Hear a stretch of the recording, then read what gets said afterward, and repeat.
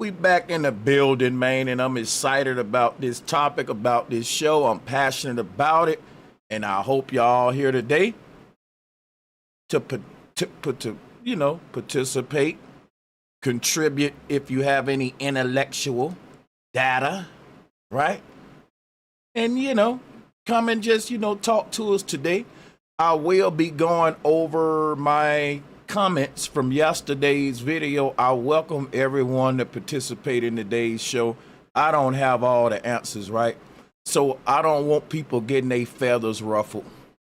The community needs challenges.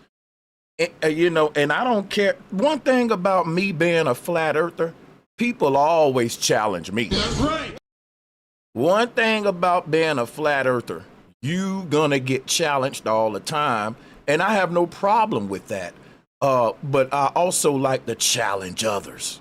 And I think anyone with any information should welcome challenges. That's what science is about, history is about. You are an echo chamber and a cult if you don't want nobody pushing back if they disagree, not if they just thirsty looking for disagreements, because I'm not looking for disagreements.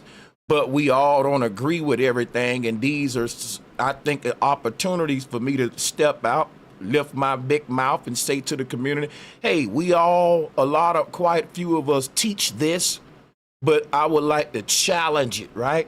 And I don't think that should get me any kind of hate from any brothers, or brothers should look at me wrong. Brothers ought to say, okay, that's what's up, Sanchez. You want some smoke? Let me come with my data and my information. Let me show you why I say what I say, Sanchez. That's right. It's so easy. It's so easy, and I may question your data. I may ask you some questions about your receipts, and at the end of the day, man, I'm not gonna bite you. Only thing Sanchez gonna do is challenge the community intellectually, right? And a lot of people don't like when I do this, but I'm gonna tell y'all, when I'm gone, the community gonna be boring as hell. That's right. Ain't nobody gonna be challenging no damn body. It's just gonna be a bunch of echo chambers. So y'all may complain about it, but this is fun to me, and you know it's fun to you. That's why you tuned in. Now hit that like button. Sanchez cocinando. I do have the link pinned to the top of the chat, and I got the link pinned. Well, I got the link posted at the top of the vid description. Hey, shout out to that brother Dantana. Dantana, what's good? Once again, he said, what's up, bro? This is for the thumbnail alone. My mother's side had white Irish workers when they first got here. Help them get on their feet. Love your content. That's what's up. Dantana said, see, and that's what I'm talking about. That's what I'm talking about. This is not a show for the community to get divided. If you think about what I'm doing, I'm uniting the community, because a lot of people will just sit back and say, man, they be teaching that crap, so I ain't gonna go over there. No, I'm gonna invite people to my show to explain more and give them time and clarity. I had a few points from yesterday's show, and let me get into the title real quick, man. Salutes to everybody out there. How you doing? Get into the title real quick. So, same titles from yesterday. I just want to double down on them. Like, were our people all slaves? I put our people in quotations. Were we the first slave owners? We gonna do those one at a time.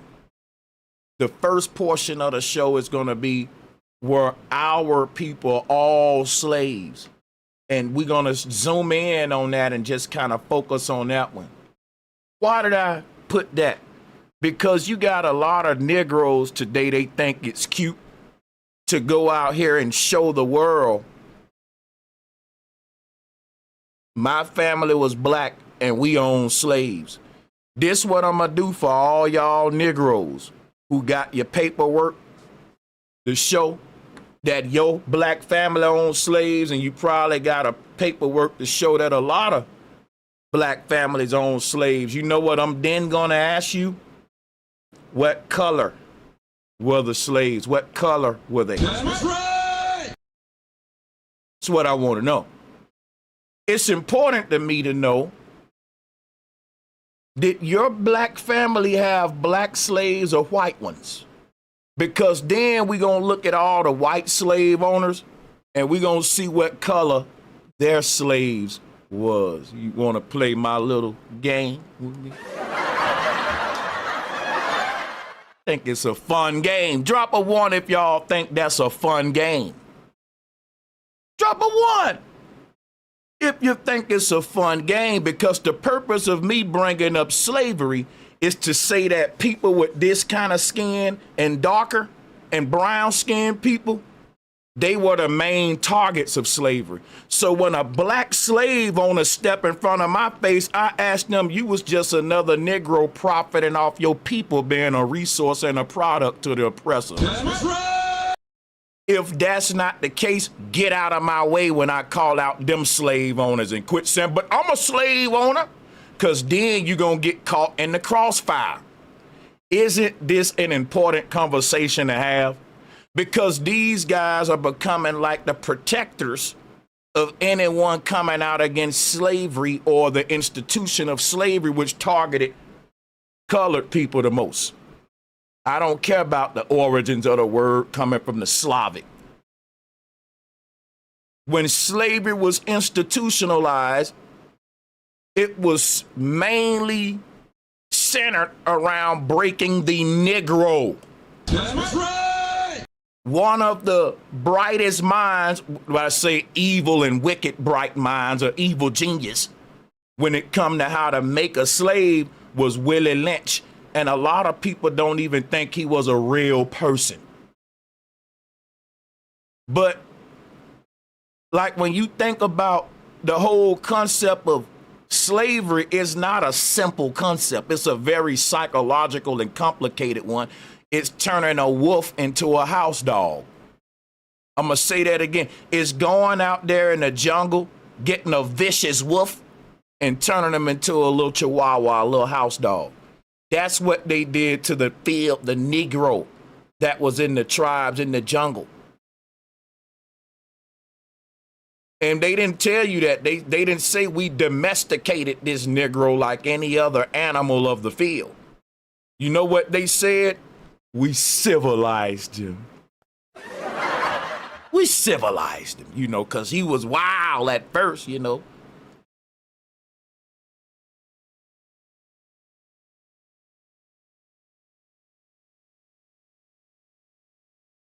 Because it's weird for me when slavery come up for black people to be like, but you know, we had slaves too.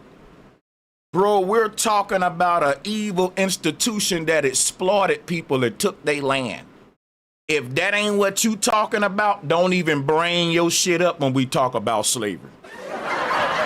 That's right. It's confusing. Because when we talking about slavery and trying to go into what happened to our people and all that, I don't care that a black man, I don't care. Pointless data, if you ask me. You know, there was a couple of black folks that home slick. Well, there's a couple of Negroes right now that's in the top 10%. But you want to be a token Negro? But our people had slaves, but it wasn't slave. It was to pay off a debt, or it was these other terms. It was indentured servitude. Well, stay out of the way when we talking about slavery and what the colonizer did. Why you want to make yourself synonymous with the white slave masters, but then when we go into what they was doing to our people, well, we wasn't doing that, you know, it was then stop getting into that. Stop trying to be the, you know, blacks had slave. We were slave dude. Say no, we had indentured servants.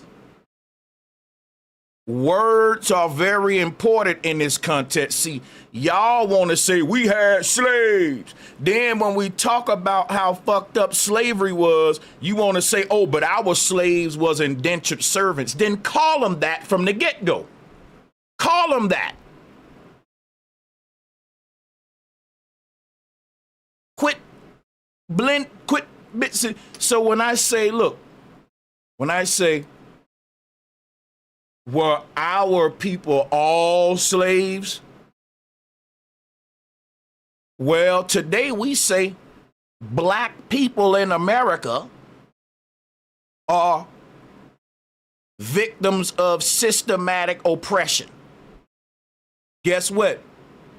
They don't really specify rich blacks or poor blacks. They just say blacks, period. And rich blacks will tell you we go through the same thing poor blacks go through. Now, I don't know how true that is. That's another debate. But these rich black successful guys, they love their race card too. Let's just say that. They don't trade their race card in, a lot of them. They still will tell you, hey, man, we the same, brother. We both in the boat together, you know. But what they will change, they'll say, but look, anybody can make it if you brothers work hard, and that is some truth to that. But at first, they'll tell you how bad the system is trying to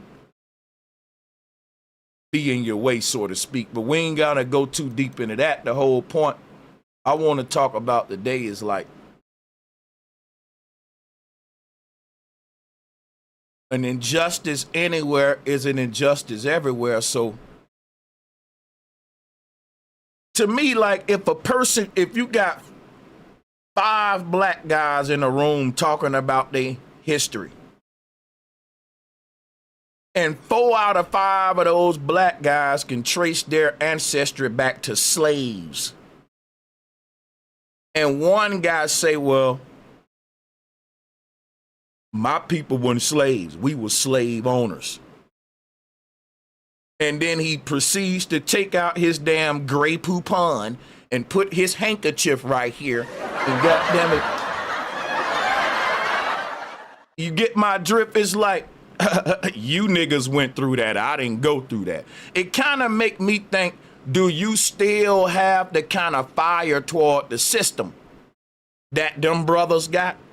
Are you pissed off at this system like the brothers who actually descend from slavery versus the Negroes who like to go out of their way and say, my people weren't slaves?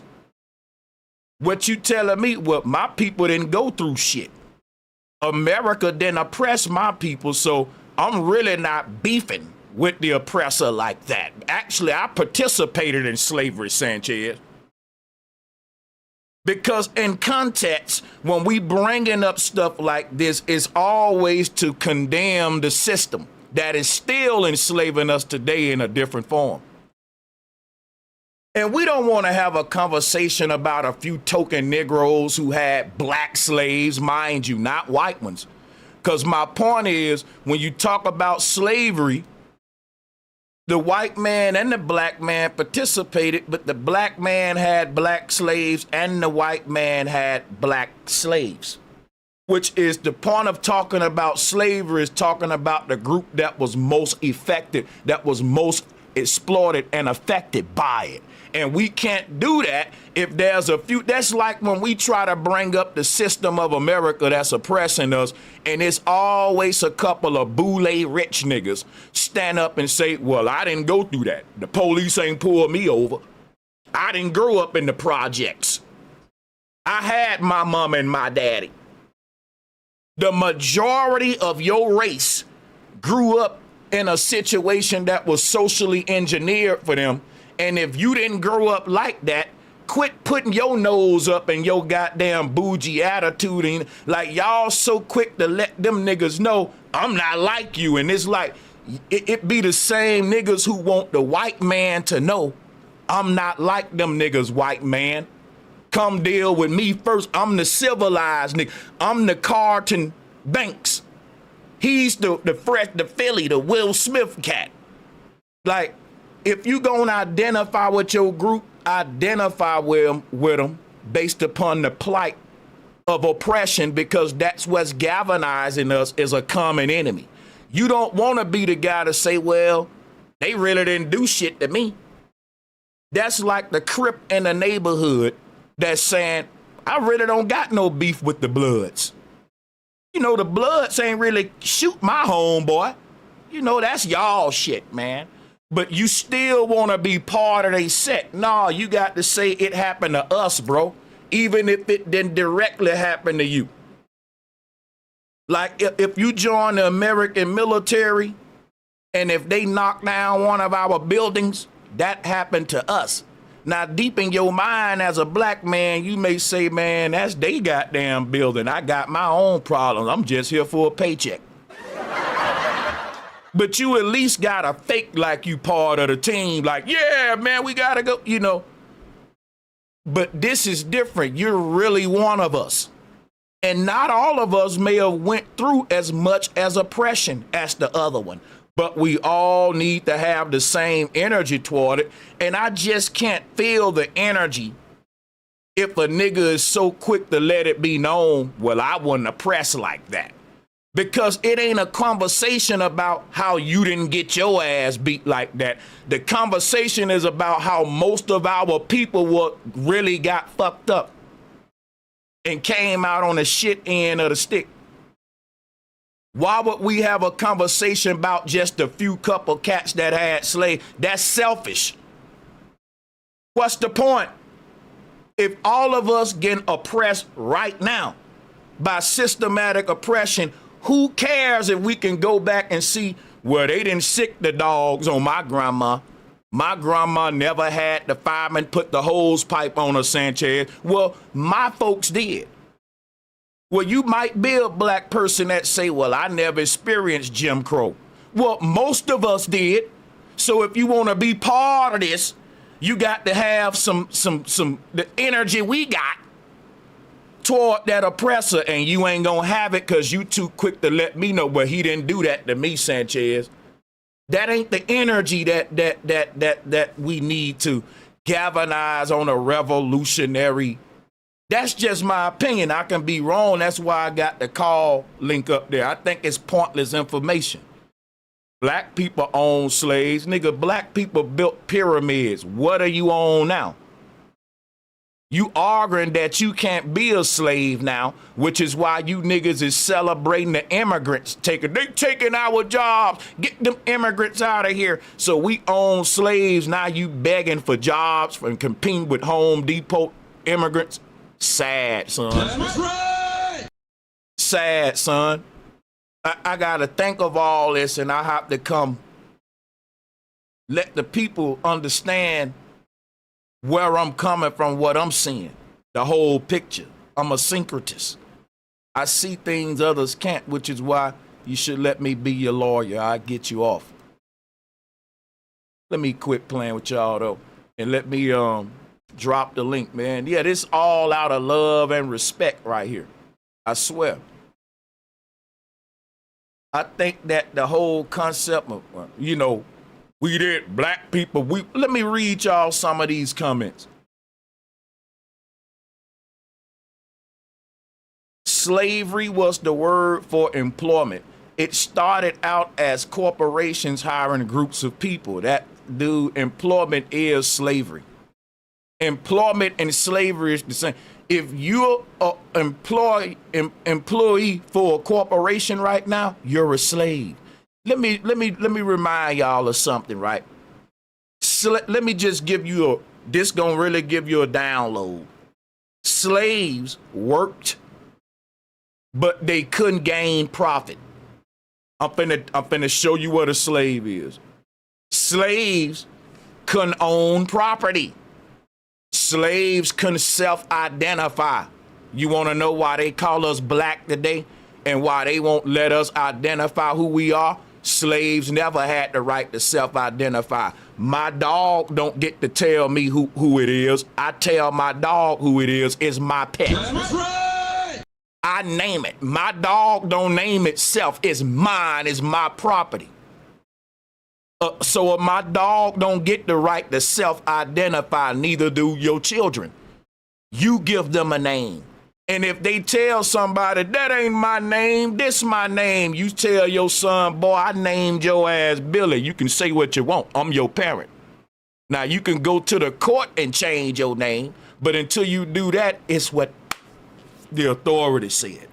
And the people that told you was black, they was just naming their property, man. They got white ones, too. You was a product. And you came, they named you accordingly. They didn't name you as a group of people. Let me tell you something about slavery. The slaves worked, but they couldn't work for profit and they couldn't own anything, meaning that the slave labor was just for food, clothing, and shelter. That's what made the slave a slave. Everybody worked, but not everyone gained a profit from their work. Some people work just to eat and sleep at night, and now that's called a slave. That's what slavery is. If you look at what's going on today, you living paycheck to paycheck, most of y'all. It's modern day slavery. What you say an employer, an employee, that would be a slave. It's the same institution under a different face today. Y'all think it's something different. Y'all think the world has changed. I just showed you it's the same. Slaves couldn't gain profit back then. They can't gain profit today. Slaves weren't allowed to think for themselves. Hydrogen facts. They ain't allowed to do it today. That's right. Somebody lied to y'all and told y'all that slavery was a thing of the past, when slavery just upgraded itself to hide the chains and the slave don't even know he's enslaved. Harriet Tubman says she could have freed most slaves if they just would have knew they was enslaved. We can wake more people up to the system that's oppressing them if we can just let them know they being oppressed. If we can show these Negroes, you're a slave today. You at the bottom of this damn generational wealth gap as a collective. I don't care if a few niggas got a millions. That's crumbs to the people running this goddamn world. And we so quick to stand up and interrupt the conversation to let other black folks know, oh, well, the white man gave me a couple of crumbs off the table. Well, he didn't give my ancestors nothing. He took the table from them, actually. That's right. So the white man stole all our shit and then let a few of y'all niggas participate in the shit, and you wanna be so quick to let us know, but my ancestors wasn't slaves, bro. You shouldn't even be able to say that around a bunch of black folks. They ought to say right then, well, you ain't one of us. Get out the room. You don't need to be even involved in what we discussing. That's right. I'm only trying to align myself to people whose ancestors can trace back to the fact that they were slaves. Those are the people that got the fire in their damn DNA and the wrath in their DNA, not the bougie niggas that ain't go through shit, man. That's right. Them bougie niggas gonna get in a room when we talking about overthrowing the system, and they gonna be quick to let you niggas know, but I didn't go through that. Y'all went through that. We don't need them, y'all. That's my opinion. I can be wrong, and I'm passionate about my opinion, but I'm still open-minded to be corrected. I'm gonna read some more of these. Said corporations hired groups of people. They was responsible for feeding, medical, housing, right, and paying their slaves, right. They was your damn guardian. Right. Later, our government started dividing the black slaves from the white slaves in an effort to apply divide and conquer. That don't really make a lot of sense, because the slaves was already divided with a hierarchy system, meaning that they can only get power by sucking up to the slave master, which is how you get the house Negro. So the very institution of slavery made the slaves compete against each other every day for the slave master's approval. But they can still go to more deeper levels that maybe that wasn't enough, and they wanted to implement more forms of divide and conquer. I'm open-minded. Let me see what else on here is problematic that's worth reading to y'all to make my point. The Cushites had slaves like many ancient black societies had slaves. You know what, people? I'm a challenge y'all. I dare y'all to show me people that had slaves in pre-dynastic times. That's my point, bro. Go watch my Her Story to His Story series. Anybody bringing up when we had slaves, it's like saying black guys got businesses today, right? Puff Daddy got slaves. Master P had a bunch of slaves on his label. Some masters treat their slaves better than other ones. For example, I wanted to be a slave for G Unit because G Unit, 50 Cent treated his slaves better than Jay-Z treated his slaves at Rockefeller. Hello. That's right. I knew I was a slave, or what they call it in the music industry. Everybody got to start off as a hoe before they be a pimp. They don't say slave and slave master, but that's pretty much any industry. That's pretty much any industry. With this pimping and this whoring, this slave and this slave mastering, it's called capitalism, bro. And what I'm telling you is, the only time you can show me some pimping and some whoring, I meant some slave and some slave mastering among black people, is in dynastic times. We had a whole different system on the earth prior to the dynastic age. Dynastic age is when everyone started thinking royal and dynastic, and that was when people wanted to have servants and butlers and slaves and shit. Prior to that, people didn't have that much ego. They was just all in tribes and had a whole different value system. They didn't have that Grey Poupon ass attitude that y'all trying to bring today, that boule stuff.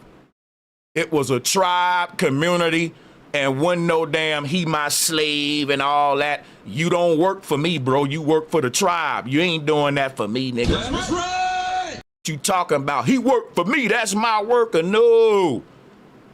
In pre-dynastic times, any work you did was for the village. You ain't doing nothing for me, bro. You doing that for us. And what I'm doing for us. Show me one ant in the doggone colony that's working for theyself. I'm awake, y'all. Show me one bee in the hive that's saying, I'm doing this work for myself. This ain't for y'all. Show me one bee in the hive that's saying, oh, these my workers right here, man. No, all the bees are workers for the queen. The queen represent grandma. The queen represent the glue that's holding the village together. Ain't no bougie ass attitudes in the beehive. Everybody got a job to do for the damn hive, and you ain't no boss and he ain't no nigga. You just everybody doing their job for the hive. All that bougie shit and that rank, that's ego, man. What can you contribute to the tribe? Cool, let's do it then. Well, I'm doing this for, no, you doing that for the tribe, bro. Whatever you doing. That's how it was in pre-dynastic times. This is a dynastic mindset that y'all got. Somebody said the Zulu tribe had slaves. Again, tribes that's been tampered with. If you look at what's going on in Africa, they're doing their own people worse than the foreigners are doing their own people. That's right. African tribes, a lot of them, they've been Christianized and Muslimized, and they've been colonized before us, man. So if you ain't pointing out the Bushman tribe, the Dogon, the Pygmy, like the Zulu tribe and all them, I know y'all like to think these are old ass tribes, but these are tribes that was gaining momentum during the dynastic age. You can trace the Dogon and the Pygmy back to pre-dynastic time. Not everyone have a history in the pre-dynastic world. And guess how you can tell? Most of the tribes in pre-dynastic times, not all of them, they're not hunters. They're just gatherers. Guess what else? They worship goddesses, not gods. It's so much you got to learn about tribes. They're not all treated equally. The earliest tribes had matriarchal systems that was centered around women, oracles, and goddesses. No disrespect to the men. The men had their respect. It was just the ideology when it came to the spiritual system, and there was a lot of womb worship. This was pre-dynastic time. They don't talk about this stuff now. They only talk about we was hunting and we was killing and we had slaves. You ain't going back far enough to the golden age. Some of y'all claim that y'all biblical. Some of y'all be claiming that you a biblical researcher and stuff, and you be having these arguments, man, we had slaves. Bro, you forgot about the Garden of Eden. We weren't even harming the animals in the Garden of Eden. We didn't have slaves in the Garden of Eden, and that was a golden age that they wrote out in pre-dynastic times, bro. Everyone was in a utopia, like I just said, with a communal-based mindset.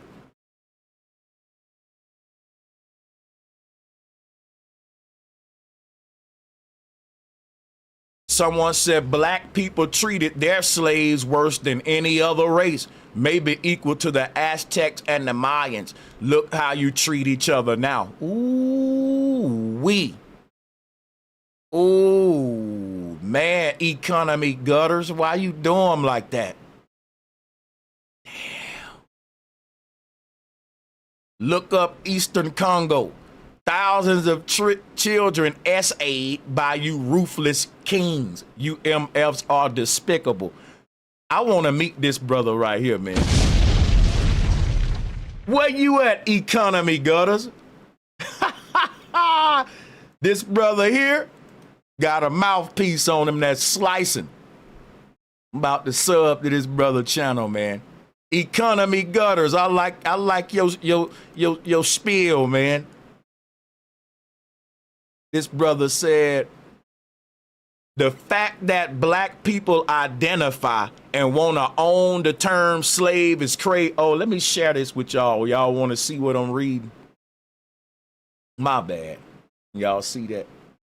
You can read along, read along. Yeah, I know you can read that. Okay. Where we at? Okay. It must have arranged the order then. It must have. Okay.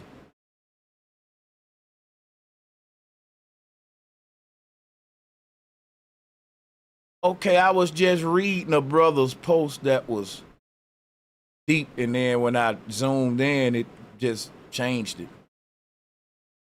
All right, let me go back here. I'll just start right here then. All black people were not slaves. I know that. I know that. See, a lot of Negroes think that I don't know that there were a couple of black people that was participating in enslaving their own people. I know, like, all black people ain't from the ghetto. Most of them are.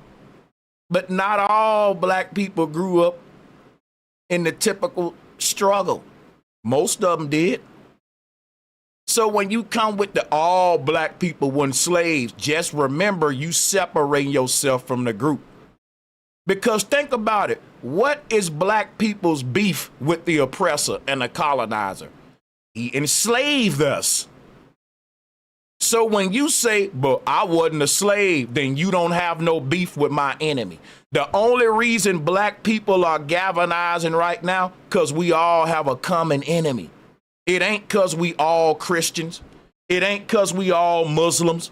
It ain't because we all Buddhists. It ain't because we all flat earthers. It's because we all are victims of systematic oppression, man. That's right. So when a Negro say, I'm not a victim of that. My people don't have a history of being oppressed by this beast. You can no longer be part of this shit. Because the reason we grouping up over here is because of a common enemy that enslaved our ancestors. And now you over here with us and you said, but he didn't enslave my ancestors. Well, bro, get him up out of here. What the fuck he doing in our business? He not one of us. It ain't enough for you to just be black. You got to be black and you got to be bitten by the same vampire I was bitten by. Every black person in the hood ain't part of the set, man.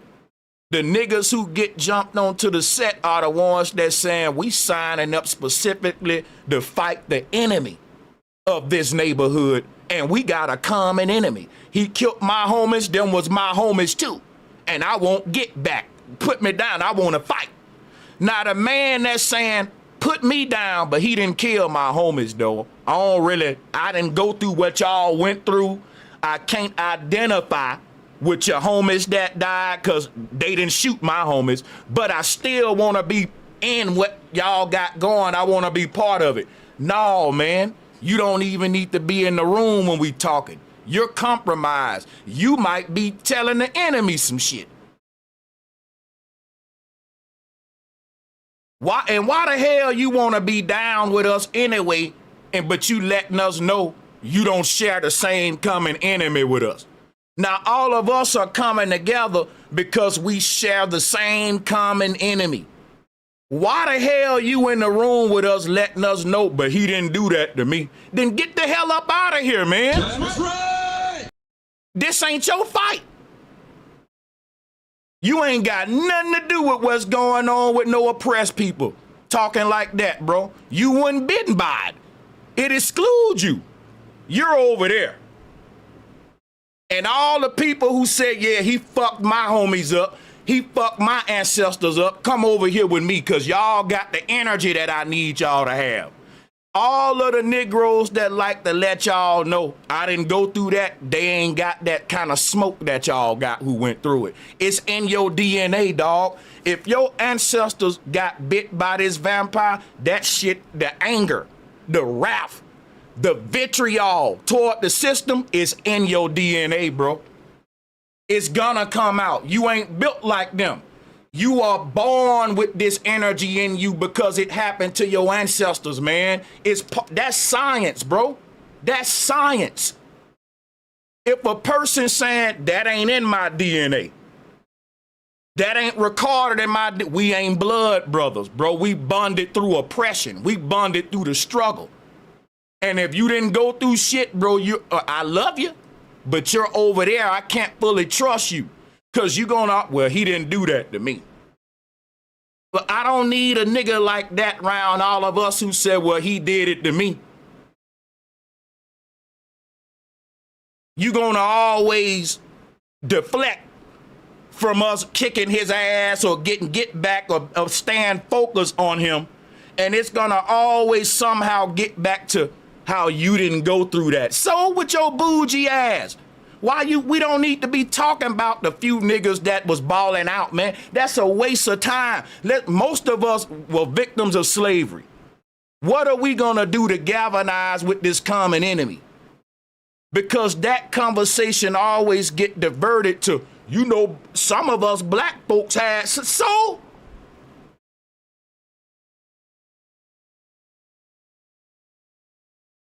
Some of us black folks didn't grow up in the hood, so then they don't need these messages.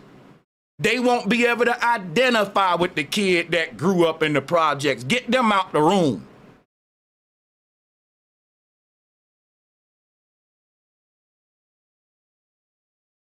Am I wrong, y'all? Am I wrong?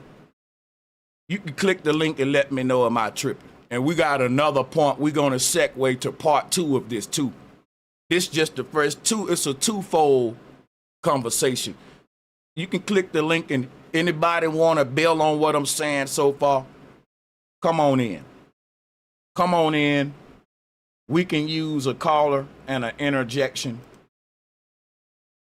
We can use a caller and an interjection to kind of get the people involved in the solution.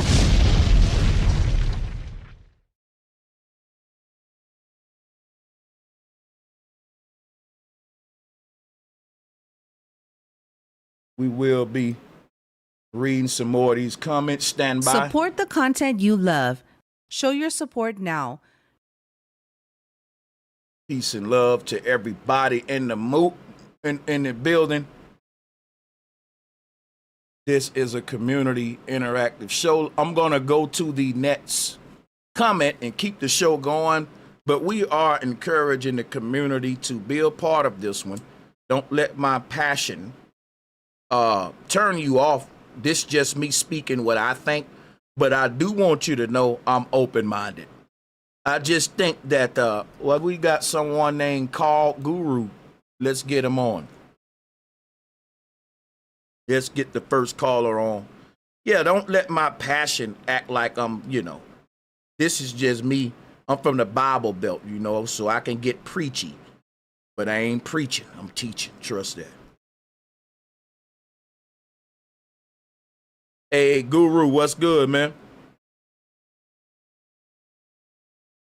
What's good to the brother Guru? Let me let him get his mic set up and all that. Yeah, feel free to hop on, man. We can have a round table here. The link is pinned to the top. The link is also in the vid description. Stand by, we have a caller. In between calls, we will be giving you the information and reading comments and also giving you some history and some good stories and all of that good stuff. We're going to let the brother Dan on. So we getting a couple of callers on, everyone. Stand by. Let me get the callers situated. Hey, Dan, what's good, man? How you doing? Oh, I'm doing good, bro. Thank you for joining. I'm also going to let you know, Guru, you were the first caller, so the mic is on you first. Take your time. Thanks for joining. Yeah, I ain't had too much to say, brother. It was just, it's just something to bring up. Like, so do you think that, like, it's almost better the old way slavery was? I know the new age slavery is this employment thing. It come equipped with all the same quirks, like the house niggas and all of that.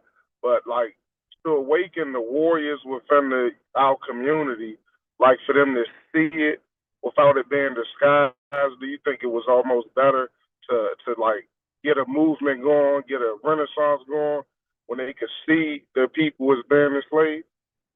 To where the black man can see the white man being enslaved by him? Yeah. You mean not, it don't necessarily have to be a historical truth for blacks as a collective, but it can be sort of an idea to kind of motivate the black man? That's what I'm saying. Like, I'm talking about the warriors amongst us. Yeah, I want to know, did the white man need all that to motivate himself? Because when the white man decided to be a colonizer and go around the world on crusades, he didn't Photoshop a bunch of images of him enslaving the black man and look at it every day and say, oh, I'm going to build up the guts to do this shit. Ooh, he just said, fuck it, we got a plan. We want to conquer the world and we willing to die for what we believe in. And all of the men who bought this shit come over here and we finna go do it. And they went and did it. Exactly, but like like the YNs, or not even necessarily the YNs. We got all kind of gangs, students killing each other. Well, obviously, it's some kind of warrior mentality there. It's just lost. I'm saying, like, if they could see the oppressor. That ain't a good thing. Let me show you why that's messed up, right? The white man was driven by the idea, one day, I'm going to have these Negroes in shackles. And the white man told himself, I won't stop until I conquer all of these Negroes' land and dismantle all their ancestors' teachings, native tongues, all that. Now listen, the white man's drive came from his passion to do what he said he was going to do. Like if a dude say, man, if you spit in my face, I'm gonna show you I ain't nothing to play with. And then when you actually spit in his face, he do what he said. His passion in whooping you and retaliating is he's a man of his word. And he said, this is what I'm gonna do if you do that. Now the white man said, this is what I'm gonna do. I'm gonna conquer the world. And he taught that to his children. I ain't gonna say the white man, but the colonizer. And he gave that drive and mentality to his kids. He didn't give them images, fake ass images of the white man enslaving the black man, because those images will infer to the subconscious that you already did it. That's faking. That's faking. And his word was bond. Yeah. Mm-hmm. Yep, his word was bond. So what I'm saying though is more so like, how do you think this is more so in the aspect of like a think tank almost, but how do you think we can galvanize the warriors amongst us? Like, let me tell you what it is, right? People don't like when I say this. They call it I don't know what they call it, but we're at the bottom of everything. And we are being oppressed and being targeted for extermination, all kind of stuff as a people. But instead of us talking like that, we like to put our head in the sand and say, but you know, we built the pyramids. We own slaves. Bro, look at what we going through today. People in Memphis can't even breathe clean air because of Elon Musk, and they breaking, deregulating the EPA laws for these folks. It's so much going on. And so my thing be like, bro, we looking for like this little quick placebo victory to where I'm going to paint a fake picture. We like the idea of the idea more. Thanks, John. Yeah, we like the idea of our victory more than the manifestation of it itself.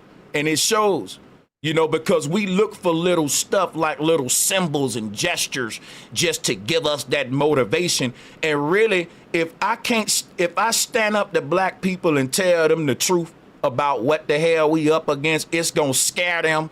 It's gonna make them feel a little defeated. But that's the only motivation that's gonna make them act, man. Anything else gonna be a head in the sand, deflection. Because I'm telling you, if I stand up there and let this group of people know the truth about the eugenics and power that's trying to exterminate you, sterilize you, and just the many aspects of warfare against your specific group, if that don't motivate us, nothing will. We don't need no fake shit to motivate us when we got real shit, just like these gangsters. These gangsters will tell you they motivated by the fact that them niggas killed my homeboys. Them niggas sprayed my block up when my children was outside. They don't need no other motivating factors that's fake. They got real shit that can motivate them, like what they did to your ancestors, nigga. They threw babies to fucking alligators. That don't motivate y'all? Y'all need some fake shit when I can give y'all a million real shit that we went through and still going through? And that won't motivate you, then nothing will. They looking for a reason not to act at this point. Go ahead to the next caller. Matter of fact, we got quite a few people. Let me get an order. Yeah. Let's say something, sir. What we'll do, guys, we'll go to Sanchez, I got something to say. I need everyone to mute up for 1 second. There's a lot of people on the call, so there have to be an order so y'all don't talk over each other. Niggers. I got y'all, right? I got.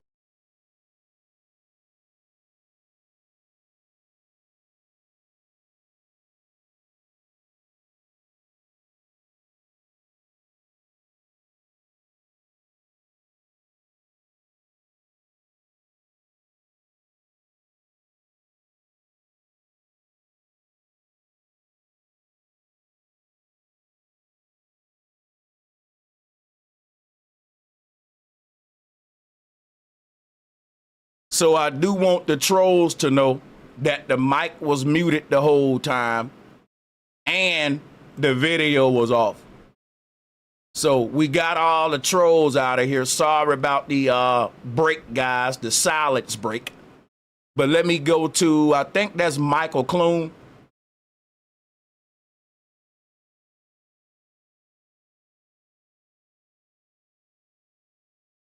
Was that Michael Couldnt that wanted the mic nets, I think, or whoever? Go ahead. Matter of fact, Dan, you was actually nets. And thank you for joining. Y'all go ahead. Sorry about that. That's called a porn bomb. That is when callers get on the call and try to get the stream taken down. There you go. Yeah. Oh yeah, get all them Michaels out of here, bro. All them sure. Michaels ain't no good. Michael Couldnt got to go too, because I asked him to grab the mic, and he got to be one of those trolls if he ain't responding. So we're going to get him out of here too.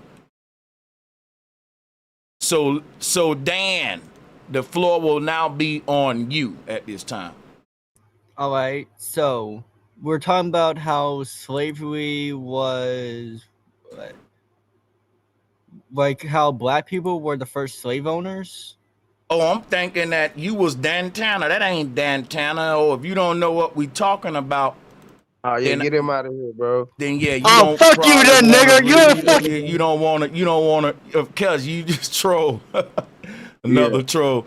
I got the timestamps. We'll edit out the trolls. But let's go ahead and go to John Higgins, a call guru. We need a mic check from y'all so we can make sure we got all the trolls up out of there. Yeah, what's good, man? What's good, John? What you got something for me? I'm gonna just get John out of there for the fuck of it. Because if you on here to speak to the topic, then you can just unmute and bill. Otherwise, why you call in? So, call guru. What you want to add to the bill? We don't really trying to have a bunch of folk just sitting on a call, man. Because I can do this whole show. You know what I'm saying? That's probably some black people. I don't even think that's white people. But call guru. Appreciate you for joining, my brother. You welcome anytime, my brother. But I'm gonna go ahead and slim off the panel to people that just want to bill on the All right, that's cool. I'll go ahead and Sure. shut down. Most definitely. Most love. What's good, Key, my brother, man? If you got something to this thing, talk to him for sure, man. Glad to have you. Oh yeah, salute, bro. I was thinking, the whole conversation about the slavery thing, I look at it like, even the whole out of Africa narrative in general, right? When we looking at it goes back to what we was talking about, not having a a heritage or whatever when it comes to being black people, because even though it's a false narrative, it's still a part of black history. You see what I'm saying? Mm-hmm. So we'll be pushing a false narrative. And the first step to understanding who you are, everybody say they want to know who they are, but if you can't identify what you are not, then how you gonna find out who you are? Yeah. So that's one of my biggest things when it comes to the slave narrative.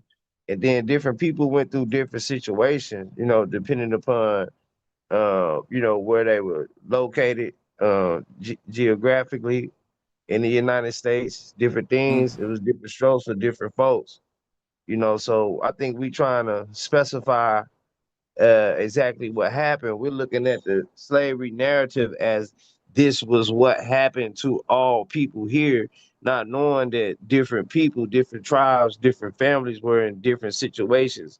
You can't be different from another person if you haven't experienced the same thing as that person, or if you don't believe the same thing people believe.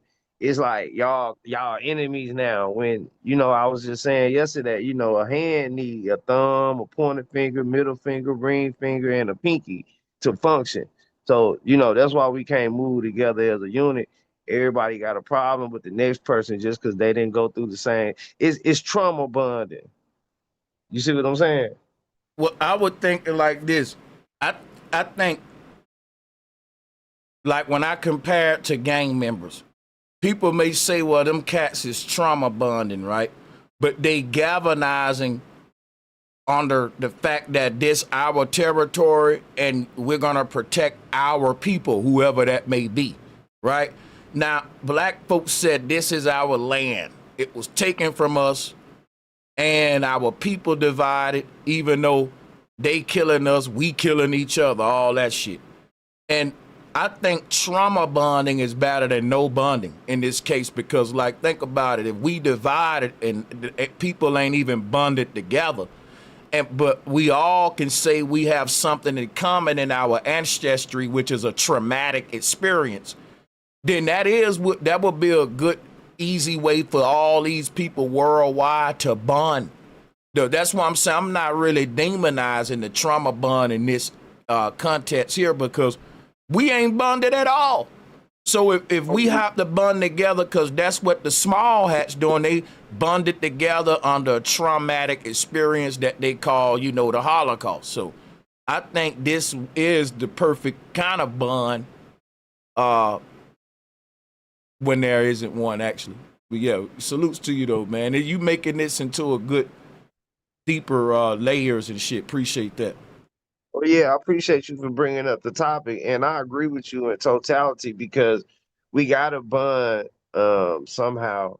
We can kind of get it together if we at least bond, so we can bond under the guise of, hey, this what happened to our people as a whole. You know, that's why I was brought up kind of like the slave trade narrative, because it's so many people from so many different places, and we got to look beyond arguing about things where, you know, we can't really prove. Even if we can find a book to get it, we still getting it out of a book. So we can use our perception and our, you know, scientific skills to be able to test theories to see and find the answer to things, because we're not going to get direct answers. So the best thing we can do is put our best foot forward. Like you said, trauma bond is better than no bond at all.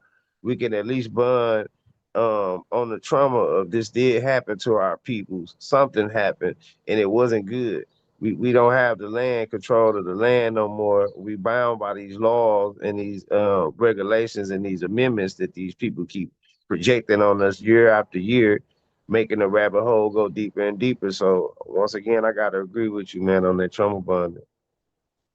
Yeah, I agree with what you're saying as well. I think we opening up the door for a broader discussion about all this. So, I mean, first of all, let me say shout out to the sister Demi, too. I see you. Thank you for joining. Peace. Thank you for having me on. Peace. Sure. Peace and love. Salute, Shout Demi. out. Salute. Shout out to you, brother Nasir in the chat room. I see you. Yeah, that's all. So the other part of this was, were we the first slave owners? If I keep reading these comments, I'm pretty sure one of these comments will segue us that. See, a lot of black folks is saying all black people were slaves. I know that, but I ain't gonna keep beating that horse. Let me see what else we got here. Well, my grandmother told me that, just not a reliable source. This is just my grandmother just, you know, telling me stuff growing up, that we were slave owners to the white people. The only problem that came up was that they overpopulated us quickly, and that's what messed us up. I digress. I can agree with that. I want to give a shout out to the brother Called Guru for hopping on the panel. Called Guru, if you want to hop back on or have something to interject, just click the link. He said just want to support the bill. Appreciate you, man. And shout out to Ezekiel the God. Flat motherfucking power to you, bro. Appreciate the love. Appreciate y'all. Here go a comment that's a perfect example. This brother said, now that's real, Sanchez. Sanchez is saying we all got different pasts and family stories, so it's better to unite through our goals and agendas. He said, but you're off the mark with us not owning slaves and the history of slavery over here. Indians ran the slave trade before Europeans showed up. What? Y'all hear that? So what these folks are saying is that there was already institutionalized slavery going on over here before the colonizer showed up, right? And we was already basically doing exactly to ourselves what the colonizer doing. Now, if they ain't saying that, then again, it go back to what I was saying earlier. We need to quit comparing ourselves to the Europeans, because you saying we've been doing that before the Europeans even showed up. I'm gonna let y'all see this. Look here. So we've been beating each other and hanging each other and throwing the babies to crocodiles before the Europeans showed up. I'm gonna say, if that's true, can't really be mad at the Europeans. Think about it now. The Europeans showed up on the land and they saw people selling each other, human trafficking, people getting violated, and these were black people doing it against black people. So the Europeans was like, shit, this just the way of the land. When in Rome, act like the Romans. Shit, we over here, they doing it, that's what they doing. We doing it. You know, this what they do over here, right? Like, it's like if I'm in Siberia, they ski, right? I might ski there if I stay there and become a settler. I'm gonna participate in their systems, their way of doing it, And if they're getting wealth by exploiting their own people, then it seems like if you live in this land, the way that you get wealth is by exploiting the black people, which is why I keep telling y'all, we own black slaves and the whites own black slaves. See, because what they telling y'all is we the ones taught the Europeans this slavery shit, but yet the Europeans didn't practice it as an institution on their own people. We created the first institutions of slavery against our own people, and the Europeans learned what we was doing and they did it against us, not their own. We was doing it against us and they was doing it against us because, like y'all said, it was new to them. They showed up and saw all these black folks mistreating each other, and you want them to treat us good? They said, well, shit, this what they do here. I gotta be like them. So we, over here, in black land, the blacks do this to each other. It's okay, and they let us sign us up. We'll do it to y'all too, but they didn't do it to themselves. That's deep. That's deep right there. See, what I think was happening, I don't know, because, this is just my thoughts, how I feel, right? I feel like there was certain things going on. I think they were seeing certain battles in relationships between the people. Because I think, like, if a family was less fortunate and they had to stay with another family and stuff like that, I think there was some mechanism of control there, but I don't think it was like beating and hanging, and it wasn't that dramatic. Like, so once again, we got to watch our tongue, watch what we saying. We did the same thing first, because I don't think we was doing that. I don't think we was dragging each other with horses and pulling each other apart, throwing back babies to crocodiles. And, that's unbelievable right there, man. But I can't be mad at a group of people that treat us how we treat ourselves. So whenever we make this argument that we was already enslaving one another, once I bring up this argument, Key, guess what they do? They shapeshift and say, but it wasn't slavery though. It was indentured servitude, and we was actually, baking cookies for our slaves, We let our slaves eat marshmallow s'mores, Sanchez. Right. We didn't just, we wasn't just enslaving them, Sanchez. And I'm like, okay, well, bro, get out the way. When we talk about what the white man was doing to us, if y'all said a white man learned this from us, then the way that he was treating us, he had to already see us treating each other like that. If I'm going to let y'all make that argument, let's make it all the way, man. Let's go all on the way with it then. Facts. You got to go all the way in with it. You got to, you got to bag it. You know what I'm saying? Put your weight down with what you're saying, because just like the question I asked them, so if, like the Hebrews, not to really change it or nothing, but if God gonna come back and punish the white man for enslaving us, then he gonna let us enslave them. And y'all said that they got it from us. So don't that mean now we in perpetual servitude to slavery on both sides? So now we finna be slave masters and then be slaves? Like, come on, man. What you saying is crazy, Right, man. It's very crazy. It's confusing. Yeah. For no reason confusing. So Sanchez, what about the story about Inky creating slaves to help mine the gold? Him and his mother, Namu. Inky represent dynastic age Abrahamic stories. And then, and yes, slavery was even condoned in the Bible. So again, my challenge to these people was, show me these kind of systems in the pre-dynastic world. The very concept of the dynastic age represent a time of basically human trafficking, humans owning humans, because the dynasties, they had servants and butlers and slaves and shit serving them. The Caesar had so this was a new age humans went into. It was ego. It was a new age coming, and even in the heavens, I mean, on an astrological level, this whole age was a couple of thousand years of just ego, capitalism, And it's ending. It's ending right now with this age of enlightenment with our Aquarius. But this dynastic age is just a little blip in history. Like, it comes and goes, but it's very brief when it comes and goes. And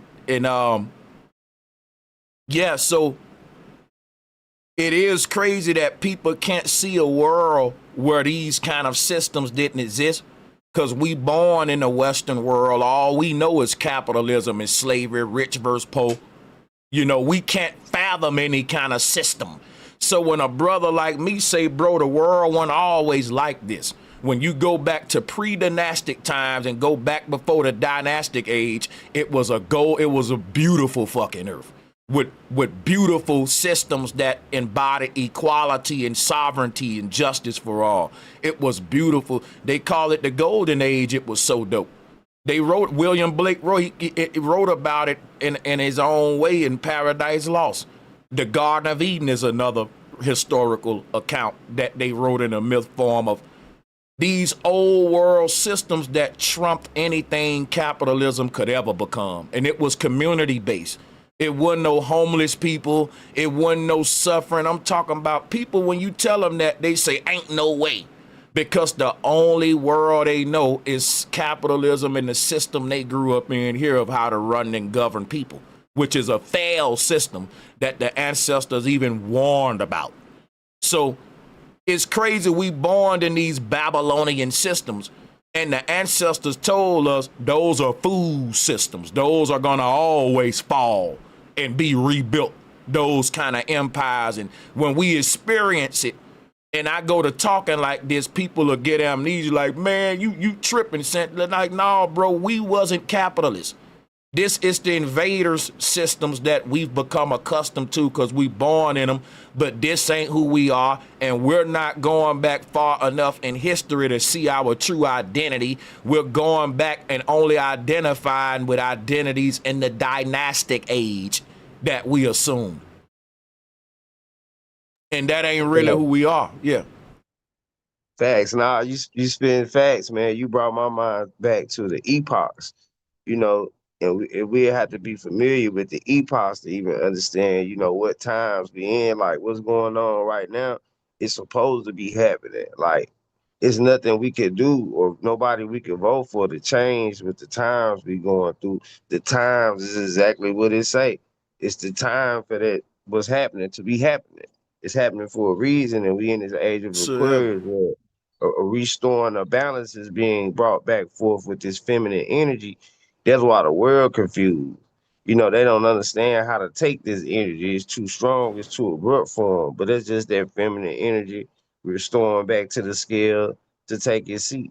You know, we've been under this patriarchal system for so long that it got us, you know, positive charge, and you know what I'm saying? We just need to restore balance, and that's all that's happening right now, man.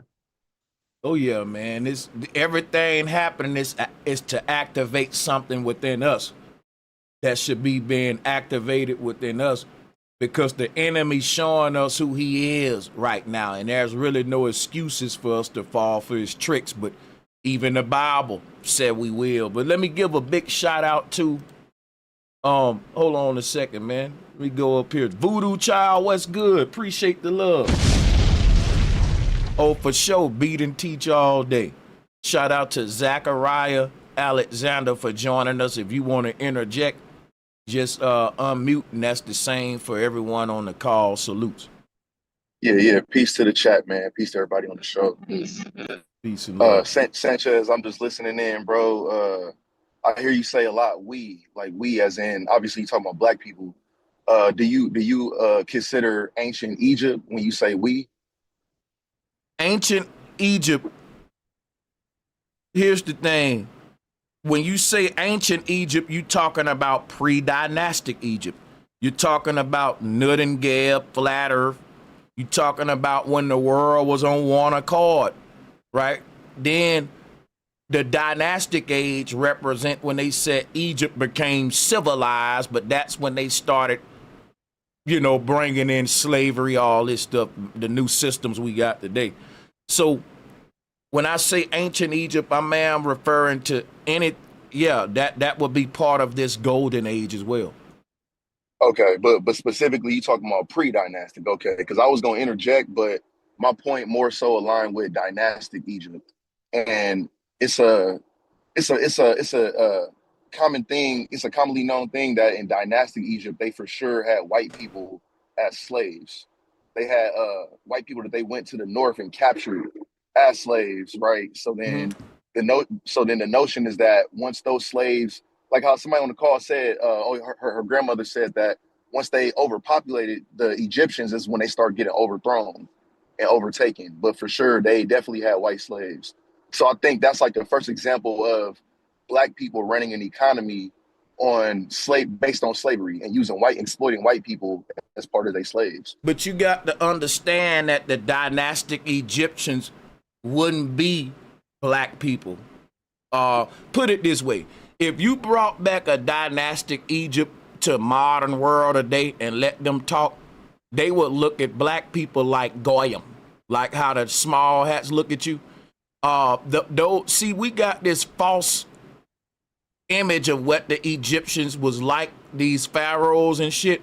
But there's a reason that the people in power, our oppressor, love the Egyptians so much. The Egyptians wouldn't identify with no oppressed black people today. They would be more so on like Kanye West type, Jay-Z stuff. The Egyptians would see themselves as a class of blacks outside of this oppressed group.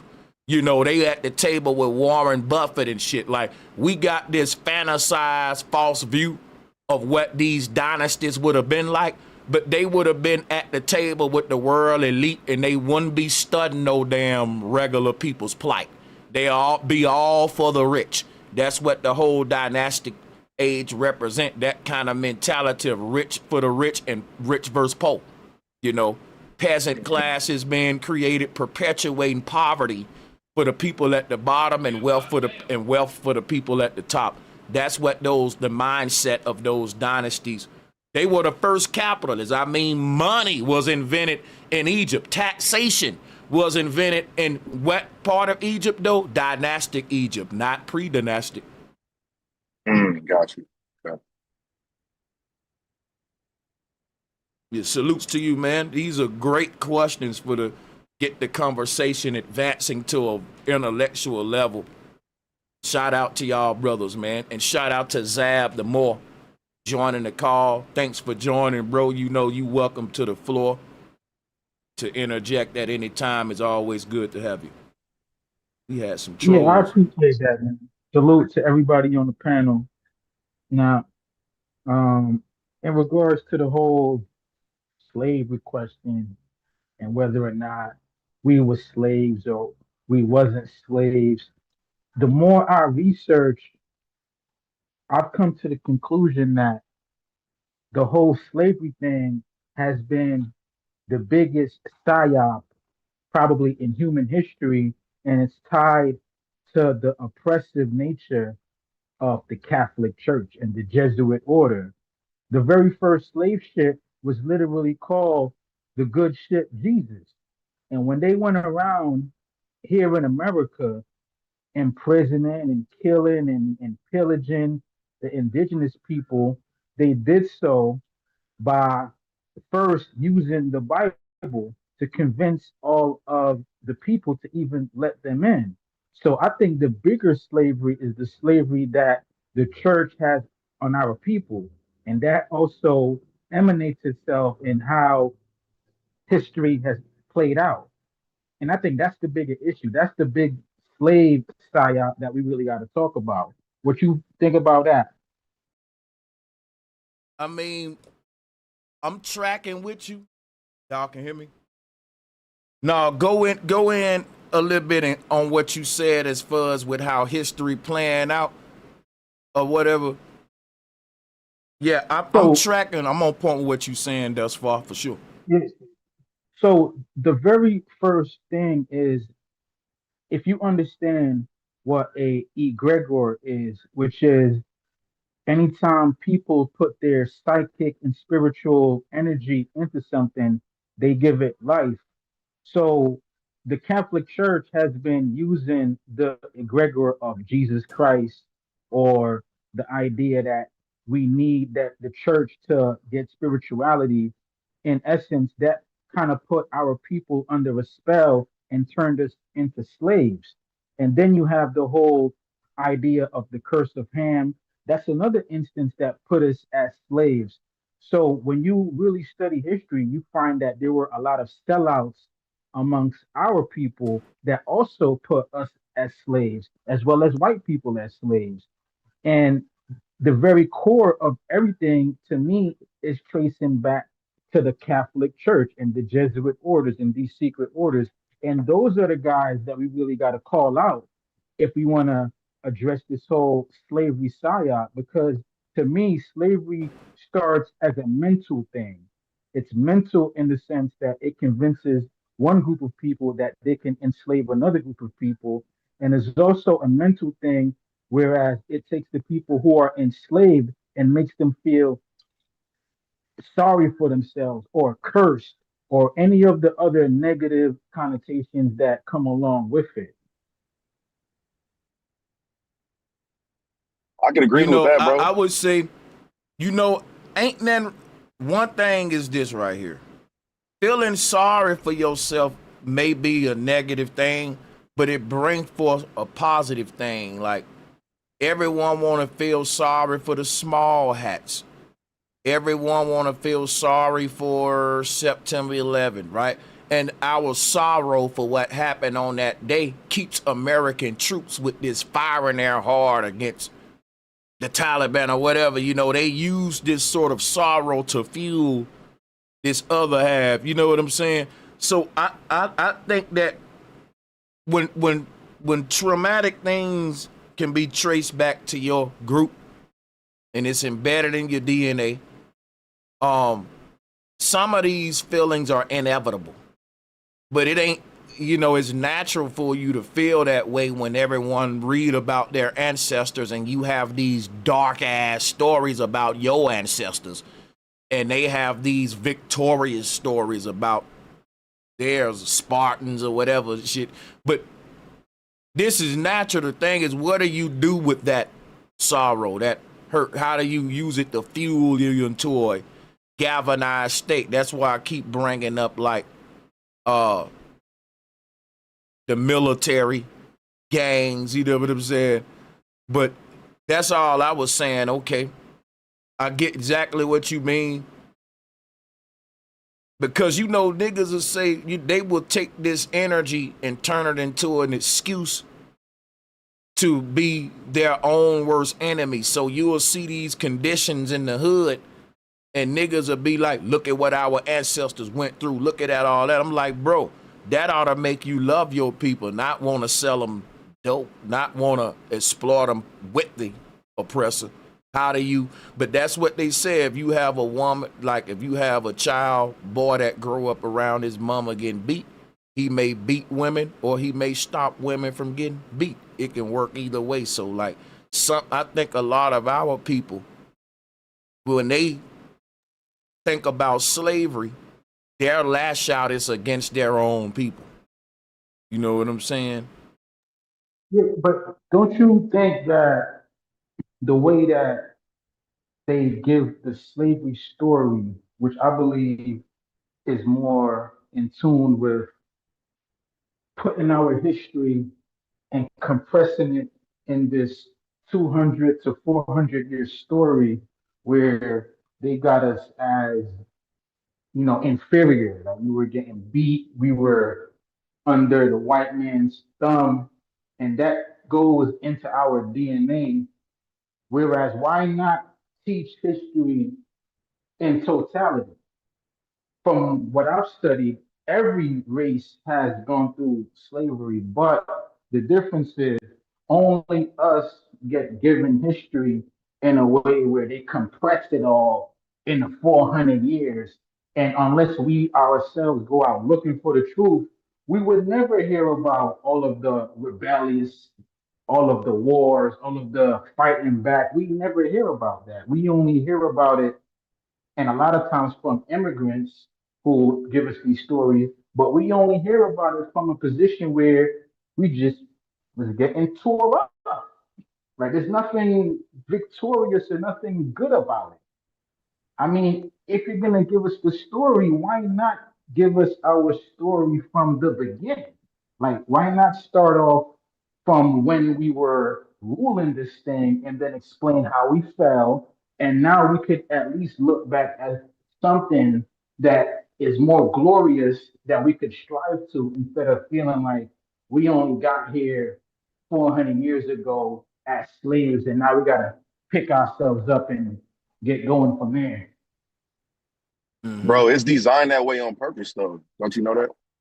Like they literally only gonna give you the history of the black man in America from the point of slavery onto Jim Crow, onto civil rights era. Because if they told you as a black man that your people was stronger than what you always believe, and we did fight back, and we was kings and queens and all that, then it's gonna bring you into a place of like getting up out of your slump, and it's gonna give you more hope.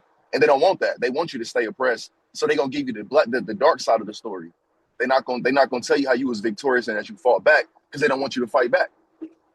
They don't want you to know your capacity, your potential. So it's like that on purpose, bro. Yeah, they would definitely be suppressed again, basically.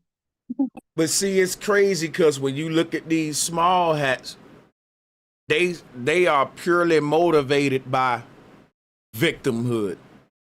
And it is so crazy that they got the whole world remembering the H word. I ain't gonna keep saying it, you know, what they went through, the atrocity and all that is written into the Bible, that they're suffering and struggling, that they would be victims of the beast, you know, all this stuff. Like, it's like the world put a cape on. If you look at what's happening to American government, we basically sold our people out to a Zionist agenda. We ain't gonna even go deep into that. But I'm just pointing out how I hear y'all, but I'm starting to question that respectfully.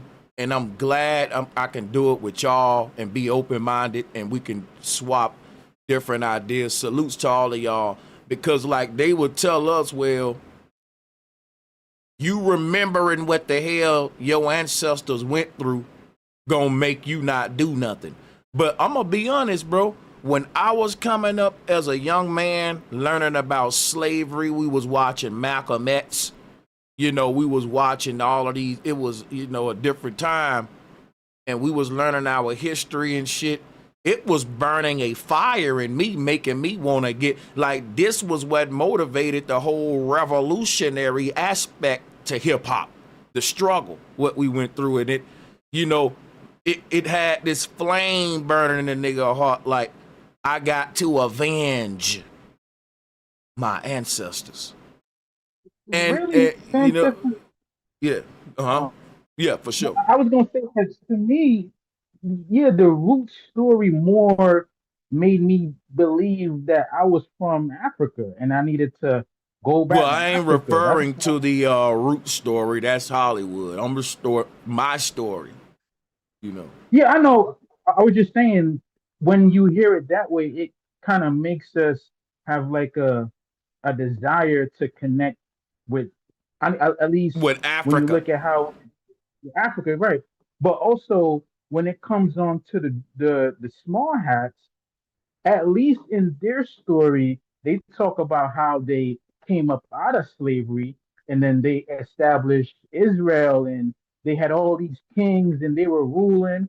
Yeah, they got conquered, but in their story, it's a little bit more glorious because it goes into heroes. You know, you got Samson, you got the judges that was running around tearing shit up. You got the Maccabees, so they got more. Well, it's not a real story though, bro. But here go the point. Here go the point. You missed my point, Zab. The point I was making is this: the world don't even bring up their glorious moments. All of the nations that sell out to Israel are mourning and still putting them on this thing because of what they went through with the H-man. What I'm telling you is our country and all of the nations that are going to hell with this Zionist agenda, They're giving the shoulder for little buddy Israel, and they've been doing it for so many years, way after the fact. Real talk, bro. So everybody may know their glorious history, but what got them people powerful is everyone believing that they were victims and that they fucking, even in the Bible, they got the victim mentality. And we were hostages in Egypt. They always making the fucking world cry for them. Nations get behind these people because of this victim shit. Not because of none of that glorious stuff you were saying is the point that I was making. It's their crybaby stories that got them where they at. It's their crybaby stories that even got a lot of our people looking at these people like they some special. Yeah, but don't you, like, I know for me, like, learning a lot about all of the history, if I ever, and I'm not being racist when I say this, but if I ever get an argument with a white person, I could always say, hey man, we had y'all, we teach y'all how to clean and we teach y'all how to bathe yourselves. Y'all were living up in the mountains as animals. I That take true though? pride Is that true? Is that true?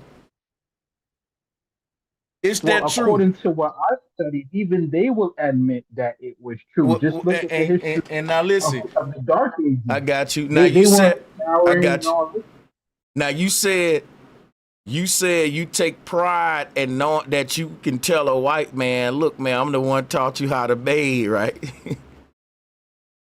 Yeah, I feel a sense of superiority when I do it. Well, It makes watch me feel this, good. right? Now watch this, right? Let's take that history and let's say it's true, because I don't think that's true. We can debate that later, but let's say it is true, right? I don't think it's a flex if I taught the white man how to bathe and now he own all the soap companies today, from Dunn to Irish Springs, and my people don't even own not one soap company today. No, hold on, because hold on. I'm gonna land right here. Soon as you tell the white man, you know my people taught you how to bathe, right? And he can say, bro, open up your shower. I bet you your soap made by my people. Now you said that your people taught my people hygienes, but now we make all the soap for y'all Negroes. Open up your shower curtain. Now he will have a bigger flex, not Sam. He will have a bigger flex if you open up your curtains in that damn green bar of Irish Springs on your shit now, talking like that. But I'm just saying, Sam. Go ahead though, bro. My rebuttal would be you acquired that because you're a thief. You're a low down, dirty thief. Everything you have, you've stolen. So you really don't have anything to flex about. Because if you go around village and steal shit, you could flex, but you're a no good, immoral, dirty But guy. Zab, here's the thing, Zab. If you gonna say he a thief, then you can't say the other part when you say, well, we taught them everything, we gave them everything. They showed up butt fuck naked and stanky out of a cave, but somehow they knew how to build ships to get over here, right? With cannons on them and shit, right? Hold on. Now we showed them every goddamn thing, right? It is what you saying. So, but then you can't say they stole nothing from you when you say, well, we gave them everything and we showed them everything, because we would say, look, we taught them everything. Then you will turn around and say, but they stole, they stole our teachings. I was like, no, y'all just said we taught them everything. You know what I'm saying? Or we gave them everything. Well, if you attempt to civilize an animal, but then the animal reverts back to doing animalistic things, you could always say, wait, tried to teach you morality and teach you how to live in a civil manner, but your beast animalistic nature is more apparent. And this is their history. They're the ones saying that they were Neanderthals living up in the they cave. want you to think they boogeymen, bro. It's a psychological effect. They ain't no boogeymen. They regular humans that bleed like you. And check this out, bro. Here's the thing. You said your attempt to civilize an animal, that's backwards. Like, they saw us as 3/5 of a human and they was trying to civilize us. But here's the thing. You saying we trying to civilize an animal, then we became animals. That's like me trying to tame a dog, and now I'm sniffing asses. It's abundantly clear that we fell. Oh, hell no. Because being civilized, bro. But how do we get back to our glorious days is the question. How do we make it back to that level of superiority? Well, listen, here's the thing, bro. What we got to realize is there's no such thing as we being superior without you, me, him, her being superior.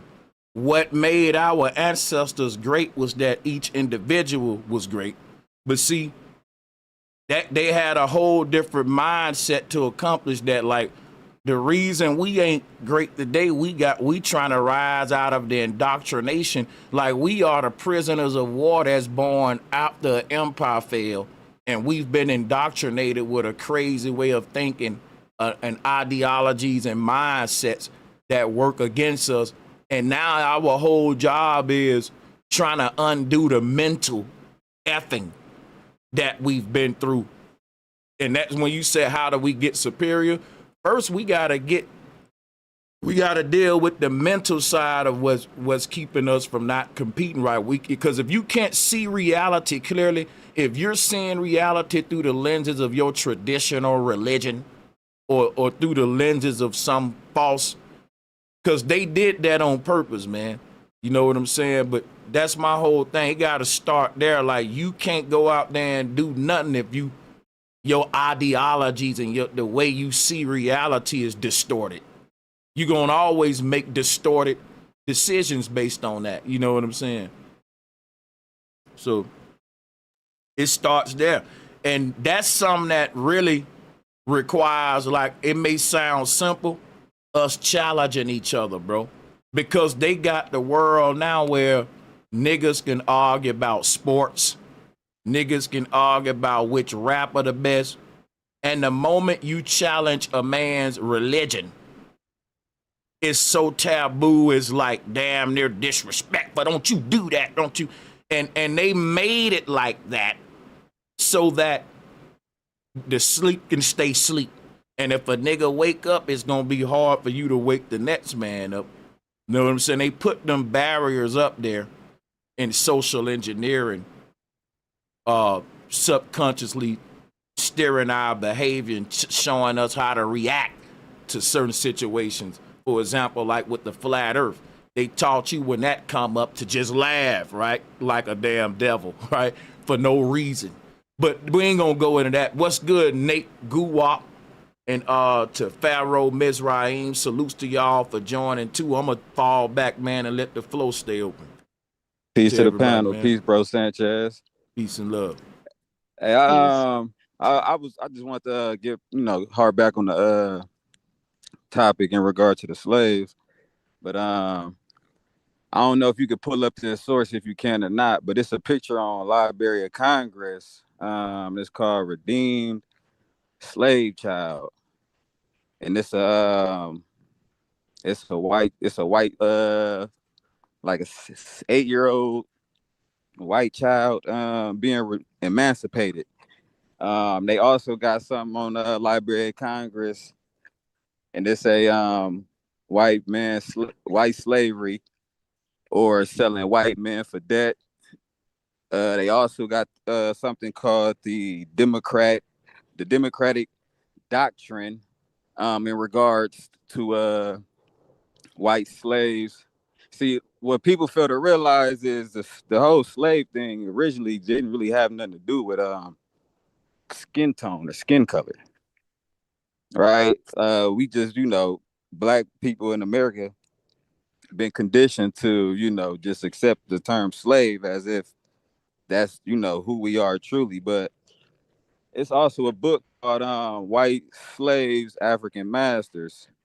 And University of Chicago stated, like word for word, basically saying that a lot of America's sensationalized slave stories are actually what white people were going through in Africa, right? But we don't take time to really go down the rabbit hole because we already got a certain perception. But at one point in time, it was all about classism. You had white folks and black folks at the top and sitting down at the table, looking at all that, everybody inferior. You feel me? It wasn't until Reconstruction era when they started to shape and form this idea that, okay, the Negro is going to be the face for slave in history, which is not true. You people go do their genealogy, y'all gonna find out y'all got some grandpas, grandmas, uncles who were slave owners. They was black. They might have had free slave. I mean, they might have had white slaves and black slaves, but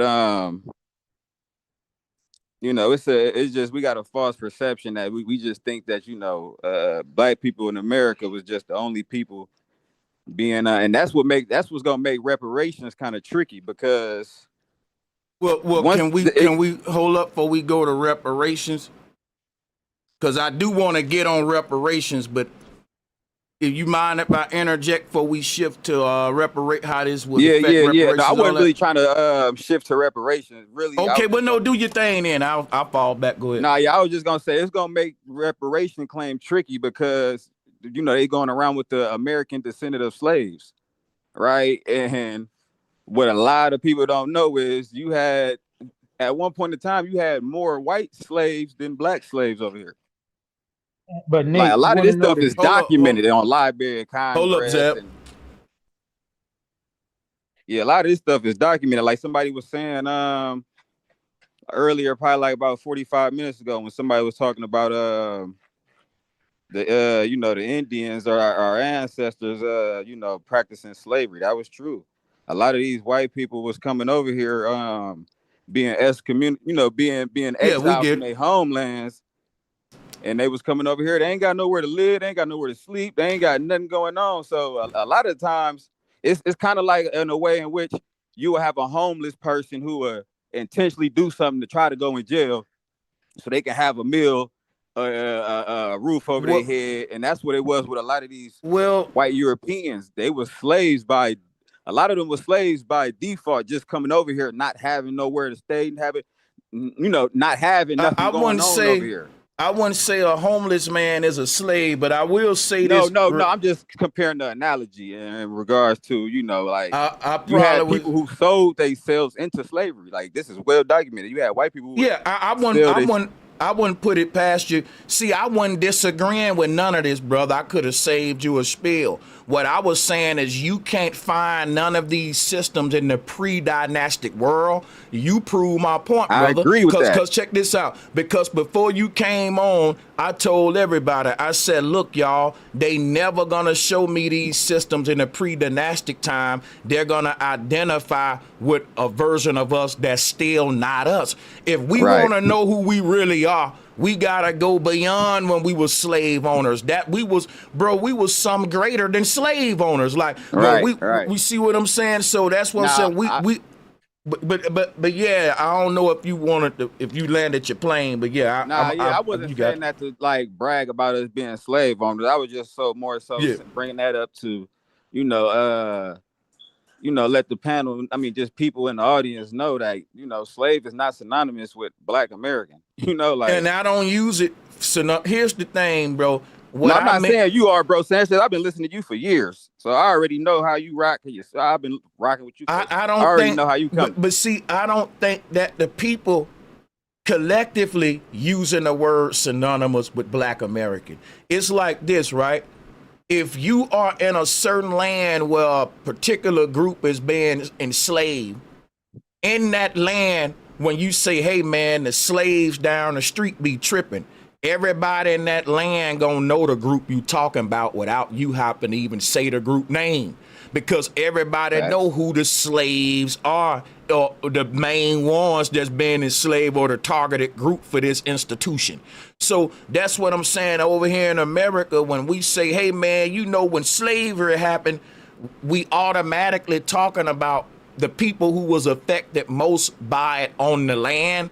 And that's Black people. It ain't that we saying the word slave is synonymous with us as a group. It's saying in this land, when you say the word slave, you talking about my ancestors. So like when it comes to ADOS, right?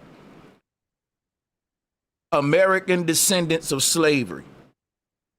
The reason they got to give me reparations or owe us reparations is because of a crime that they did. What was that crime? Human trafficking.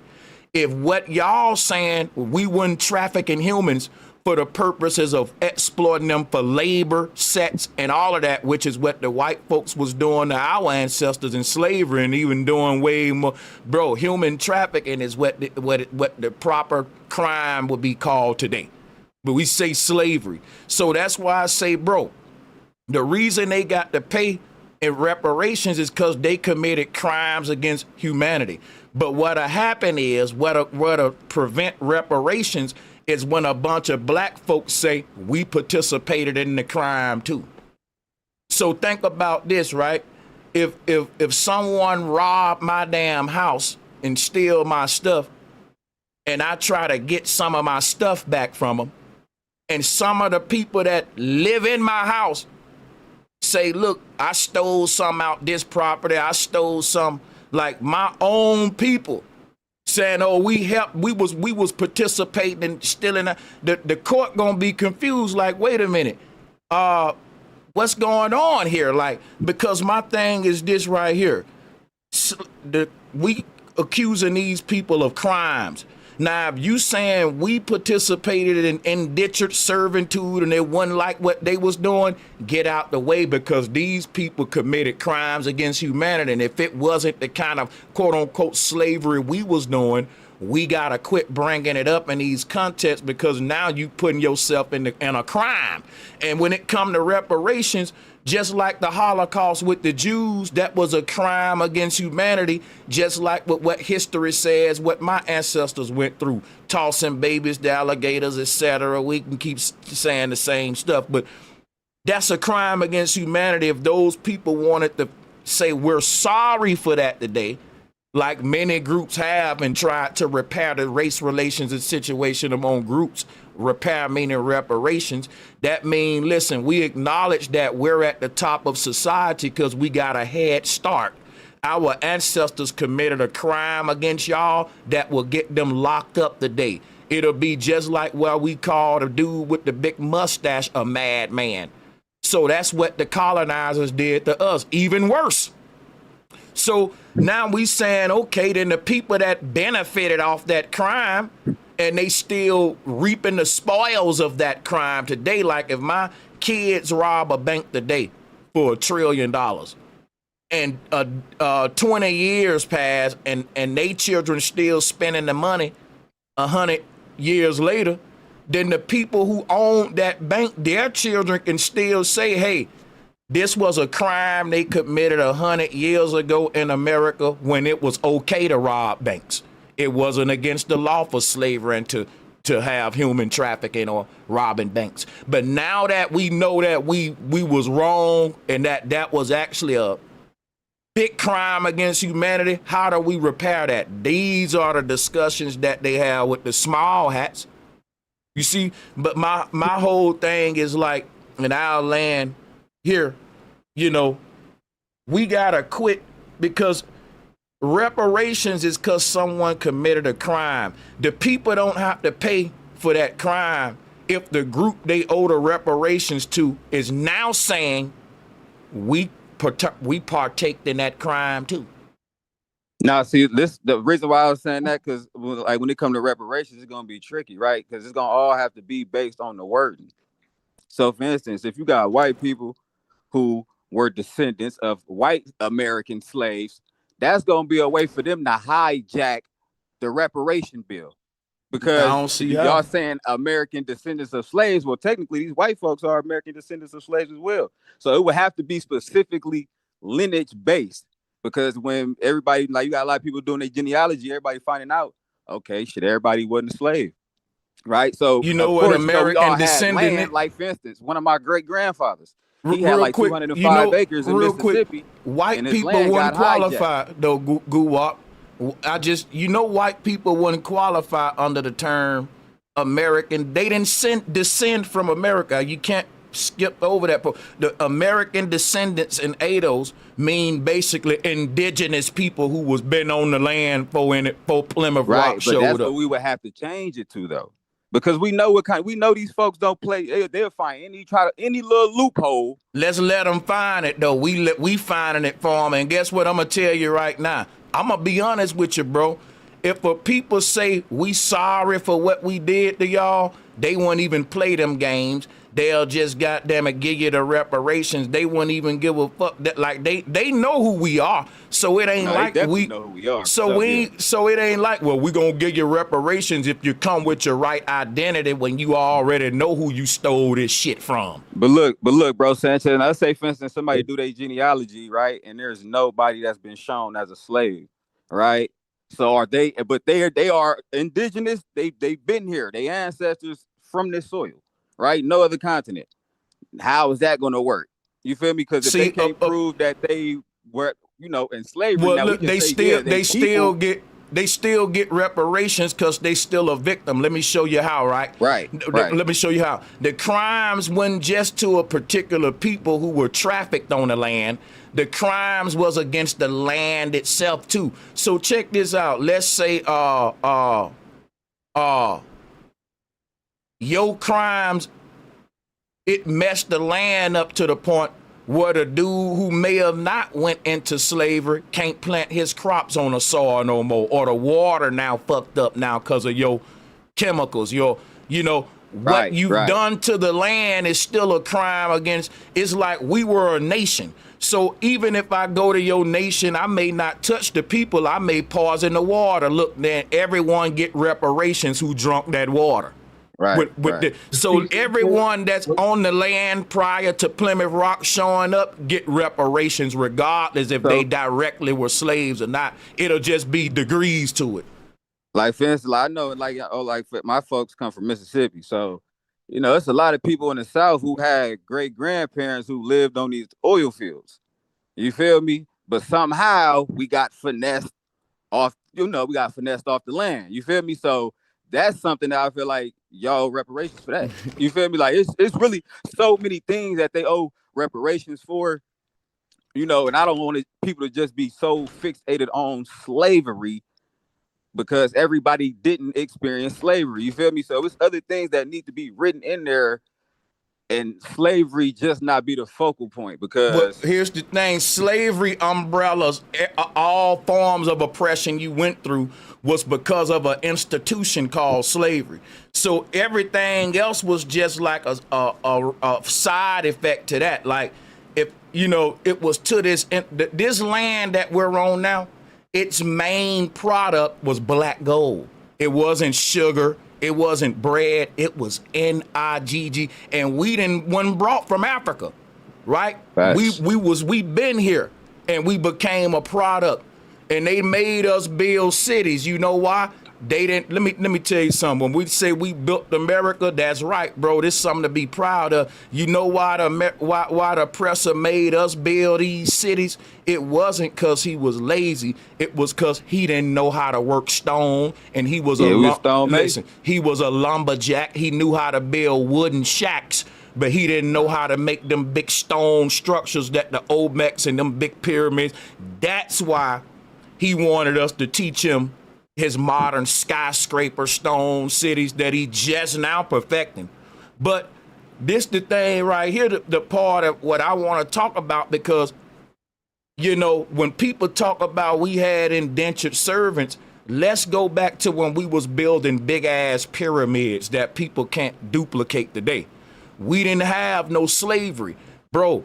Under the matriarch, we ain't had no slavery under the matriarch. That's system. all I was saying right there. But I'm gonna fall back. But you right, I get where you coming from though, as far as the victim mindset of the shit. People do take that and try to make it into a victim mindset. But, hey, bro, Sanchez, I think that's something that people. I mean, you kind of like skimmed on it a couple times, but can you go into that as far as like the pre-dynastic? The matriarch, and how the matriarch represents a balance, right? Because some people think matriarch just automatically just woman wearing power, right? Nah, that's not the case. You feel me? It's a balance. Yeah, the matriarch in a matriarch system, everyone when worshiping the woman, y'all, they was worshiping the womb. A shout out to Pharaoh Mizraim. We got you queued up next on the mic, and yeah. So basically, man and woman comes from the womb. So it was taught. Why did they worship the womb? Because a lot of people may think, you know, well, creation.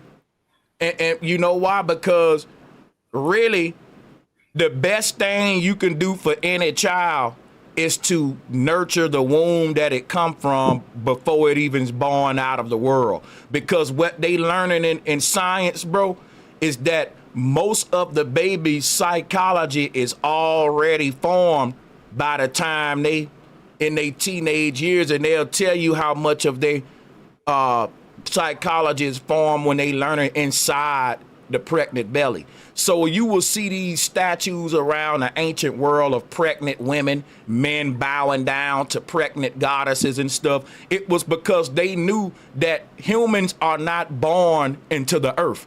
Humans are first born into their mother, and their second birth is into the earth. Your first house was under the arch of your mama's belly, then it became under the firmament dome next. And it's a series of births out of all these houses. But we didn't just come onto the earth. Our first universe was in our mama for 9 months. Then we was born into the earth and shit. So they knew that the pregnant mama's body was so important to giving the baby a fair shot at life, that they had these systems to just worship pregnant women to ensure that babies would have proper phrenology, the womb would be, you know, imagine these kids that's born and they mama doing all kind of crazy shit, club and all that. They come out a certain way. You see what I'm saying? But, you know, this was one thing about the matriarch system. It wasn't just about let's worship the women. It was some science to it, based upon more so the children and keeping the womb a sacred place for life to come through. But yeah, thanks for that question. I'll yield with that. And shout out to George Macon and Sister Betty. Y'all know they about to come up here and beat me up and let me know that they were slave owners, man. Okay, my bad, y'all. I just want to say I caution people to be careful, because there's a lot of people online that just be talking but don't know what they talking about. Like when you come up and talk, especially in today's time with social media, you got to be real careful when you talk about black slave owners and understand people saying it was more whites and white blacks owned all these slaves and all this. You got to understand the percentages, what state they were in, the circumstances as to why they had slaves. And another thing, be real cautious and respectful of the black Indians that's in court right now, that's still fighting the government to get their federal rights. The Muskogee, which my grandfather was born on a plantation, just got awarded some of their rights. And a lot of y'all talking and don't know what the hell you talking about. So, I mean, if you ain't got the facts, shut up, because you hurting people. And I'm tired of this internet shit, man. People just be talking. If you can't pull up facts right now on this platform to show the numbers of what you're talking about, shut up. Because they watch this kind of stuff, man. We can't put start making out that, well, black people own this, because when you do that, you create a narrative that, well, black people took part in this carnage that we actually fighting to get rights for. I mean, but some did, though. You got to keep it real, though. Some did. No, don't cut me off. That's where the whole all skin folks bro, ain't. Oh, that's where the whole term everybody that look the same. Yeah, let's let respectfully. I let everyone grab the mic and have their time. So yeah, let's have a good mature show. Let's write down your points, and yeah, one at a time, man. We can learn from each other. If you don't like what I'm saying, you can wait till I'm done, and then you can talk. When y'all was talking, I didn't say a word. I was just listening in. I'm giving my opinion.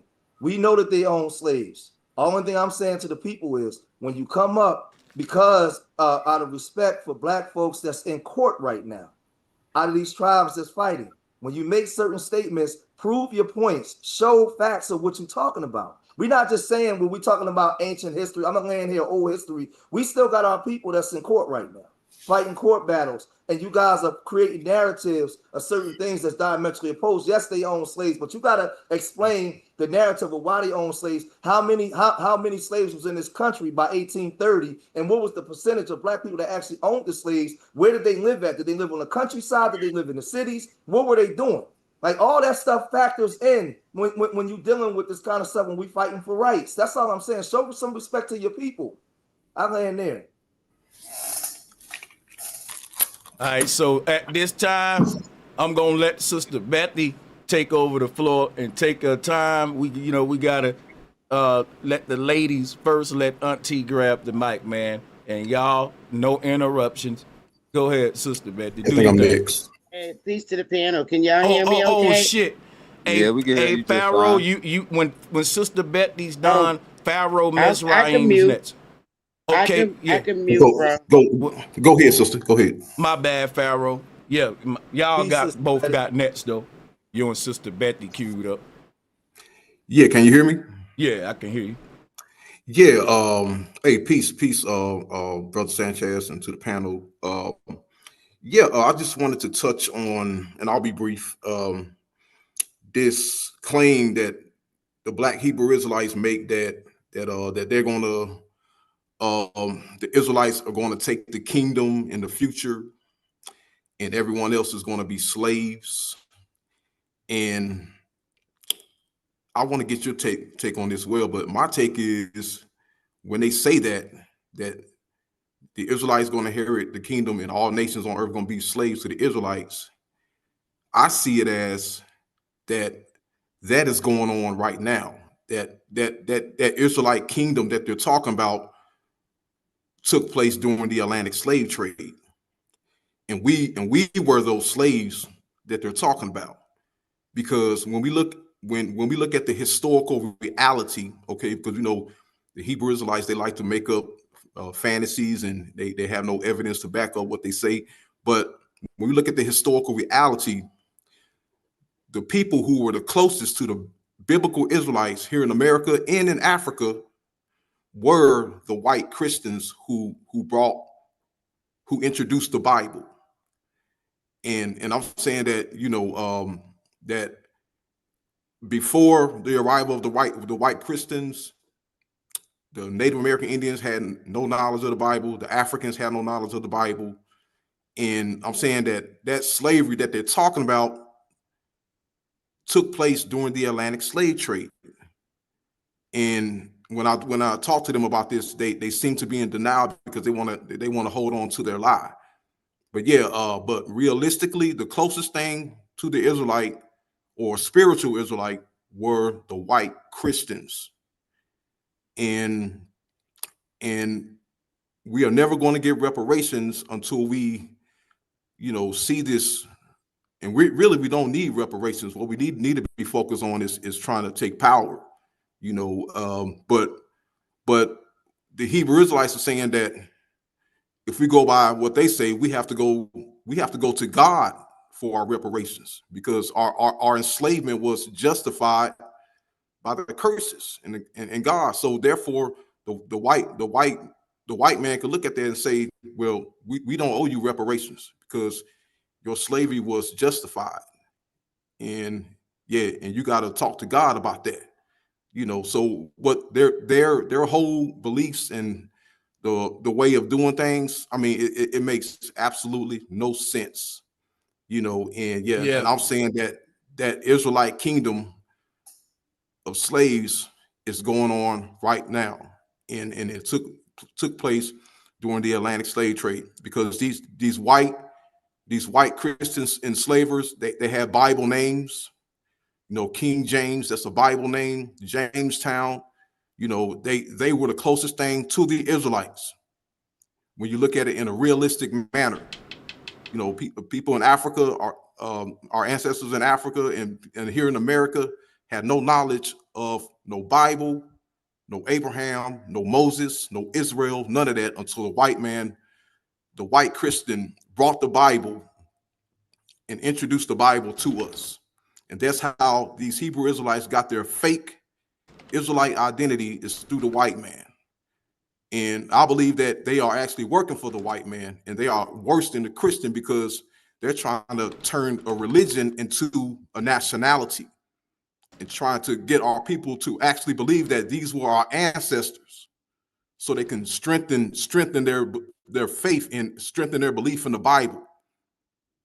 It's some nonsense going on with these Hebrew Israelites, and and I'm saying that what their whole belief is made up. They have no evidence, and the closest thing to the Israelite was the white American, was a white Christian, and yeah. But I'll land my plane there. I don't want to be too long winded, but that's my take on that. Well, I want to say salutes to the chat room. I'm gonna go to the next caller, but listen, guys. One thought you want to ask yourself: if we participated in the institution of slavery, then what exactly did the white man steal from us? Because, like, once we adopt that narrative, then we're at the bottom because we was outperformed in the institution. Right? They outperformed us and became, because my thing is, we started the institution of slavery. How they get to the top of it so damn quick? How did they become the ones to monopolize all the literature surrounding how to break a slave, buck break a dude, and mentally make a slave? Like, that's what I would like to have the conversation with some of y'all. But I'm gonna yield the flow. We in between callers now. We're gonna go. Pharaoh, appreciate you. Nate, hold on a second. Let's go to Sister Bethy, and then we're gonna go to everybody else. Salutes to the panel. Hey, peace to the panel. Peace to the chat. Great to be on talking to everybody. So y'all know I'm Cheap Thunder, and I'm just gonna come with the goddamn smoke. Is it all right? Is it all right, bro, Sanchez? Come on, Betty. Come on with it. Okay, so first of all, I do a lot of research, and I think we all do. But first, we got to understand what is going on here. Okay. Brother Pharaoh mentioned, I'm sorry. I don't know if it was Brother Pharaoh or George Macon that mentioned the Atlantic slaves trade. Right? That took place in the 1600s. And the problem is, the first thing we need to understand, the United States did not exist in the 1600s. The United States didn't come in existence until 1776. And during the slave trade, it was the British Empire who transported slaves from other countries to the Americas, not on the mainland. It was the British government the whole time. So the problem is, I don't care if you're an African descendant of slaves. I don't care if you're a foundational this, foundational that. You're going to the wrong place for reparations. You got to go to the British government and tell them and prove to them that they dragged your ancestor from Africa and brought him to the Americas. Now, when I say the Americas, there is only one colony that received slaves from the Portuguese, and that was 20 odd Negroes, and that was in Virginia. That was in a colonial colony.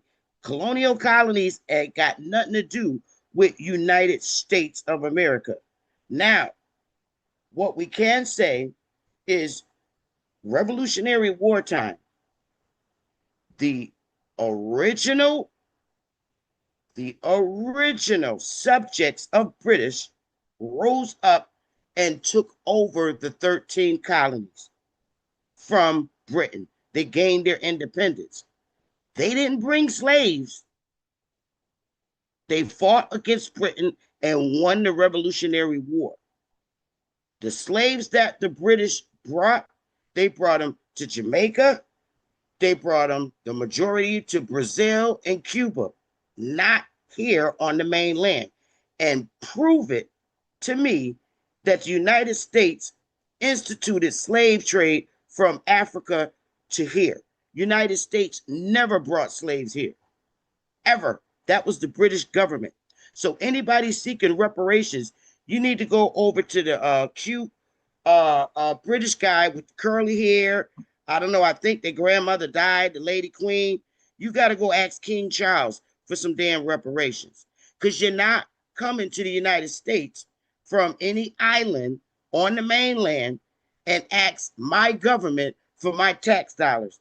Now, if you are Aboriginal, American Indian, now the claims we have are violated United States laws when our ancestors joined the Union and expanded the 13 colonies to the 50 states. Our ancestors, the Indians, Aboriginals, the chiefs, joined the Union. All right. So the violations that we suffer are the rights that we had. And that's discrimination, whatever the laws are in the United States, are civil rights. That's what we suffer, not slavery. If you can prove the United States dragged your ancestor out of Africa and brought him here, I say good luck. But the British government was the one who was doing the slave transporting, and they didn't bring them here on the mainland. The Indians wouldn't allow it. They only allowed those 20 that was in Virginia. And guess what? We don't even know if they was Africans because they spoke Spanish. So my thought is they got them from one of the islands, which could be Cuba or Brazil. Okay. So don't let these pictures that they draw of Black people deceive you. That's the problem. You got to stop looking at the pictures and do a reality check. It's not my burden of proof to prove that it's your burden of proof to prove that the United States government drags your ancestor here from Africa. That's on you to prove. And I relinquish. All right, so let me grab the flow. I got a couple things to push back on that. I don't gotta prove to the person who is admitting history, right, of what they did when they admitted it, when it's in their history. But here's the thing about what I agree and disagree with. According to their history, we gotta go to Britain for reparations, because according to their history, they get their stolen property from off the west coast of Africa and different other places. Stolen property, I mean slaves, human trafficking. According to my history, we didn't land on Plymouth Rock. Plymouth Rock landed on us. And part of reparations is giving our people back the ability to tell our story. So it ain't like we going to the people in power asking for reparations based upon a transatlantic slave trade. We're actually going, part of our reparations is going to be able to teach America who we really are, because America sees us as African Americans, not as Aboriginals. You know that. We got to get up every day letting them know who we are. But the people who enslaved us, they know we ain't no damn Africans. Part of our reparations plight is letting America know that the transatlantic slave trade is bull crap and that the slaves wasn't imported into this land. This was their land, which is why you need to give us back some of boom, boom, boom, whatever the reparations gonna be. It ain't nothing. Reparations ain't a narrative that Black people came up with. White politicians came up with it. Niggas don't look for handouts. We work hard every day, and we don't expect the white man to give us nothing. It's just that he ain't gonna keep promising reparations, getting our people's support with no tangible. So I think it is important to hijack that narrative on a political level, because our people was gullible enough to keep falling for it. But here go the thing beyond reparations. Everything Sister Bethy is saying is right, but here's the problem with it. She's telling you our story from the thief's perspective. If we're trying to get reparations using his historical narrative, then yeah, we got to go to Britain. We're Africans who came on slave ships. But part of the most beautiful thing about this reparations debate, it goes beyond reparations, because part of what was done to us in this land is we lost the ability to self-identify. We didn't lose our identity. We lost the right to tell the world who we are because the people over here keep telling our damn story for us. They keep telling the world who we are. Even the tethers come over here and learn who we are through our oppressors' histories book and overlook asking us who we are. right? So that's what happened. Our identity, we lost the power to identify however we choose. We can call ourselves the shitheads if that's what our group want to identify for. Like, they're making it like if we can't get reparations till we get the magic answer right about our identity, like these thieves don't know who the hell shit they stole. Like, they don't know who land they showed up on stealing from. Like, that's like the damn thief telling me, yeah, I stole your shit out of your house, but you gotta guess your great-great-grandma last name for me to give your kids back their PlayStation. Like, come on, either you gonna give me my stuff back or not, and one mic at a time, y'all. I'm gonna let everybody go in. I'm about to, my bad. I'm about to land my plane right here because I feel what Sister Betty's saying, but I never had the opportunity to articulate the problems I had with these narratives.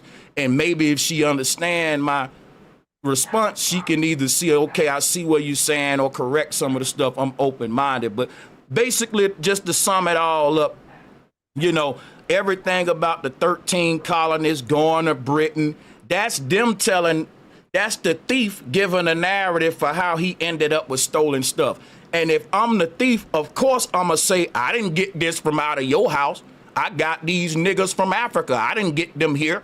That's what the thief doing now. He's in my house with my shit, but telling me I got this from next door. And part of my reparations argument is challenging that lie too.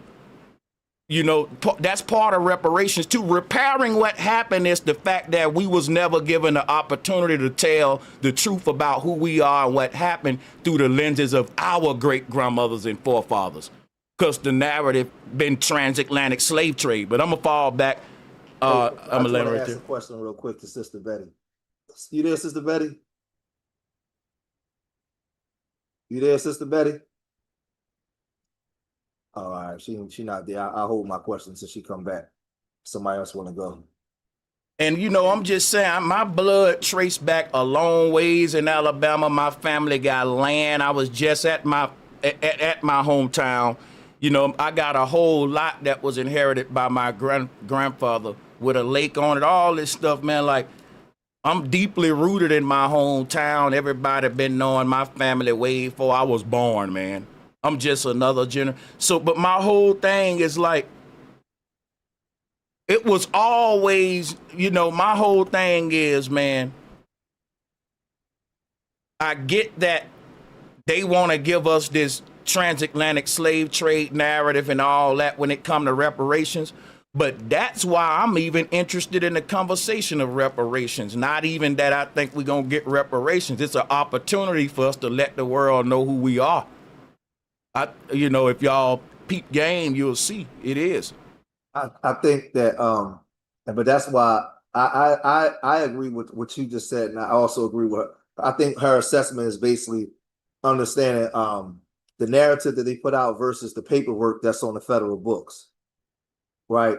As far as the narrative that they put out in the schools, but then when you go to court, what's on the federal books on who slaved you, who was in charge, who was funding it. So you have to uncover like all of those different things. And that's why I was saying when I came up, I didn't mean come up to be so upset, but it's just right now on the 24th, there was a case that was rendered down for the Muskogee, the Black Muskogee. So there's a lot of Black people that's in court right now, you know, all throughout these trials fighting to get their rights back that was taken from them, right, in the 40s, the 30s, the 20s. So we got to be careful when we create certain narratives, because we create narratives hurting our people. And when we not study up or understand what's going on right now in the landscape, you're creating more of a problem.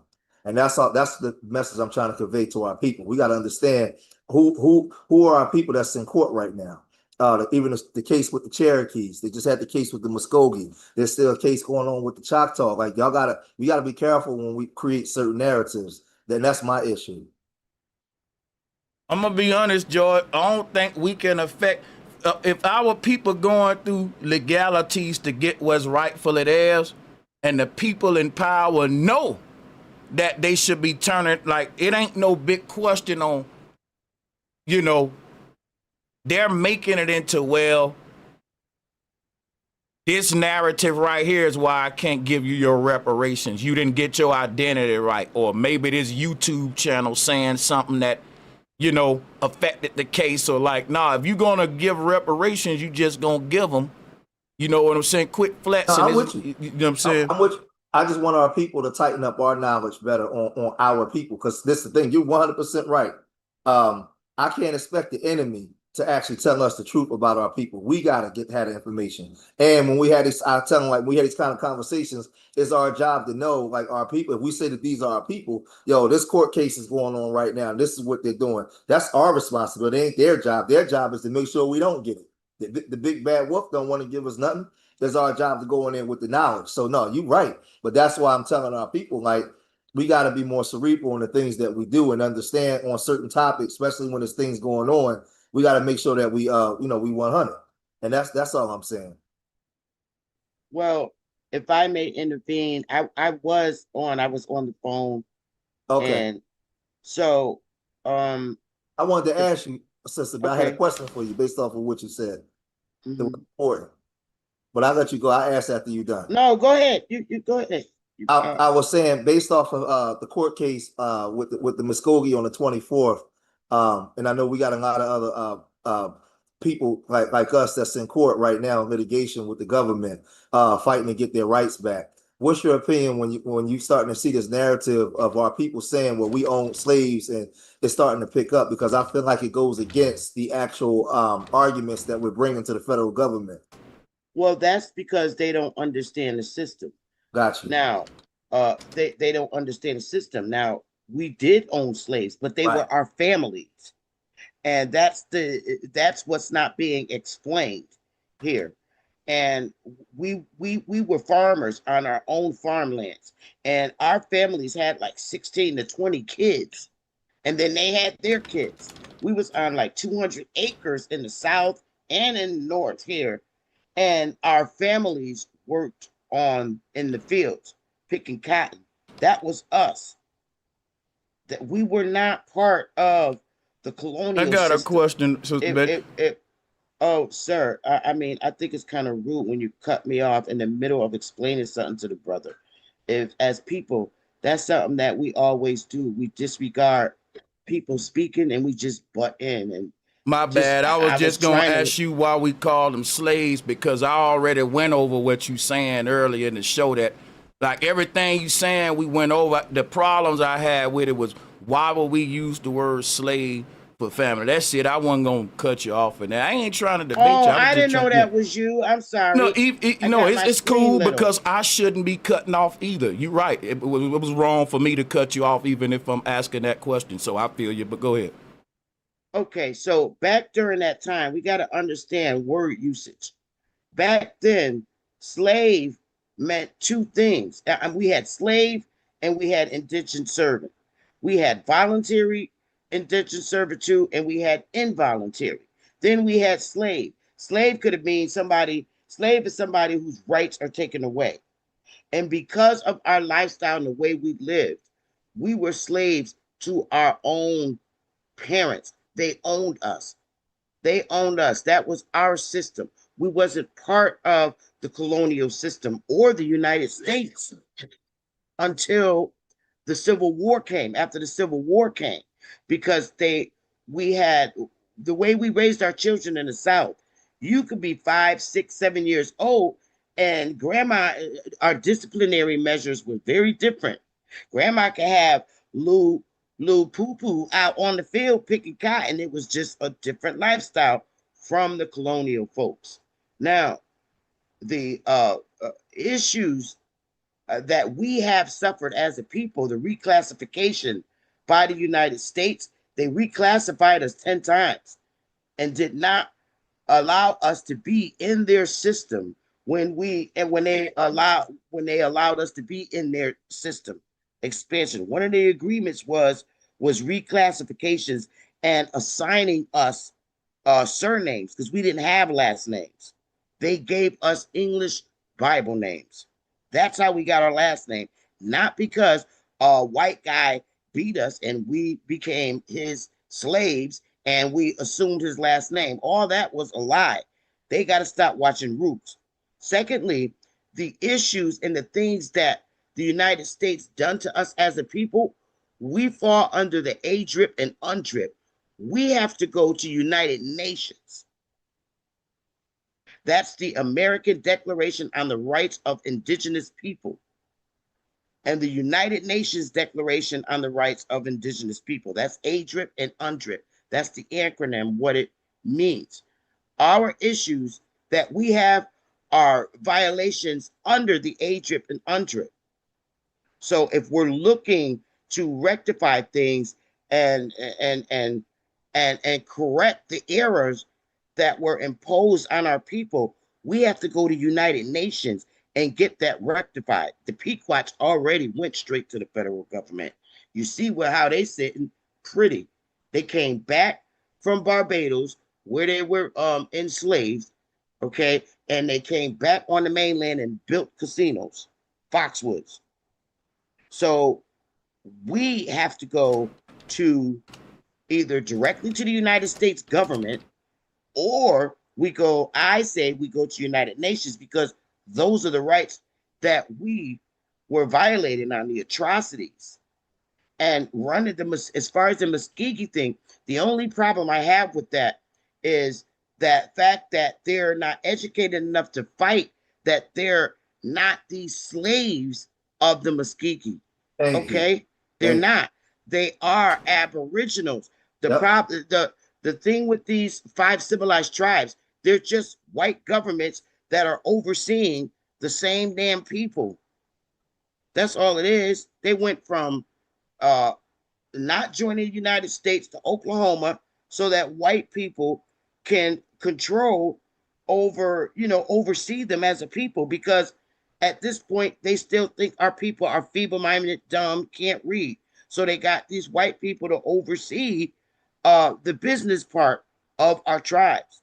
Yes, they're freedmen, but why are they freedmen? Because they were prisoners of war.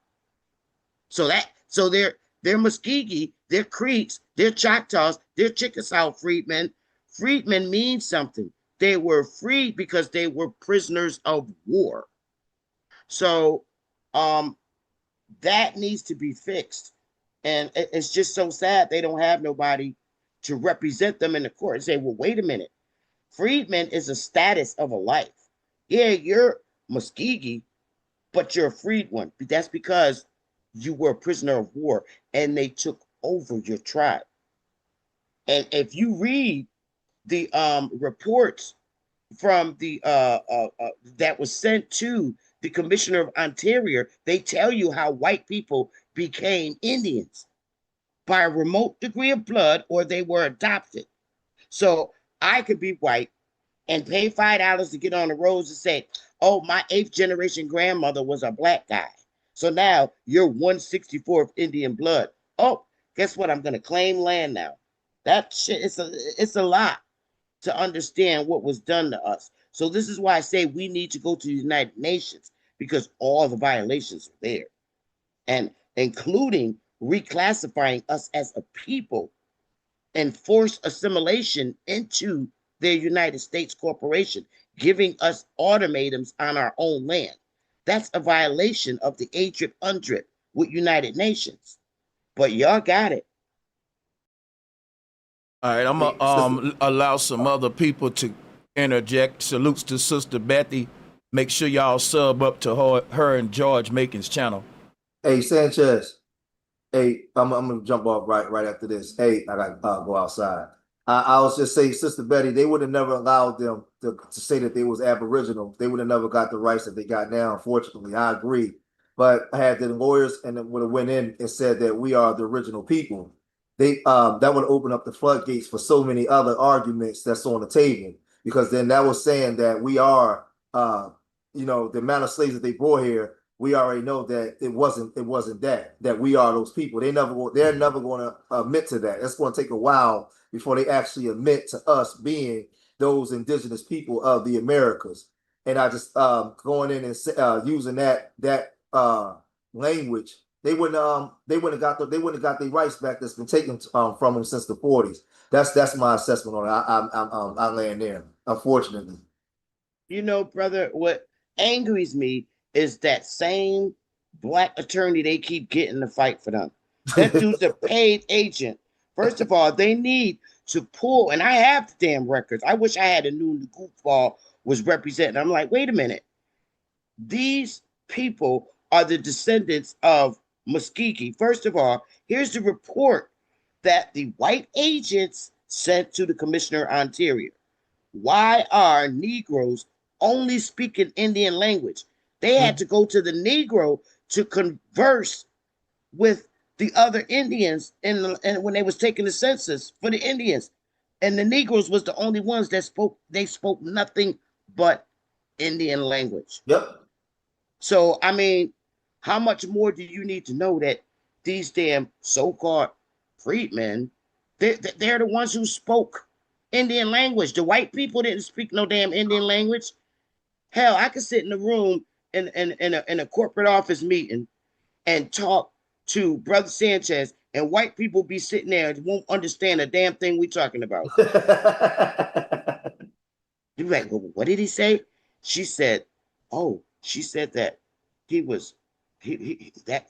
that's a badass coat he got on. How could she say that so evil? Because what we say don't mean the same thing it means to you. Right. So now you understand what Indian language is. I mean, I got a potty mouth, I get it. But let's keep the facts. They still need somebody like me in the business office to interpret to the people in my hoods right now as I work for the United States government. Right now. I had to literally walk around with my governor and his agents in our community so that they could understand what the people want and what to say, because they really don't understand us. And I'm keeping it above. It has always been a conflicting conversation when it comes to people with British accents and the mainland nigger. I'm just using modern day language, because the people that were slaves under British government in the islands, our words don't mean the same thing. When I talk to a Jamaican man and they talk to me, what I say could sound humiliating to them. That's because we don't use the same choice words.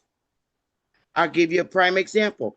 If my granny in the South says, boy, take your ass outside and play somewhere or go to bed, a Jamaican will say, go tire yourself. Huh? That means go outside and play until you get tired. So we speak different languages, different tongues. I'm a mainland nigger. Somebody else might be from Jamaica. That's because they were under British rule. And I mean, it is what it is, but y'all got it. Yo, what's up? What's going on, panel? Shout out to you, Sanchez, Duke of Memphis. Duke of Memphis, what's going on, man? I was just want to chime in on what y'all was saying about us over here. Give me, hold on. Go ahead, somebody. I'm sorry. Go ahead. I'm sorry. Okay. Shout out to you, Awakening Minds, man. Appreciate you for hopping on. Shout out to King Naku as well. Yeah, shout out to everybody. Sacred No Ledge. Thank you for joining. Yeah, I'm gonna just leave. Hey, bro, Sanchez, I got something that's gonna make you pass out. Yo, your peep from Alabama, the ones that claim that they slaves and came on the Clotilda ship. Remember that? In 1865, I got the records. They got to be quiet saying that they want reparations because they're the first illegal immigrants. They supposedly came here on the Clotilda and it landed in Alabama, and what they did was burn the ship so that you couldn't identify the illegal act. That's in their records. They burnt it up. So I said they better be quiet because Trump's on the deportation road. Let him find out you an illegal immigrant from 1865. But that's what I'm saying about, like, okay, I think we do need to go to the UN, right? People say you need to vote on a local level. People will say that too. But I think that, man, if you think about it, like, there is a foreign contractor acting as a governing authority in this land, and that is the fiat government. that we got right now. And look at, if you can see how Trump got up in there and basically opened the door for Elon. Listen, man, they said they can't find the Epstein files, right? After Trump just changed the whole FBI to his buddies. So let me show y'all something, right? So Trump gets into office, and after he basically fire everybody at the FBI, CIA, and put all his people in these departments, now they can't find none of the files. See, people, see what I'm saying? So it's a lot go on in these places, like a power that I think gotta be called out too right here too at the end of the day too, because I ain't gonna lie. This government that's acting in America is not the legitimate power and authority of this land, and that's something we got to really deal with, you know, but I'll fall back. That's because our people been put to sleep and don't realize the power they got in their own damn land, but y'all got it. Sanchez, I like what you said earlier though, man, about the us being able to identify ourselves, you know what I'm saying? And kind of like a problem that we have, and it's like we having so many opinions on who we are, you know what I'm saying? So it's like we can't even come to that conclusion as a people, you know, because we all over the place with that. But I do think that is a good thing that could happen once we get a chance to identify ourselves. I think that will open the door for everything, you know what I'm saying? Reparations, whatever, you know what I'm saying?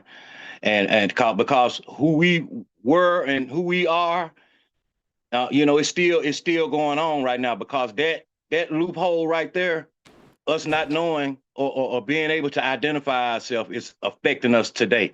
And, you know, I'm 57 years old, and it's really, I feel it. It affects us for real. I fall back.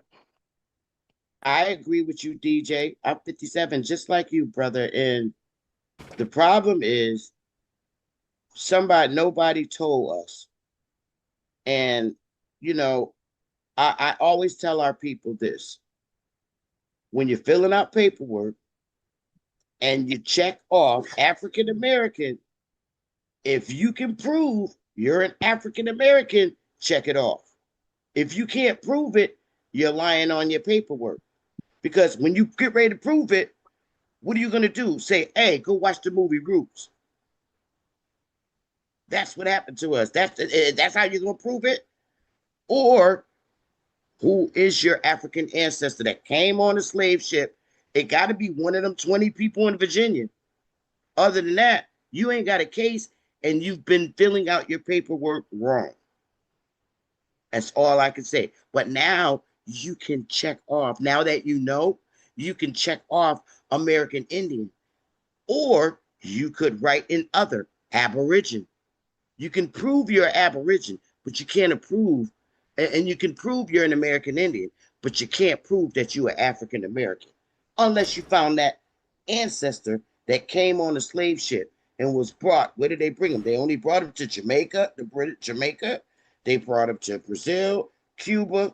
Most of them went to Brazil and Cuba and the other British islands. They didn't want him here on the mainland. And I already got the federal transcript of that from Benjamin Franklin. That's an official document. He said, can we bring people over here that look like us? America is holy so. Meaning, ain't nothing here but niggas. Could we bring some white people over here, please? And that's what they did. So if you could prove you're African, salutes to the sister. If you could prove you're African, I salute you. But if you can't, I say just stop lying on the application. But see, my whole thing is, why do we got to adapt? And that is a fact, though, Sister Betty. But I'm telling you, that's something we need to push back on, because what they're saying is, look, if y'all want reparations, prove that you the group we enslaved, because like we are the group they enslaved, but they ain't gonna say that. They gonna say, nope, we got Africans from the west coast of Africa, so if you saying you been here, then we don't know you nothing. And I think that's what I was saying earlier about this reparations conversation. it goes into us being able to tell the world who we are, because the narrative is, who do we give the reparations to? Because they want to play dumb like they don't know who they stole from. You know what I'm saying? So Okay, they, yeah, you I feel- get what you're saying, brother, and I agree with you. We should not fall back from saying that we wasn't slave, because first of all, we were. That was the whole thing. They enslaved the Indians. That's what they did.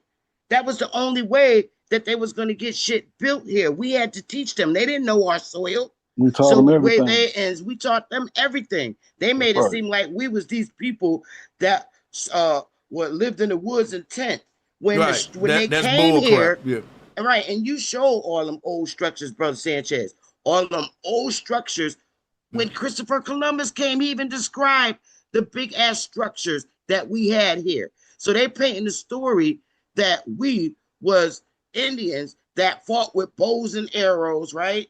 And we built tents. Why, excuse my French, I'm gonna speak Indian language again. Why the fuck would we build 7-story buildings and just say, but you know what? I'm just gonna pinch a tent here and live in it in this cold ass weather in the United States, walking around in dashikis and leaves. Get the hell out of here.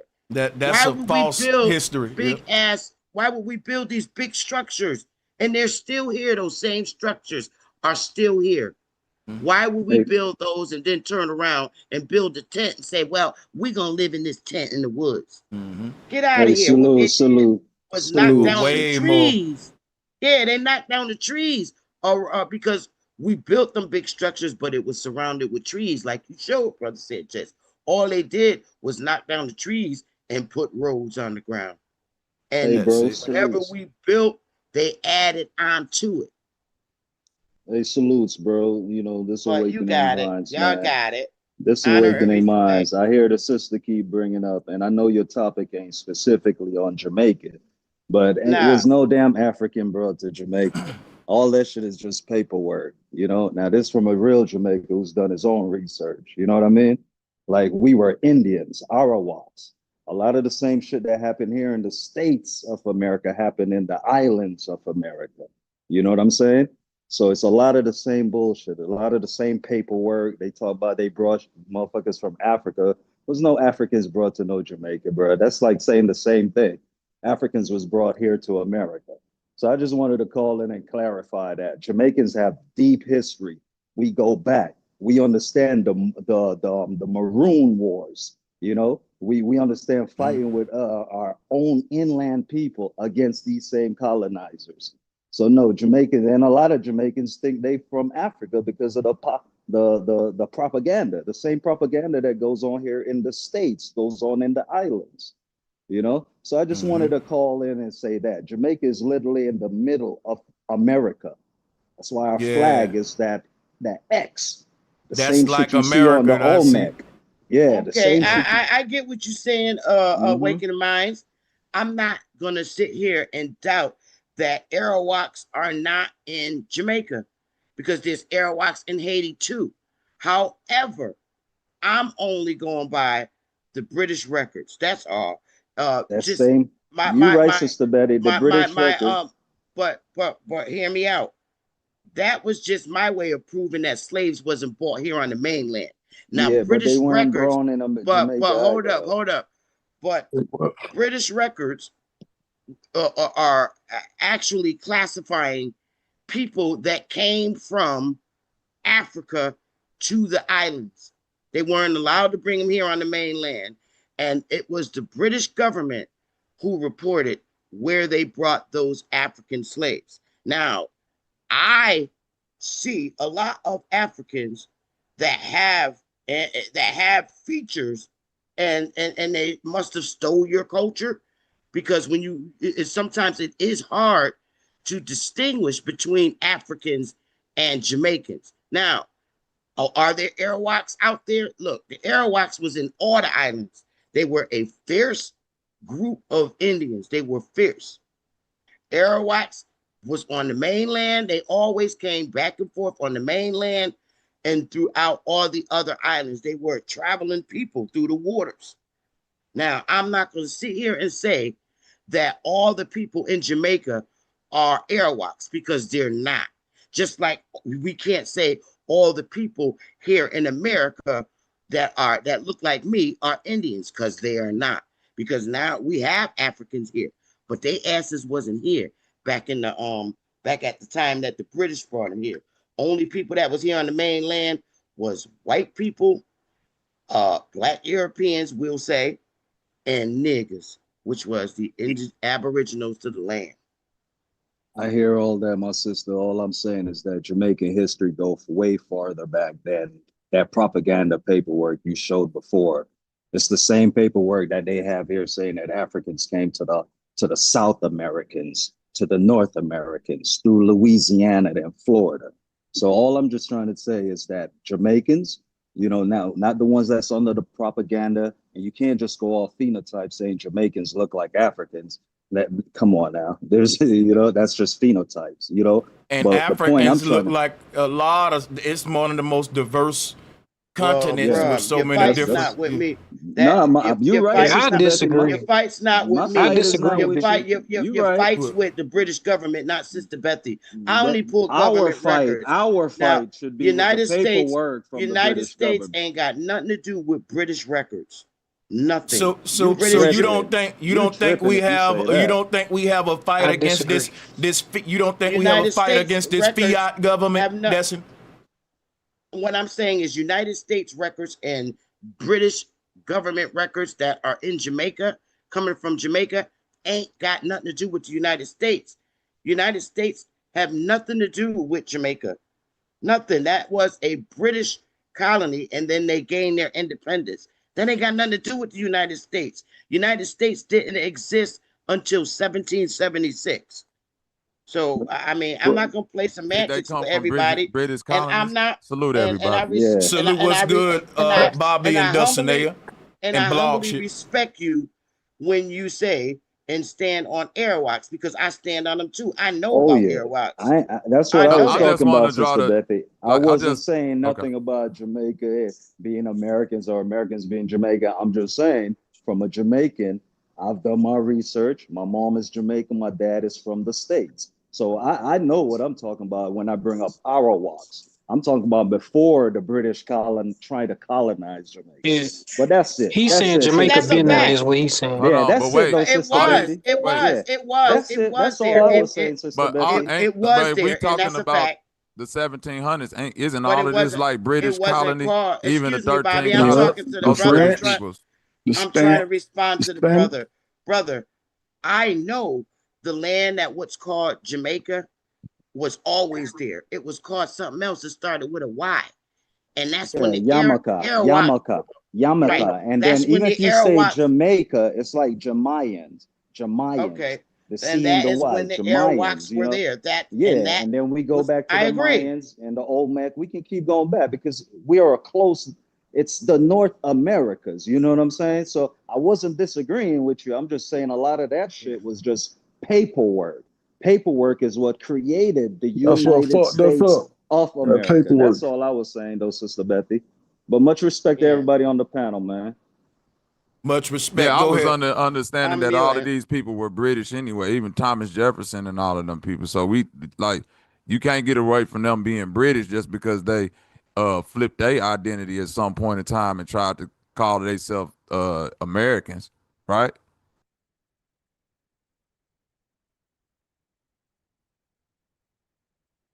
That's a fact. That's a fact. I'm confused. Y'all got me confused. I'm saying like Thomas, we talking about the 13 colonies. That's British. That's British. I see just what because I was thinking the same thing. They still British people. Like Thomas Jefferson was wanted for treason by the King of Britain. And then all them niggas came Shout straight out across to, the Atlantic to the motherfucking Americas and then set up their colonies and influence the natives. Yeah, British colonies, right? Yeah. They just switched the name, but it's still British people. If y'all gonna go that far back, y'all might as well go all the way back to Pangea when all the continents was one. If you gonna that's because the point while we going back because the argument was who should give us reparations. And I'm saying, look, do I got to go to Britain to get it if the government here is a colony sent by Britain? I think that's kind of like what a bill. The government here is literally British ancestry. Like they got British ancestry, so it's like you're getting it by proxy from the same people. Okay, but what I was explaining, Brother Sanchez, yes, these people that took over the 13 colonies were former British subjects. They were the British slaves that they sent here, the worst of the worst from Britain. That's right. What happened? The 13 colonies is Britain. But no, not anymore. Once they took it over, it became the 13 states. They Can I chime in? no longer. They no longer. Hold up, she just dropped the jewel. My bad. The British subjects is what I'm talking about. They rose up and then it became the Revolutionary War because they wanted their independence. So they took over the 13 colonies, right? Now, what I was saying is when those subjects are not the ones who brought slaves to America. They were slaves they damn selves. That's right. That's the part was the jewel right there. And they formed the United States with our ancestors. The only way that they got these 50 states, let me tell you, it's just like today. It took a nigga to knock out a nigga. They needed our people to take the South, fight the South. They needed us to. You know what's crazy? My bad. The niggas from the North. The niggas, I'm calling it what it is today. Yeah. They got the niggas from the North to join the Union, and they had the Civil War. They I want to go back before the Civil War. I want to go back to when these colonies first showed up. Yeah, they was the worst Britain had because, but they basically sent them on this. Let me just say this real quick because the part that made me think was when you were saying, yeah, they were Britain's worst of the worst. It's like them will be your perfect military grunts and all that kind of shit, I guess. They can kind of redeem themselves if they, but my whole thing, Britain was funding them the whole time, it kind of seemed like they came over here and settled with us, like they were friends. They wanted to learn the land, learn how we do shit, learn how to, we plant shit, how the ecosystems go. And then once they start getting fused in, because we friendly as hell, and then, yeah, they started, I believe, man, we allowed them people to participate in our systems and all that, just like we would ourselves. And this is just me taking y'all narrative and building on how I think, you know what I'm saying? It would have, to me, that would have been our fault still. Like, am I wrong? That would have been like us being too friendly type shit, but yeah. Hell yeah, that shit. They came here, they gave us the Bible and took the damn land in the name of Jesus. And then they made us sing it in school. This land is your land. This land is my land. Yeah. From California. That's how they got our asses. But y'all got it. But didn't they lay out reparations for people who can prove they indigenous or they native ancestry? I feel like that don't make no sense. I feel like if you black, you deserve. But see, black. No, I'm just asking separate from the black thing. I'm saying for anybody that claim indigenous heritage, like reparations are there for you. So if you wanted to separate from what black slaves or if people get claiming that, that's already laid out for like 570 some tribes that's recognized. Yes, but it wasn't like reparations. It's like trust that's put in their name. So there's money still. Right. That's what I'm calling it reparation, but you're right, Dulcie. It would still be like available for the people that can prove as far as the indigenous there heritage. You go. Or to you know how many people gonna have to do that though? Like I can't see it. That's where I want to get in as far as the reparations. because I'm kind of against it. I can see where it could be beneficial depending on how we argue about it, but I see a lot more problems than it being beneficial. So when it comes to reparations, I can see them being like, okay, this is the end all be all. We offer you this grant, we offer this, and this is to cleanse all sins. But for the people that are not looking into their genealogy, like for instance, you, Brother Sanchez, if your family got gypped through these land lotteries, and even though you got land from your great grandfather, if you guys are owed 10 times that, or like Bruce's Beach, for them to give you a $25,000 grant and say, this is the end all be all, I wouldn't like, that doesn't sound fair. That doesn't sound like what we need to move forward and do without knowing the But look, full. can I say something? Hold on. Yeah, you next. Go You ahead. next. You next. You got it next, blog. Let her land, and then yeah, you got it. Well, that's all I was saying, for us not to know the full of their transgression and to sign something that says, hey, you know, this was the end all be all. This is for all of it all at once. And we're just giving this some amount to Black people, and then that settles all of our debt. I think that's going to be a misfortune for us. I don't think so. And I also don't think they should do the genealogy thing, because what about the Black people who still suffered, even if they people wasn't slaves? White people still see you as Black.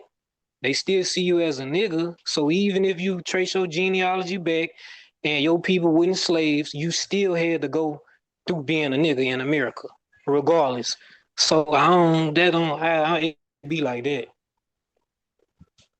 I'll have to go back. I really do think it's Suffer about the their identity. end. We have an identity crisis, man. It's like I if don't we think they get a should do it chance out genealogy though.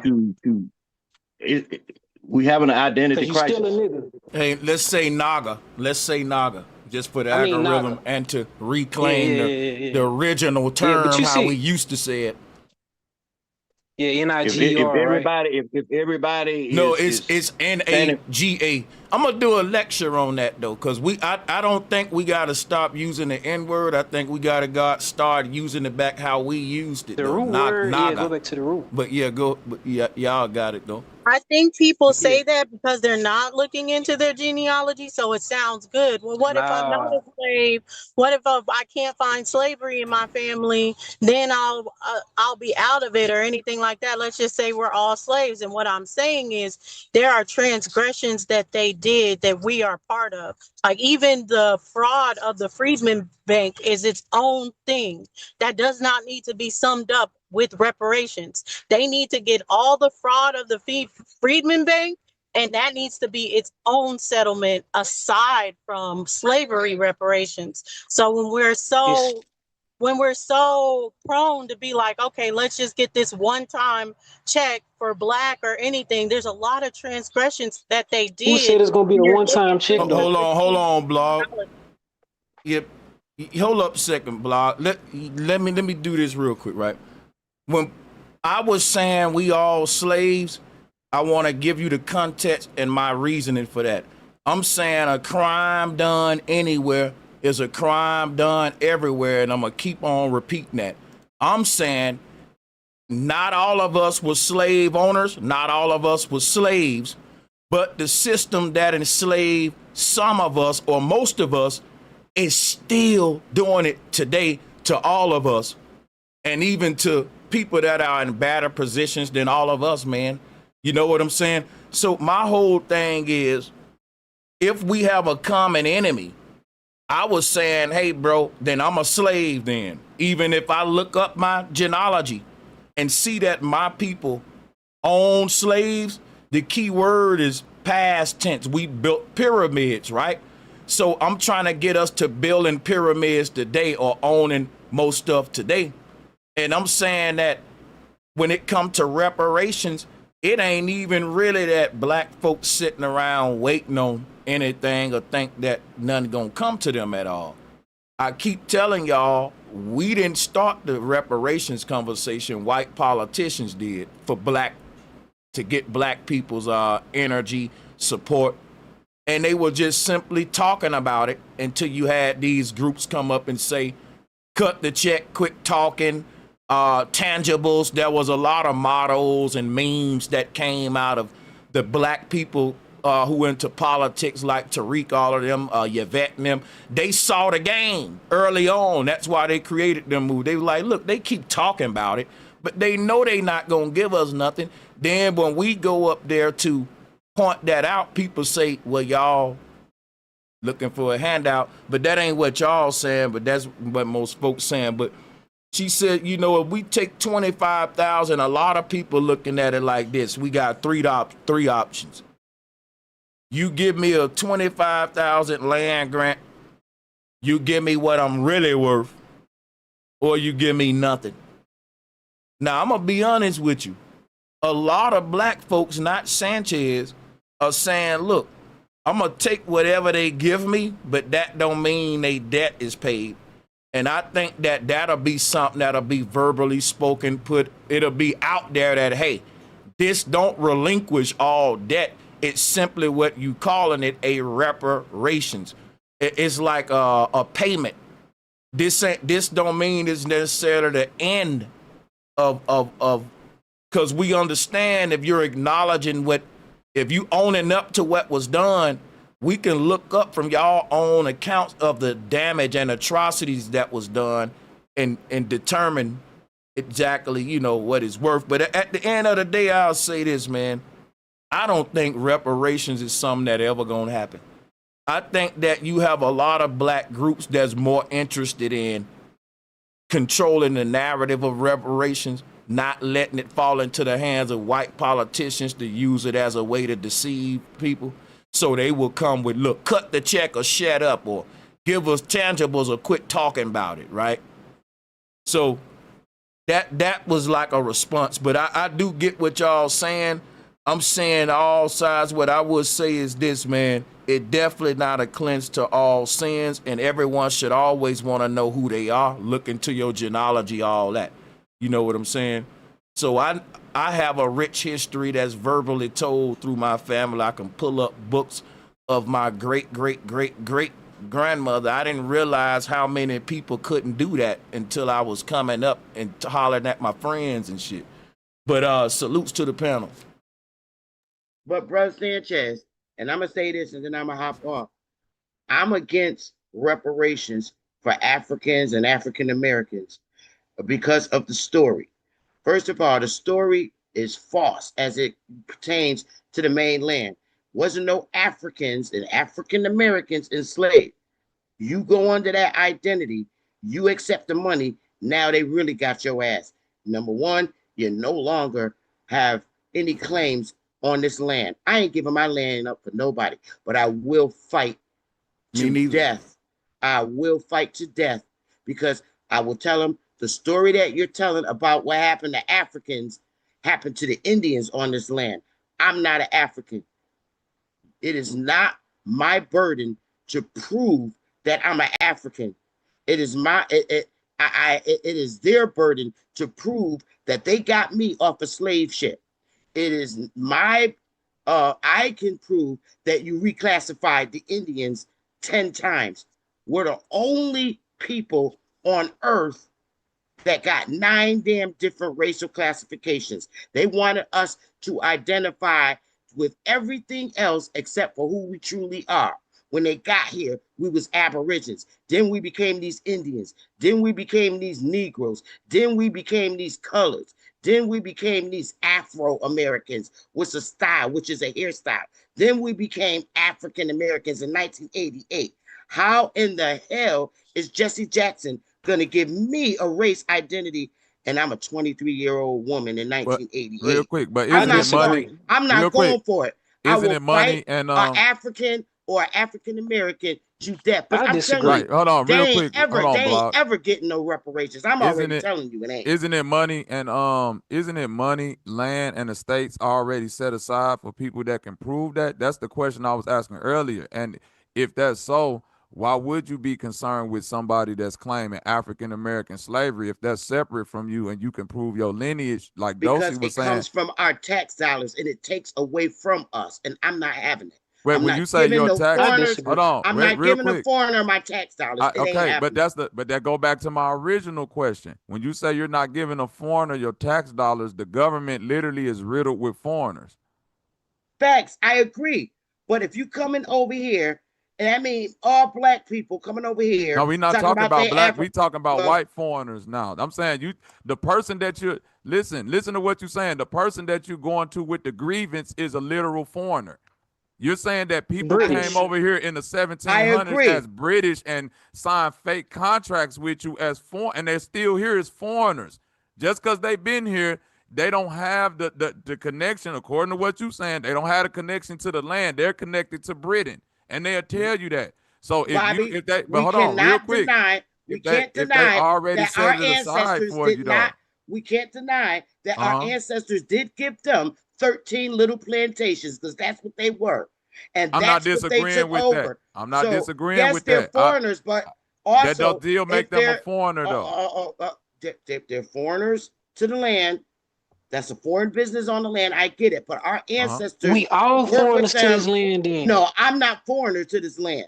Our ancestors did give them 13 little plantations called colonies. Right. Secondly, yes, they are using our tax dollars in the wrong way ever, but we can't neglect the fact that yes, white people pay taxes too, but they are purposely ignoring us because number one, we ain't identifying who we are. We keep But saying we still, wouldn't it be the African same and people paid? African Real quick, American. Sister Betty, if somebody claim African American, even if that's a misnomerous term and they're misclassified and they get reparations based on a misnomer of them being African slaves, that would still be the same people that you claim you are getting paid. They already Nope. set aside. Nope, I Hold on, disagree. I mean, you could disagree, but we're talking about a misclassification. If you claim to be Aboriginal or any type of native that's already here, it's already funds that's been procured and set aside for you specifically to where you don't even have to enter into the reparation conversation. You just got to claim your lineage. But I if it's agree. somebody, hold on, I real get quick. that, But Bobby. if I it's somebody agree. else, hold on. But if it's somebody else that's finna get reparations based on an African American status, that like according to what you saying, they're misclassified. So it would still be an American according to what you saying that's getting No. reparation. Wrong. If it's a My thing is the misclassification, Indians got reparation. that name The takes Indians got their people, reparations already. that name takes our people off this land, and I will fight it. And matter of fact, but I not already your have. people. We I talking already about the have. people that's claiming that. I'm I'm saying you talking will about them separate from too. them. I'm talking about them too. That's why I still currently have a lawsuit in office, and it ain't gonna happen. They ain't gonna win. I don't care. If one of Right. our people do it, you know how hungry we get? Fuck it. I don't care about the land. Just give me the money. No. I refuse. But what land? But I'm I saying, refuse hold to on, real destroy quick. my But future generations. hold on, I real will quick. fight them. But I'm saying an easy way to do that would be to show people the pathway on how to get your land based on your indigenous status. That's what I'm saying. So that And that's if what the that wire hold on, does. That's what we do. that way you wouldn't even have to argue with nobody about their status. You could literally show them a pathway for that. And I'm not saying that ain't what you're doing. I'm saying I don't see nobody doing. I don't know no land that nobody got to where they can procure housing, grow food, or anything like that. Like that's set out for people of indigenous heritage. And if you can prove that, then you can get to those funds. But if you can't prove that, then you have to argue another point. And I'm gonna leave it there. I can prove that. And that's why we have our lawsuit. My shit is sealed. It's so powerful. Secondly, I do teach people that people have to go individually to this government. I can't represent nobody. I'm an attorney. I'm chief of wire, and we have our tribe members. I can teach people if they either want to do it or they don't. That's the problem right there. Our people won't do it. A lot of them, and I understand, the issues that a lot of our people face when it comes to education and reading and understanding and comprehension. They need help, but I can only help them but for so far. I feel like that's the part. I feel like this part of the problem with black people. Everybody else, the white people are already set up for them to, for generations. They set ahead generations. The Indians straight already. The people who was the indigenous people of the land, they broke them off paper.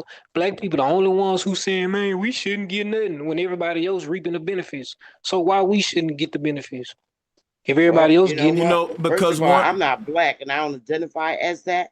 So Okay. what are you In my then? record, I am American Indian on record. State records, state government records, everything. I even correct my birth certificate. Yeah, So and no I'm sorry. I'm sorry if that's the way you Okay, so feel, why but I'm you gonna speaking for always fight for my then why you people. even speaking for I'm the gonna African? How all you gonna say African Americans shouldn't get because I'm reparations and you don't even against them. identify as I'm that? against But you don't Africans, bro. identify as that. I don't care. I'm against them, You and then don't- I get my tax dollars, and I'm still gonna keep fighting whether you like it or anybody on this panel Wait like a it. I got to minute. say But what one I don't about thing. care. Yeah, You my don't I'm even bad. still gonna identify fight. as that I though. don't care. I don't care. They're not getting no tax dollars. Bullshit. Okay, How y'all you what go about ahead. speaking the for other? something that you I'll If not? wait. anything, I'll I'm go. helping my people. I'm sorry. Paul, I What mean, man. it about ain't the other happening. races that got I reparations don't on care this about land? the other That's what races. I'm All I care saying. about, Everybody I else care about straight. my We the people, only ones who and ain't I'm get ours. tired. No, no, I'm no. not I know going you're for it. saying your people, but I'm saying you. It's like you're solely focused on this African that's being Right. misclassified. That you're claiming Correct. to be. Hold on, but I'm saying it's literal foreigners that have gotten reparation here. The African Right. Hold on, the African American that you claiming that's misclassified, according to you, is still an indigenous Indian. They just don't know it or they've been misclassified. But it's literal foreigners that come here and get reparation. And I haven't heard you speak to that yet or anytime. But I'm gonna let you get it. Well, but I'm that The was telling you my right Asians, now. the Asians You know, said y'all got it. reparations before is because of the fact when you look at reparations, it's not open-ended. It is a settlement for an aggression And towards the aggressing. people. Right. There you So go. the Jewish people are not going to be able to come back and get another reparations. The Japanese people are not going to be able to come back and get another reparation. So if we're just going on emotions and not knowing the full story, then we're I not going think to they get what still we're get owed. reparations though, Dosey, don't they? they still get Yeah. money, man. They Indians still get still it get every money. year. Yeah. Indians get money No, like I said yearly. they have a trust. So the Indians That, have a trust. It's not even like a It reparations don't type matter. It's thing. all the but They same have fund I though. think entities It's This is all the the inside same. same reparations could be thing. trust, hold on which real quick, Block. that's a Reparations separate could be thing. So tied I'm not into a talking trust. about the Indians right now. I'm talking about the people that are finding themselves in freedmen bureaus, the people that are descendant of slaves, like my family is, the people that want this reparations or restitution for what was done on this, aside from just fighting for your actual Aboriginal Indian status, because that's another fight. What I'm saying is, if we just settle, because they have talked about it, and what they want to do is they want to give you a grant to go buy a house, or they want to give you a grant to go found a business. And I do believe that that is coming. That's in the works, that they want to be like, okay, if we can give this, then we can finally say we did reparations or anything like that. And I'm against that. I'm against What's them bad about settling it? this debt with a grant to go buy a house. I'm against What's that. bad about that? What's bad about What's that bad is about us getting because anything? Yeah. they need to just do that on the side. That's not slavery reparations, because if you know your story and we all actually get into the genealogy, we would know that we're owed much more than just a $25,000 grant to go get a house. Yeah, So but you're not I'm getting I'm nothing though. cool with them being like, hey, let's reset Jim Crow or anything like that, but I'm not cool with them calling Jim that Crow. slavery reparations, because that isn't slavery reparations. Reparations should be a form of restitution, as far as to go back to what the families had before and restore what was before, not just give us a settlement check. Well, then Okay, that mean and all the white people have to get out. I like to answer Bobby's questions about the other races, getting their reparations, like China and all that. You got to understand one You got thing: Israel. we're not all Right. of them. Go ahead. Talking about all of them, Bobby. First of all, we Indians, Aboriginals, are not the only people that this government has done severe harm to. They did harm I to agree. China. They did. I So agree. that's why it's just that the difference between them and us, they knew how to go to United Nations and United States government and demand their reparations. We the only It's gonna fools that take more ain't than did just that. that. Nah, it's gonna take more than just that. Now, It ain't that simple. If Africa my understanding, they sent some money to Africa for the harm they did to Africa already. And I don't ain't remember that. nobody over here. Yeah, they sent Africa money. You can look But I'm that saying up. specifically when you say Africa, you're talking about a continent. So I'm saying like, where in Africa was money sent? It I ain't never that heard. simple. You gonna have to. If you Google it, it'll come up. It'll show you how much money the United States I know government about foreign gave. aid going to Africa, but I don't know about no reparations. That's what I'm being specific about the reparation part. Foreign aid I've heard of, but not reparations to Africa or any African country. If you Google it, you'll find out it wasn't I foreign. still ain't heard a good It didn't have excuse on nothing to why do we with shouldn't foreign get them. aid. But all I can say is good luck to everybody and the people that I ain't heard did no get valid reason money. on why we shouldn't get The them. people that did get reparation from the United States is because they knew exactly who to go to, and they went and they did it and they got their money. We the only ones who haven't done that, but y'all got it. Y'all have You think? a wonderful Nah, I day. don't think. Hey, Sister But Bethy. I'm saying, like, I know she Salutes had to to go, Sister but Betty. if you talking about reparations for indigenous people again, or trust or That's what whatever, I'm I'm saying. I'm saying confused. that's been kind of already laid out for those people that's claiming indigenous lineage. And I agree with what Dosey said. Even if it's not enough, that's that's another fight. But to say that they didn't recognize it for the indigenous people, that's kind of that's a false statement. No, Yeah, and I'm not I did talking not. I about. didn't say they didn't recognize it for the indigenous people. I never said that, Bobby. No, I didn't say you were saying it. I Oh, didn't say who was saying it. I'm saying it. oh, If we saying that it's indigenous people, right, Sister Betty, that's supposed to be getting these reparations. I'm saying that the first step would be to claim that lineage and get what's already out there for you. That's a separate conversation from trying to get somebody that believe that they African American in order to get reparation. Because what we've seen over the X amount of years is that, like Brother Sanchez just said, it don't seem like they're going to give African Americans reparations. So the energy seemed like it'd be more fruitful if you just put it towards claiming whatever you are and going to get what's there, then moving forward with that if it's more to get. And I digress. Right. I lead the panel saying this. I wish everybody the best of luck in their future endeavors. That's all I got. Y'all have a blessed evening. Appreciate that. I No, you wish the don't. You said same. you think we gonna get. Nah, Hey, nah, man. blog She said I she don't don't even even want somebody it. up.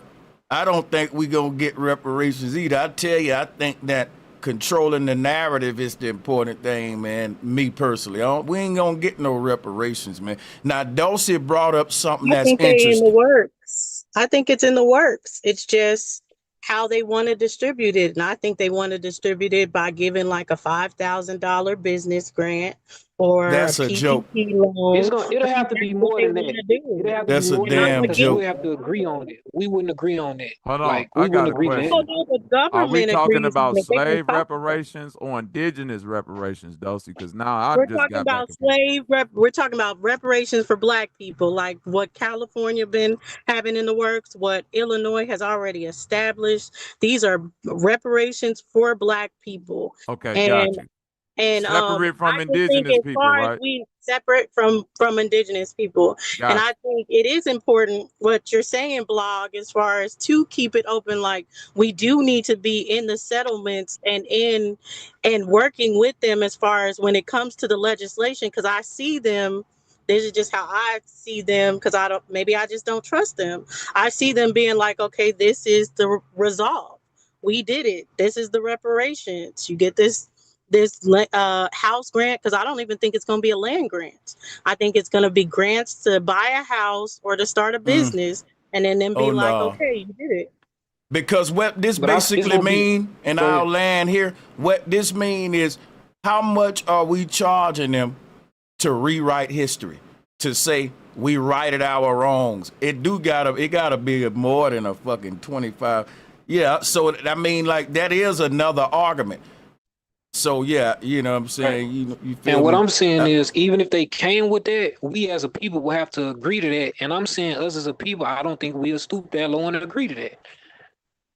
That's what I was thinking. So for us to even get them, we will come up with something that we find reasonable, and they will have to listen If not, we don't get them. And then if we I don't talking think about what they giving to Israel, see the thing is this, right? When people start saying, well, where they gonna get that much money from, and it's gonna come out our money. But now look now, y'all gotta keep in mind how much money we give to Israel. We give them, bro, I'm talking about we done gave them trillions and trillion. trillions over the course of dealing with them. And it's like you could take a fraction of that and give to black folks, real talk, man, and it'll be still a low amount for what was done to us, but you know.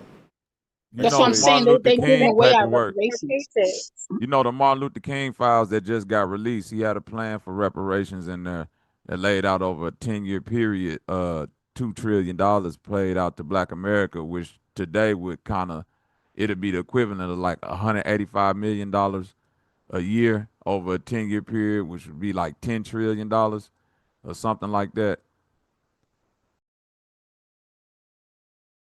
Anybody want to speak on that one? I think that's fair. I mean, we spend over $1 trillion a year in the economy. So just what they take out of our paychecks, they could give us the reparations. It's just as long as we're in this fight of just not like sitting back and letting the politicians just take over it. Because if we do, I just don't see them actually being fair with it. Of what Yeah, I think it'll owed. be recurring payments. It can't be just one payment. One payment ain't gonna fix it all. It'll have to be payments through over time, like recurring payments. It can't just That's be one what they do settlement. with That ain't this. gonna do it. That's what they do with other groups. It ain't no. Yeah, they gonna have to do one it just thing. like them. They can't just nah. I'm like what y'all was saying earlier though, man. It's like robber coming in your house and taking your shit, and you going back to their door and telling them, hey, we found out you took our shit. We want some of it back. You know, if we put it in their hands to give us what we think we deserve, you know, it's I don't think we ever gonna get it. Be like, look, man, we'll give you niggas back y'all toothbrushes. Get the fuck out of here. Right. Yeah, but you kind of at a disadvantage if you ain't paying respect to how they got it. They didn't get it. Like I get the paperwork loopholes and all of that, but most of these are ill-gotten gains through like a strong arm robbery or a full-on gun robbery. So when you say a robber took your stuff, don't make it like it was a cat burglar sneaking. There was a nigga coming up, excuse me, but just coming up punching you in your mouth and putting a pistol to your face. Yeah, cause you know the saying when you talk about the priceless shit, man. This some priceless shit, man. It ain't no number to what's been done to the people, the indigenous people of this land. Ain't no price on it. I'm from the music sector, music industry. It's when the people talk about owning their masters, that's like this conversation. And a lot of people would tell you, would you rather have 100% of zero or 10% of trillions of dollars? Because you can get your stuff, but then what will it be worth then? Like we got to start looking at it in kind of like those terms. Like, yeah, I feel you. So do you want to walk away with nothing or something? Because That's what where I'm it's at saying. this Something point. is better than nothing. We ain't been getting nothing, so y'all rather nothing. And that's how I mean, when y'all Let me ask Dulcinea. I want to ask real quick. I gotta ask Dulcinea a question based on what Blog just said. Dulcinea, can we take whatever they give us because we're not losing something, or is what you saying is you finna lose, not gain? It's kind of like show them the 360 deal of it. You know what I'm saying? Right. That's where I feel like that's a loss to take the 360 deal of it, especially since there's multiple class actions, and I think they all should be their own class action. Like if you look at the Yazoo Land Fraud Act, and this is towards the indigenous people, but by this time of the Yazoo Act, some people are going to be labeled as Black, Negro, colored that experienced that, where they took 40 million acres of land and then they were selling it to each other for like $1. like 400 acres for $1 to this European or whatever that you just took from your great grandfather or anything like that. So my whole thing is like, no, whatever we do, I'm not saying no to it. I'm just saying for us to be aware and for us to make it clear, like this is not going to be the end all be all of all your transgressions. I agree with that. I'm not There saying you just take go. There you anything. go. I definitely agree with that. We shouldn't just take anything. But I'm saying it's people who feel like we shouldn't get nothing. Like it's people out there who just totally against it, no matter what it is. I think a Yeah. lot of people may think we're gonna lose something doing, you know what I'm saying, in this thing, and that's why I was asking it, because I think we was looking at it kind of like a stimulus check. Well, it's just free money; it's better than nothing. But what if there's some strings to it that's on the other end? But Sanchez, you ever My see people point. who like want to get their masters back so bad, and somebody who's adept at that world would tell you, okay, you can get 100% of your masters, but now what are you gonna do with it? It's just like the land. Like the land is only worth what you can do with the land, and if they shut you out from the other amenities that America got to offer, meaning oil cultivation, businesses messing with you and all, like that's the purpose of the land. It's just like the masters. You get your masters. Now, who you gonna get to distribute it? Who you gonna get, like what movies you gonna put it in and all of that stuff? Like they will you'll get shut out of that part of it just for the sake of getting your masters versus saying, okay, I'm in this situation. I'll take 20% on the masters because they gonna go make $2 billion and I get a percentage of that versus having 100% of my masters and it don't make no money.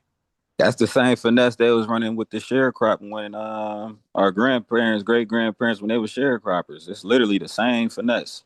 And that's my point exactly. There's all these different finesses that they've done, even with the Freedmen Bank. So they told our ancestors, you know, join this bank, you're gonna be safe. All this other stuff had them put all their money into it, and then it crashed. So they took. But it It's really, supposed but to be what y'all something saying is more. They the subjective real because it's finesse like kings. We just learned that finessing. Go Yeah, so ahead. they took all their money. They're supposed to be giving. It supposedly was supposed to be getting 40 acres and a mule, and it just took all the freed Negroes, all the free refugees, anything like what that. they They never took their not gonna money. stop finessing. That's just the American way. They finesse with So, everything. If you go buy they a Nah, but house, they that's do us still fought a differently finesse. though. class action lawsuits No, we Nah, they ain't as finesse fucking with with them with everything, that bro. finessing, bro. They the kings They at do us finesse, bro. differently. They Man, this They definitely whole shifty with finesse, the, us. but I'm talking the about whole like what setup is a Dosey was saying finesse. about the land. Like you get the land, right? Now you got 42 million acres, and you got to do business. Now you got to find a way to do business with oil companies, gas companies, other people that want to come. Like it's just like anything else, to where they'll give you one thing but shut you out of the business around how do you procure the funds from that.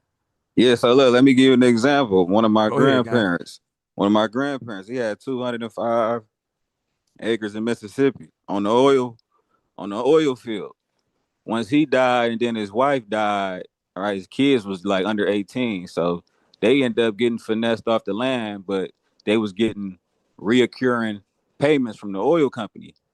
But that shit was pennies on the dollar, you feel me? And then again, like nobody even really know how they even got finessed off the land in the first place. I get it that they was getting pennies on the dollar, but let's say, for instance, that they got up out of that and then they got all of their land back to where they had control over all the oil. Now, how do they go about extracting it from the ground? Like, because you still gonna have to find somebody to do business with. You see what I'm saying?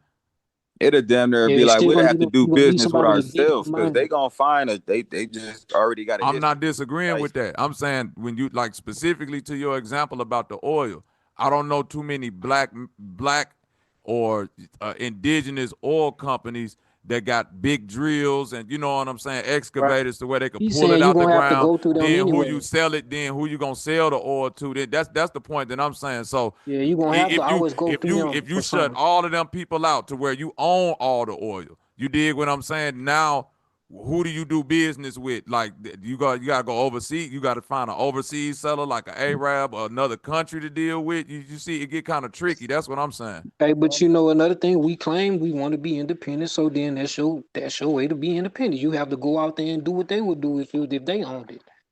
That's I just, I think that guess you just Bruce's Beach, to your point, Bobby, and I think that's why they took the 20 million and sold it back. And what people are going to make in Talking one about out in California? summer. Yes, for one Okay, summer, it's going correct. to be way more 20 million. But And it you're is right. overwhelming to be like, how do we maintain this, you know, property, this land? There And we that's go. also why I'm saying is that this isn't a one thing. Like everyone's trying to make it like, oh, we just want land, or we just want gold, or we just want, and It's that's what I'm recurring saying. Like, things. there's It's not. too It ain't much gonna be just one fraud to thing. not separate all the fraud that they did and do lawsuits and class actions for each Right, because in my opinion, avenue of fraud. we would need a separate reparation bill just for all of the black towns they flooded out. That's Like what I'm y'all done got That's a saying. different. so Now many that's a different, different. No, but you're right. You know what I'm That's a but we saying? can whole You can really. go different. all That's day what about. that's You what can she's go all day saying though. about the What she's correction. saying is I it agree is with those. so much that it's just it's so much when you really break down everything. You can't just Yeah, you boil it down basically to saying we slavery. could never I It's be got like you. repaid. the You money saying you can't. can It's never be like the repaid. money will Repaid. never I mean, be the end all be all because the shit is priceless. Y'all done did too much. Because yeah, you have to you set up gotta banks and think everything. Y'all about said. this. When they gave the small hats reparations, they didn't stop there. Every year we give them a big ass like $100 and some million check toward their Zionist agenda. You know what I'm saying? So that Go part ahead. of their reparations was continued funding and aid, military support. Man, I can keep going, but I'm gonna stop. Hey, but I'm talking about the infrastructure building too, Sanchez. Because outside of the aid and the money that they get every year, they got a lot of equipment and a lot of things built for them to kind of Right, like businesses and everything. They fundamentally sustain. give them an They sustain them. infrastructure to sustain themselves. I'm Mm-hmm. saying that Yeah. like my people had land in Mississippi.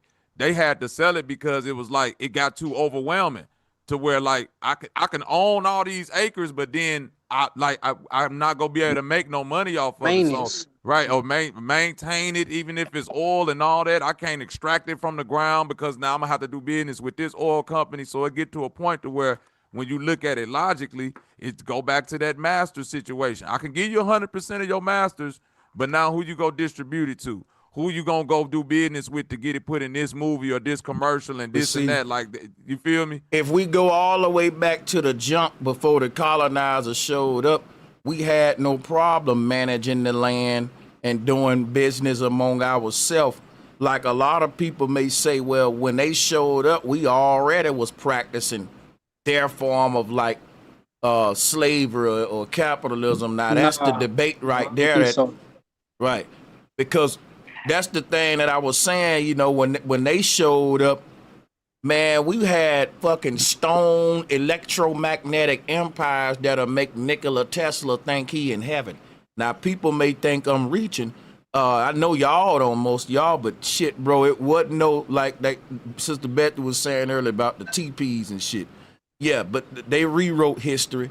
They was making, my whole thing, though, is like, we gotta always go back to the first contact with the colonizer and then see no one really goes into how he rose to power in this land, because the reason I wanted to go into that story is because who the blame is on.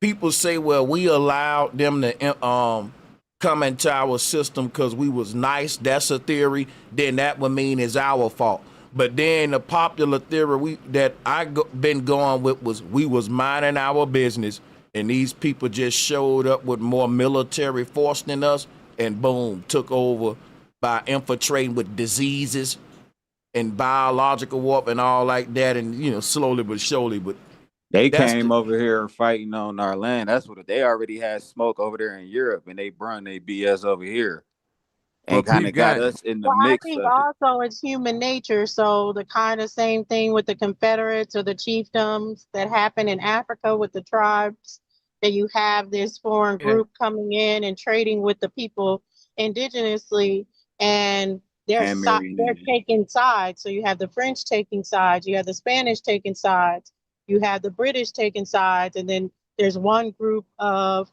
tribes or a confederation that's against another group of tribes or confederation, and like then you have damn. foreigners Yeah, assisting them on both like a sides. So I it's like think a like they just part-time. had more in Hey, hey, turn firepower. we Dosey, nah. hold on, Look, hold on, look. hold on, So hold on. Dosey, that is just like apartheid in Africa. How they put these groups against each other.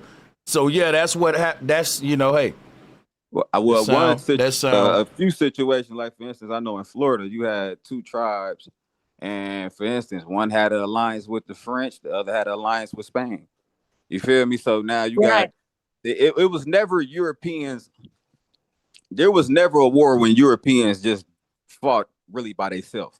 In almost every war, it was always Indian allies, no matter what European nation it was that was over here fighting. So, you got a lot of these Europeans who marrying into these prominent, indigenous families. So now it's coming, it's if you from Florida and you got, smoke with somebody else in Texas, you don't, even though y'all still from the same land, you got blood ties now with these Europeans. So, But you watch your this though, allegiance is real to quick. them. Right, I'm, Nate. and I'm gonna fall back and let y'all grab a seat. The whole But I thing, what wanted I to was say something about the slavery too, like to your oh, question. okay, for sure, for sure. The whole Oh, I was thing. just Go ahead, oh, go ahead, go ahead. You got it. sorry. I was just saying like I feel like the argument is semantics because whether we had a labor system or anything like that, there's a thing called perpetual slavery by the mother, and that's not something that's our concept. That's a foreign concept to be like you're enslaved, you were born into slavery just because the condition of your mother. So whether we had labor systems, whether there was hierarchies of who worked the land or anything like that, or even the criminal aspect of the penal code, I think taking the insurrections and rebellious people and taking people indigenous and making them perpetual slaves, that's something that foreigners did. And I think I that's where we have to disagree. keep the slavery I topic on. disagree. So you believe that I disagree. slavery by the mother is something that's our concept? What you calling slavery by the mother? You talking about putting a child? It's called perpetual slavery. So it means that depending on the condition of the mother, the child will, all the children will remain enslaved for life. Slave by who? They had something called the bloody code in Europe. Meaning, if Where you're That's born from a slave, that baby is a slave, brother, just like that. right. So that's a European concept, I'm yeah, that's a saying. European concept. It is. They had that was something called the bloody code in Europe. I'm saying what they got.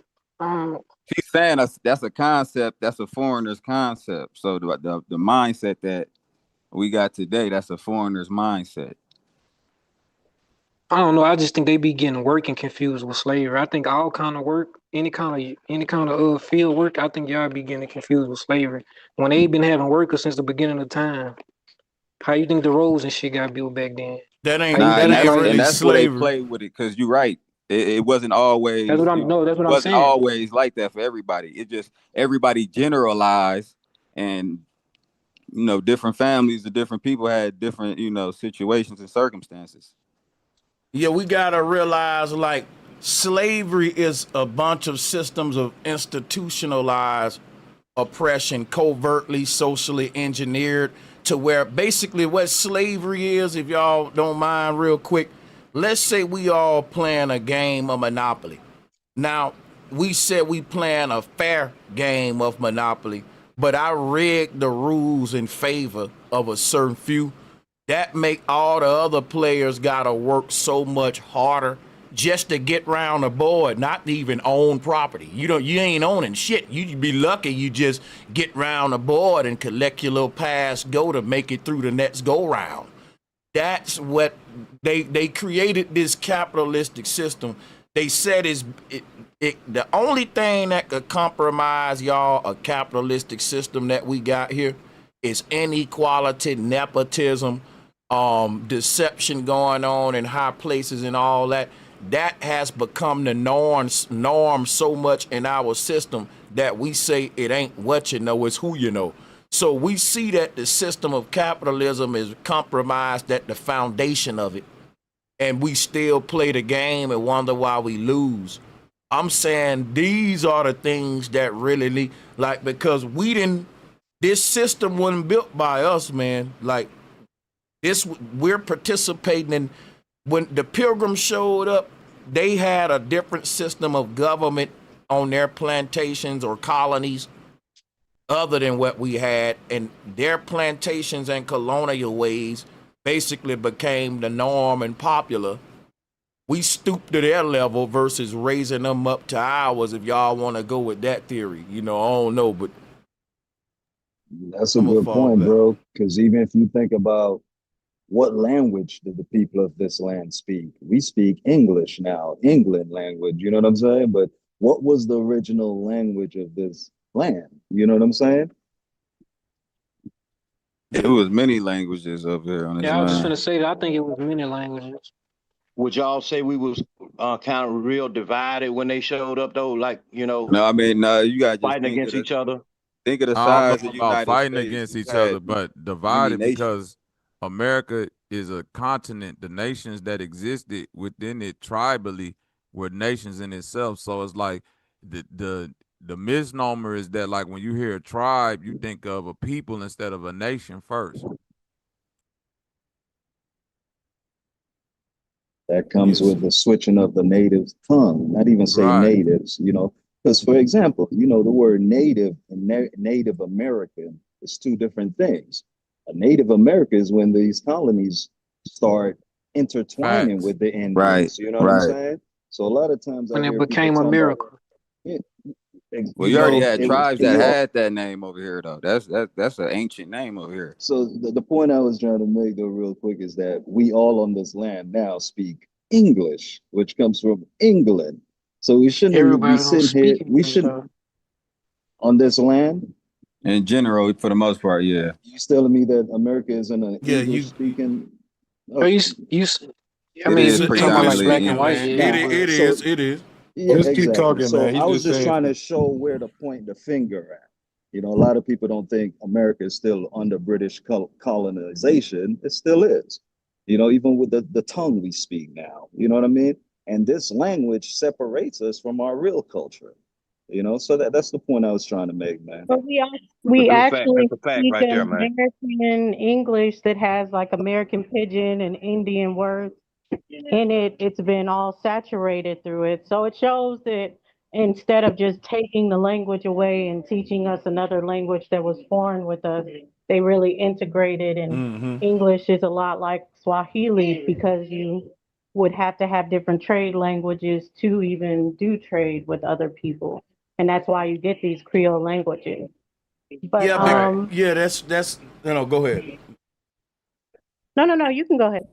I was saying because I don't look at English like an original language. It's kind of like a horror or a blended result of fusion of a mixture of a bunch of people coming together speaking the original language. That I don't know if this is a good way to sum it up, but some kind of way there's all kind of theories about how English is our original language, right?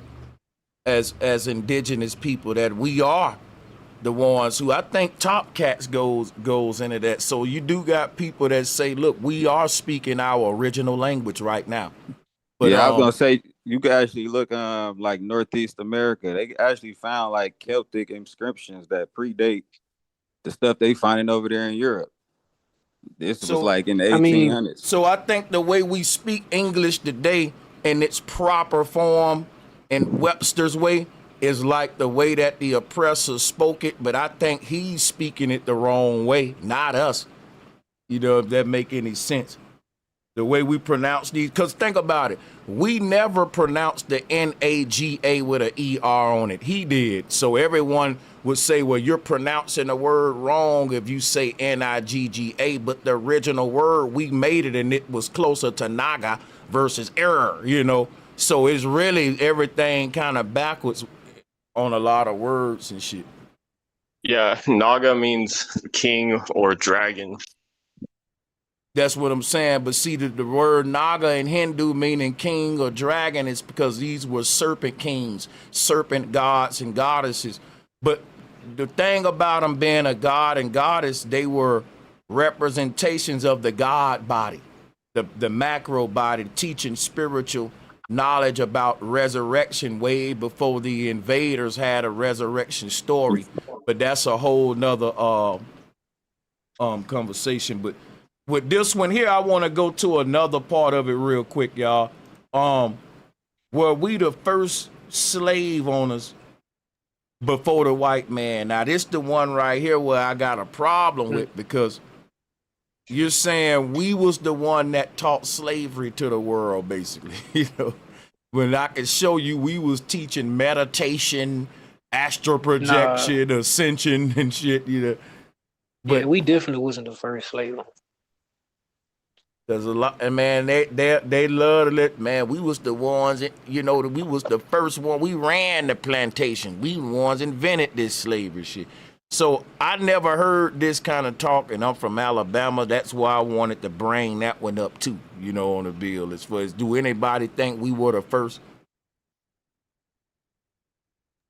I think they lump all melanated people together, and because of dark-skinned people that people would describe as like a Negro people, no matter where they're from, they lump it in as like, oh, Black people are the first slave owners.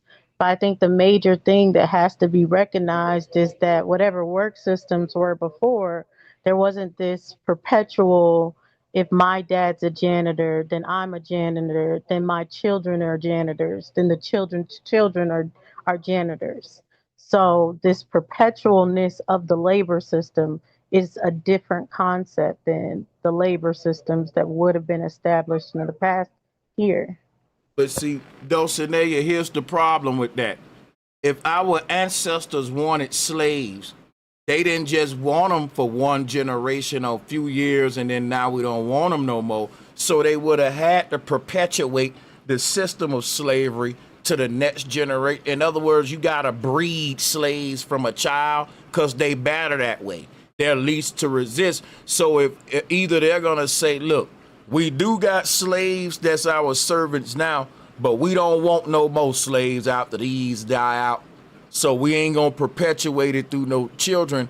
So I'm saying once you introduce slavery, either you got to say, well, they just stopped having slaves after that first generation, or if they continued on with the institution of slavery, then the most efficient way to do that is to kind of start young with letting these people know, you know, it's the path of least resistance, if that's what you want. But I see what you're saying. But I see us having an employment. I just don't see it. Like when we see the slavery in the way that it's described, we see it on the East and then coming to the West. Well, that comes to this next point that I'm gonna make. Either what we was doing was employment or it was slavery, but it can't be both, because when we try to make employment slavery, I think that ain't really true. I don't think they necessarily can beat it, because, you know, I work, just say you work for a company right now, like I work for YouTube, for Google, but goddamn it, I can stop, man. And I can do some greater if I come up with a better idea. Ain't nobody beat me. Ain't no. So you may say, well, you gotta work for somebody or some corporation, Sanchez, because if you don't work, you don't eat. So the institution of slavery is very much so alive and well today. But the point that I'm trying to make right now, right? A slave ain't necessarily, an employee ain't necessarily a better way to be said this. All employees ain't slaves, but all slaves are employees. If that make any sense to y'all.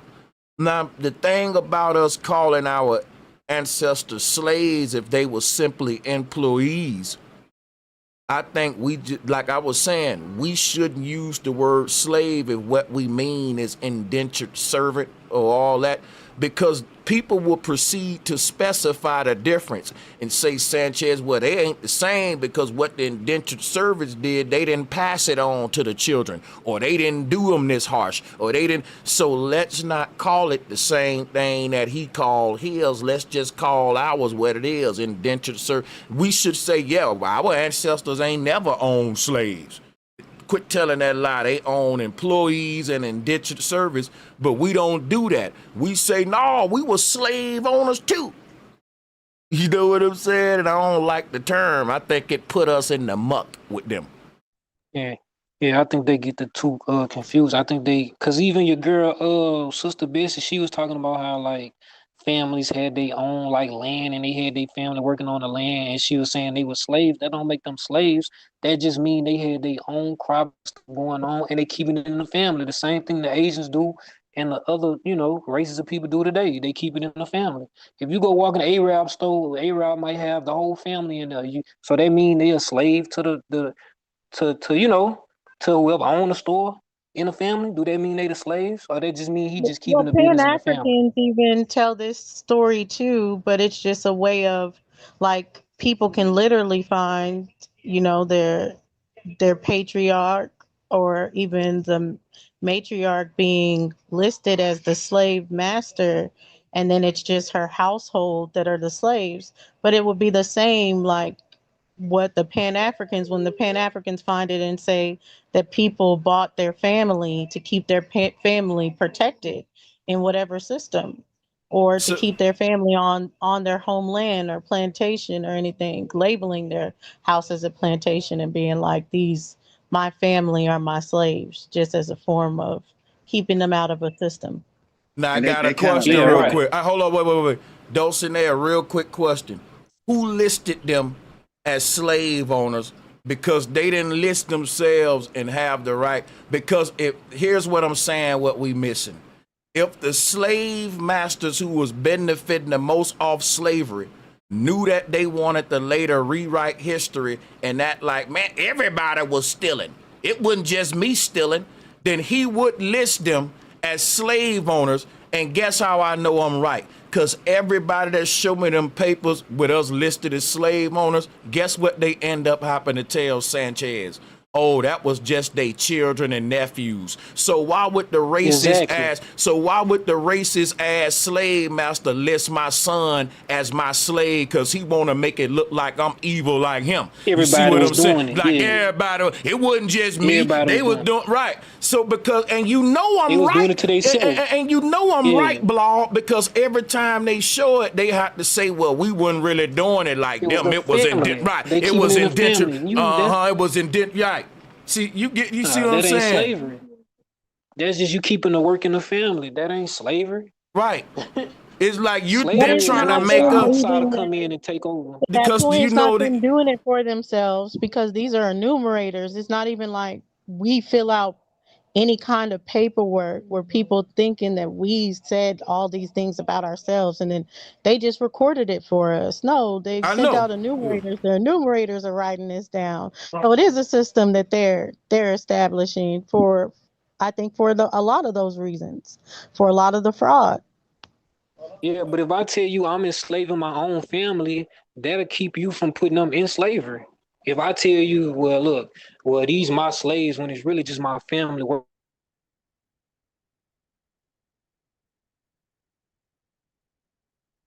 I just don't think, because what it is this, man. All the people that say we were slave owners, think about what I'm saying, y'all. You had white slave owners and black slave owners, but the black slave owners and the white slave owners only had black slaves.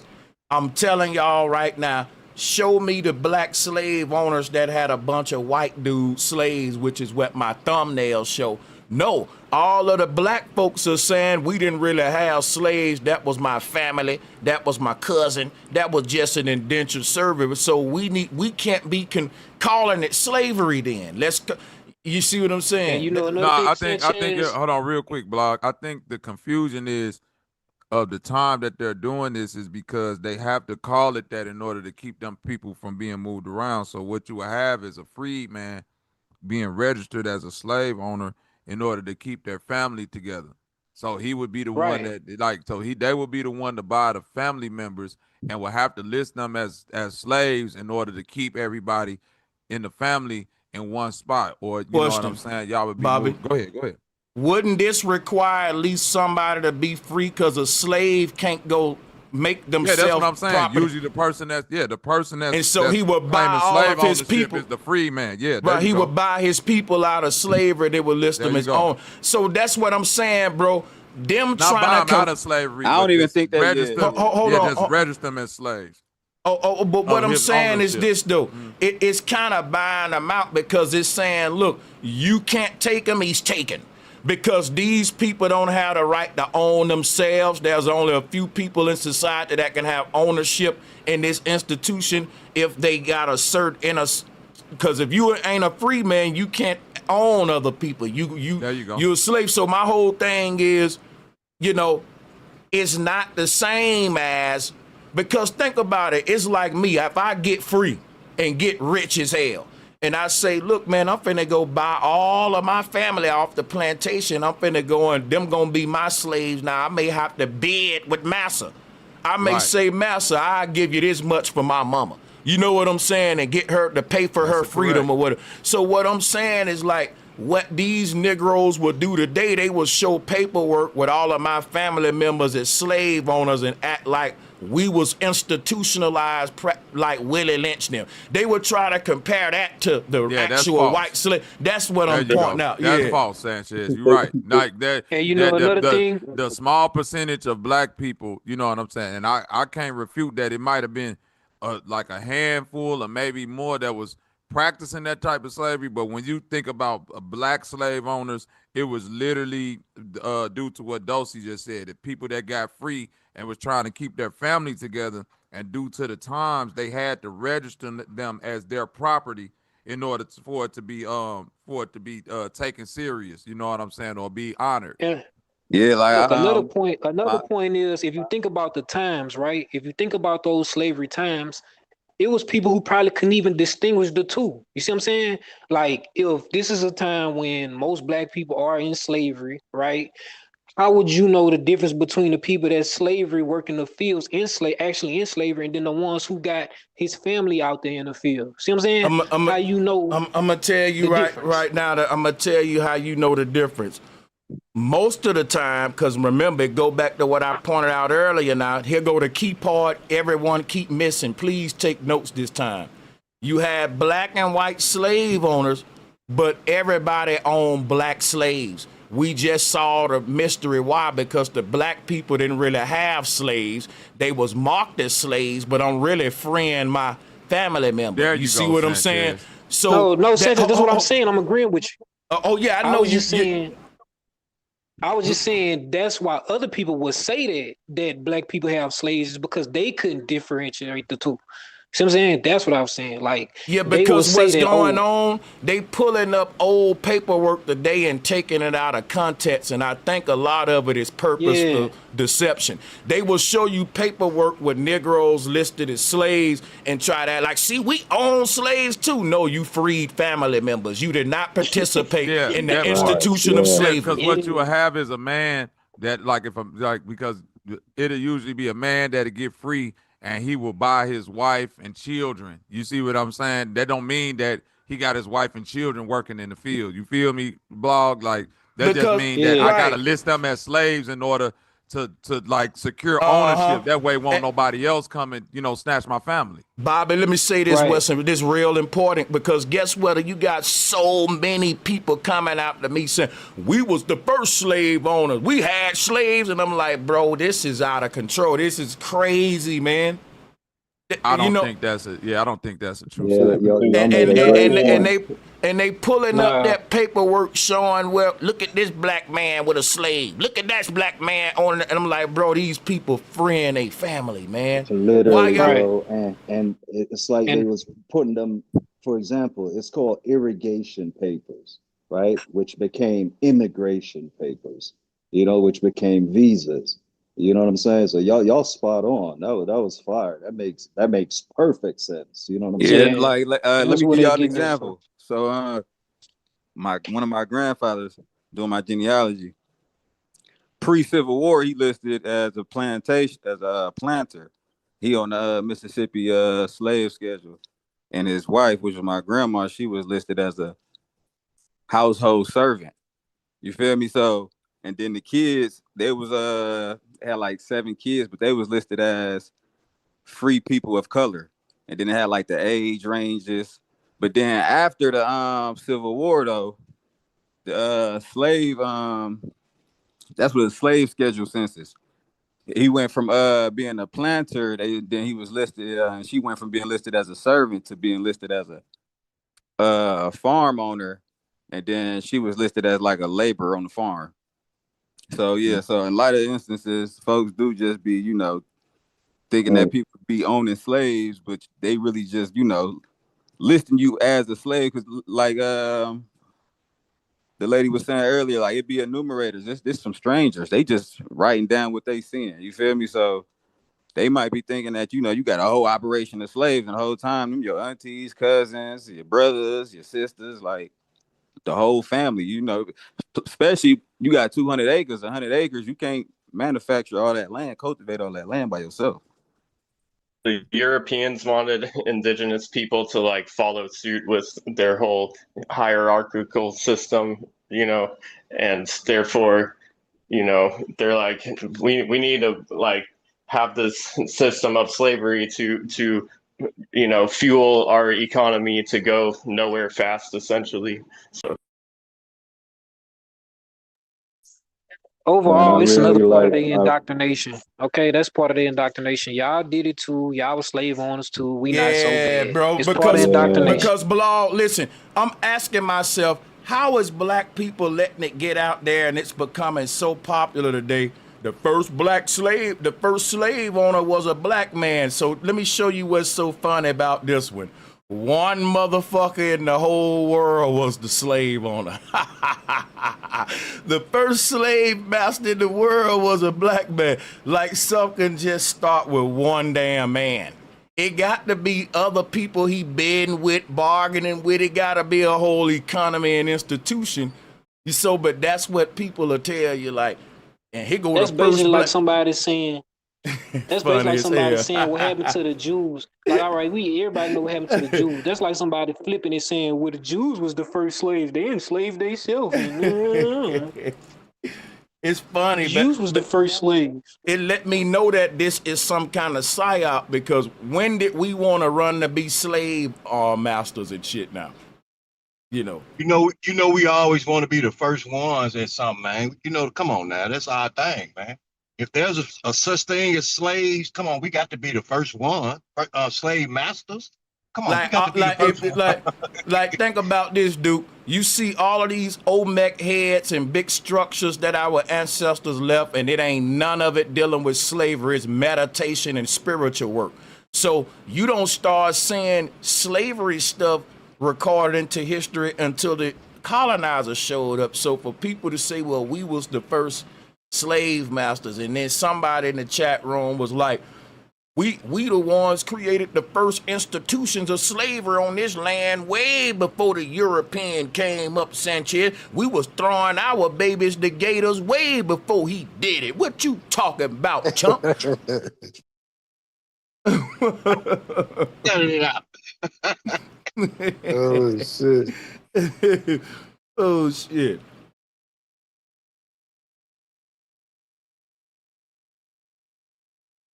They was on me in the comment section, man. But shout out to everybody that came and contributed to the bill. Sister Dulcie and everybody was coming with a lot of jewels and shit to bring clarity to all this. Because bro Sanchez, can I just say one thing real quick? Mm-hmm. I don't know if you was about to shut it down, but oh no, I was just saying that, man. In a few, but go ahead. You got it. Yeah, so I just want to debunk the whole 20-odd Negroes on Virginia, being in Virginia from Africa. It's a book called Jamestown and the Words of Contemporaries, and they have a bunch of like quotes from these books from the 1600s. And one quote from Minutes of the Virginia Company of London, November 1619. And it's basically going in and talking about how those 20-odd Negroes were actually from the West Indies. So that's something people can look into. They were not Africans. And it got the whole original page.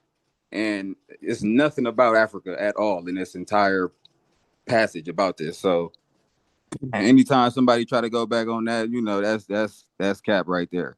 Those was Caribbeans that they snatched up and brought over there, and they raided a pot. They got them off a ship, somebody else's ship. That's crazy. He just debunked that in like a record time. That could have been a YouTube short. Another thing I feel if we was the first slave owners, I feel like we would have just enslaved the white people and not the other way around.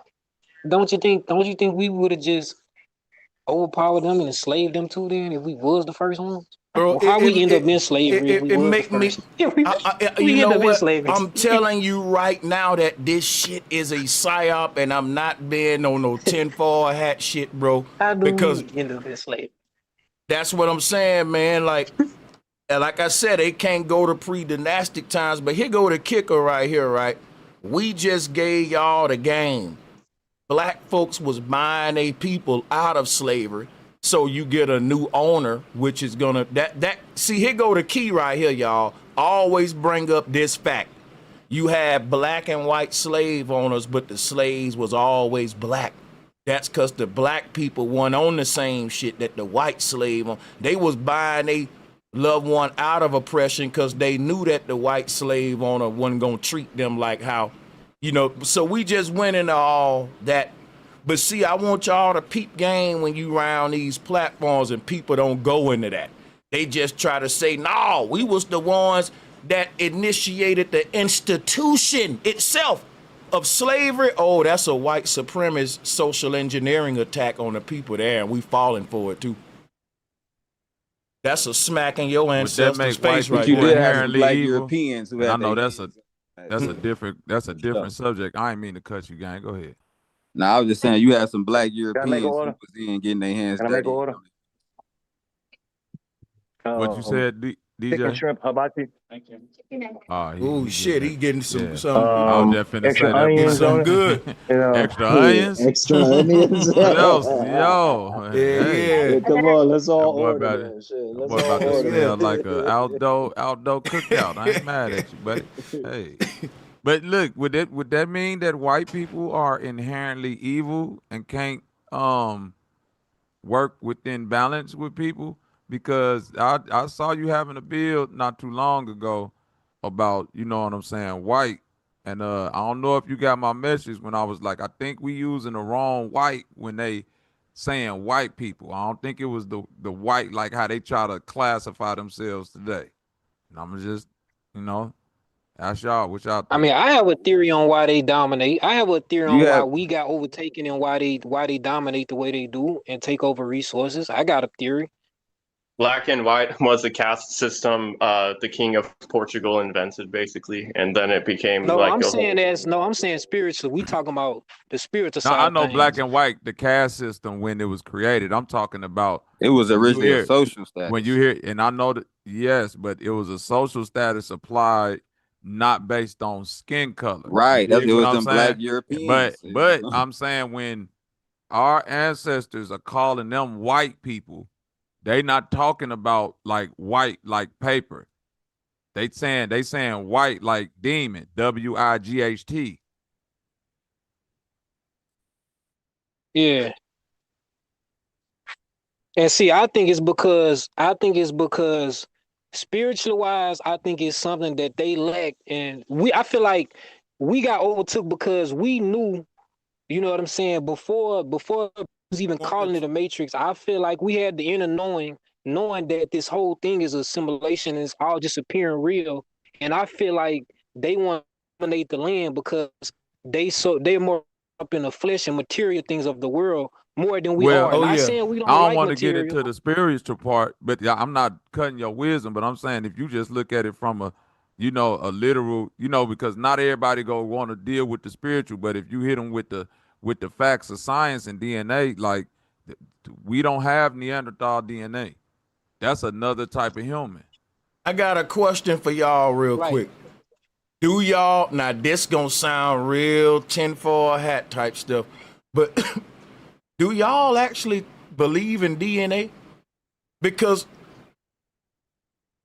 I believe that when it comes to saying, well, look, we can find this in this particular group's DNA or that one and that one, I don't think that's 100% true with the power of DNA that they really got, if that make any sense. Me either. Me either. Have you I ever don't looked really. up the Human Genome Project, Sanchez?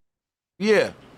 But I Have also you know ever that the seen? Okay, go U.S. ahead. military is against ancestry tests, which are based upon DNA. So that's what I'm saying. Their test would have to tell me where my ancestors been in the past, geographically tracing to lands and stuff like that.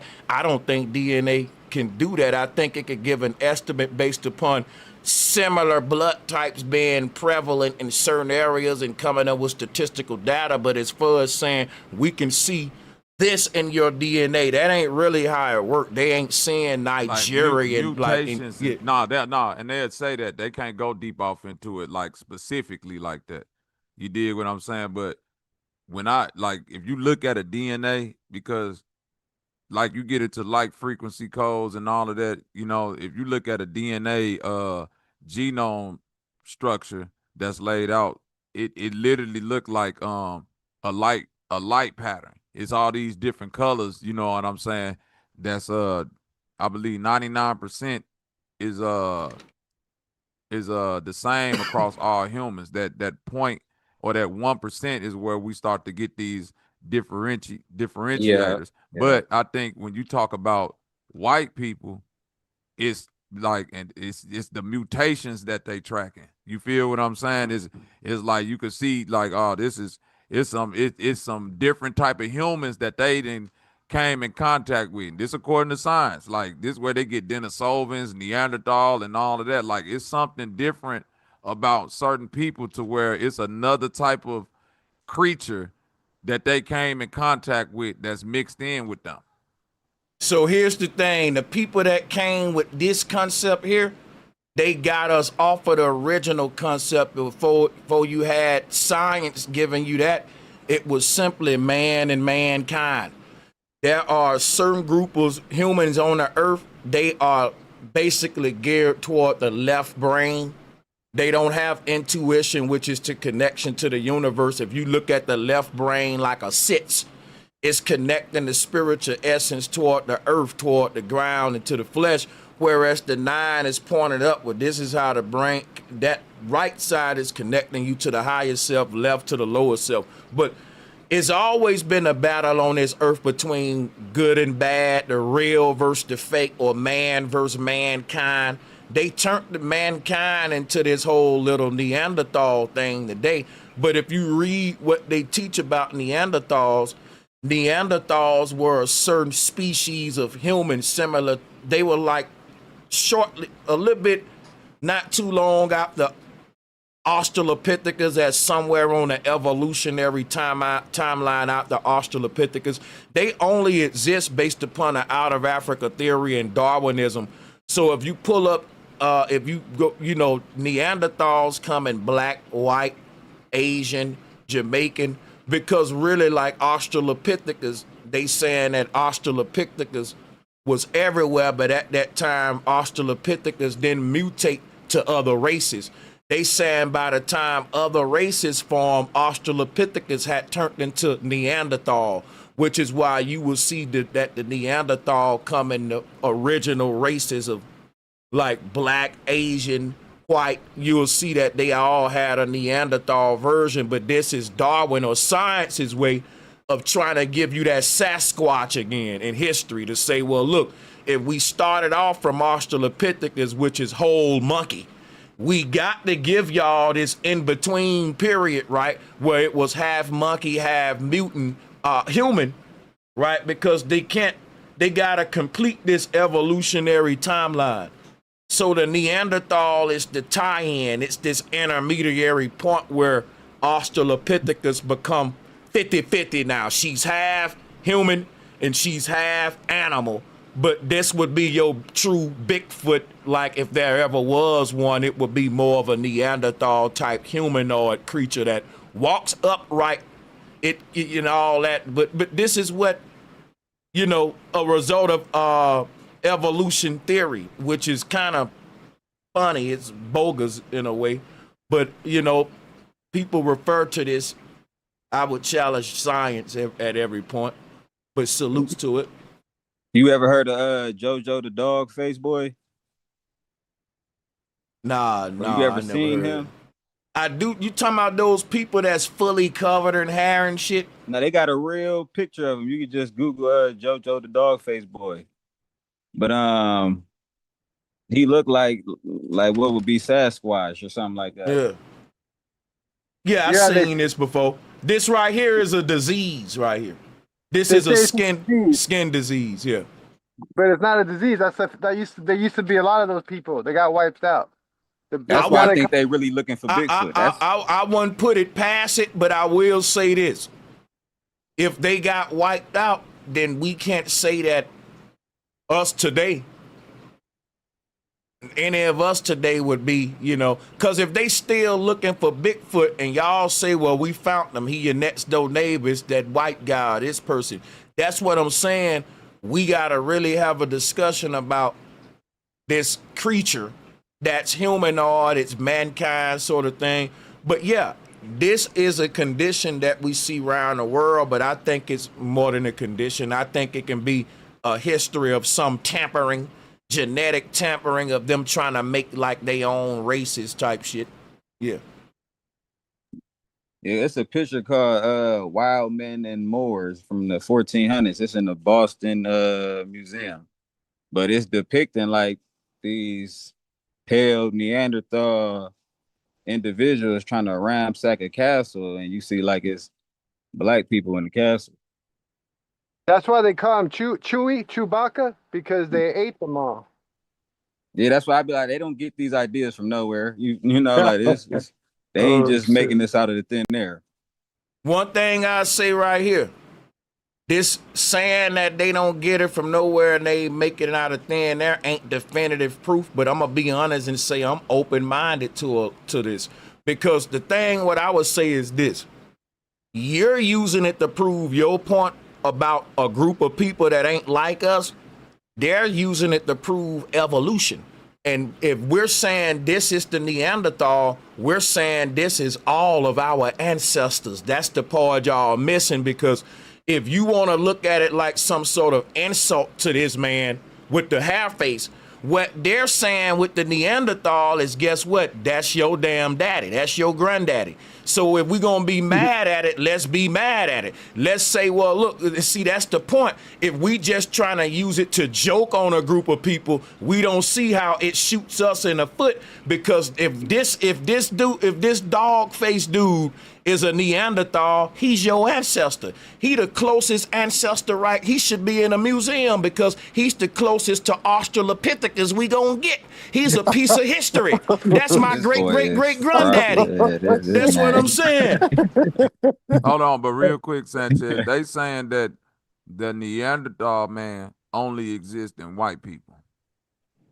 That's what the science say, and I ain't trying to debate you on the science, but yeah, they say that Neanderthal DNA only get found in Europeans or people that left up out of Africa and all of that stuff. Yeah, like anybody with African DNA, with anything related to, I know y'all don't like the word melanin, so let's just use, you know, whatever you want to use for that placeholder. But them people doing like, they catching themselves up, if you want to say, within their own study of science and DNA, because they saying that as we studied it, this mutation only exists in Europeans, meaning that they went and procreated with these creatures. Hold on, bro. Hold on a second. Let me holler at you.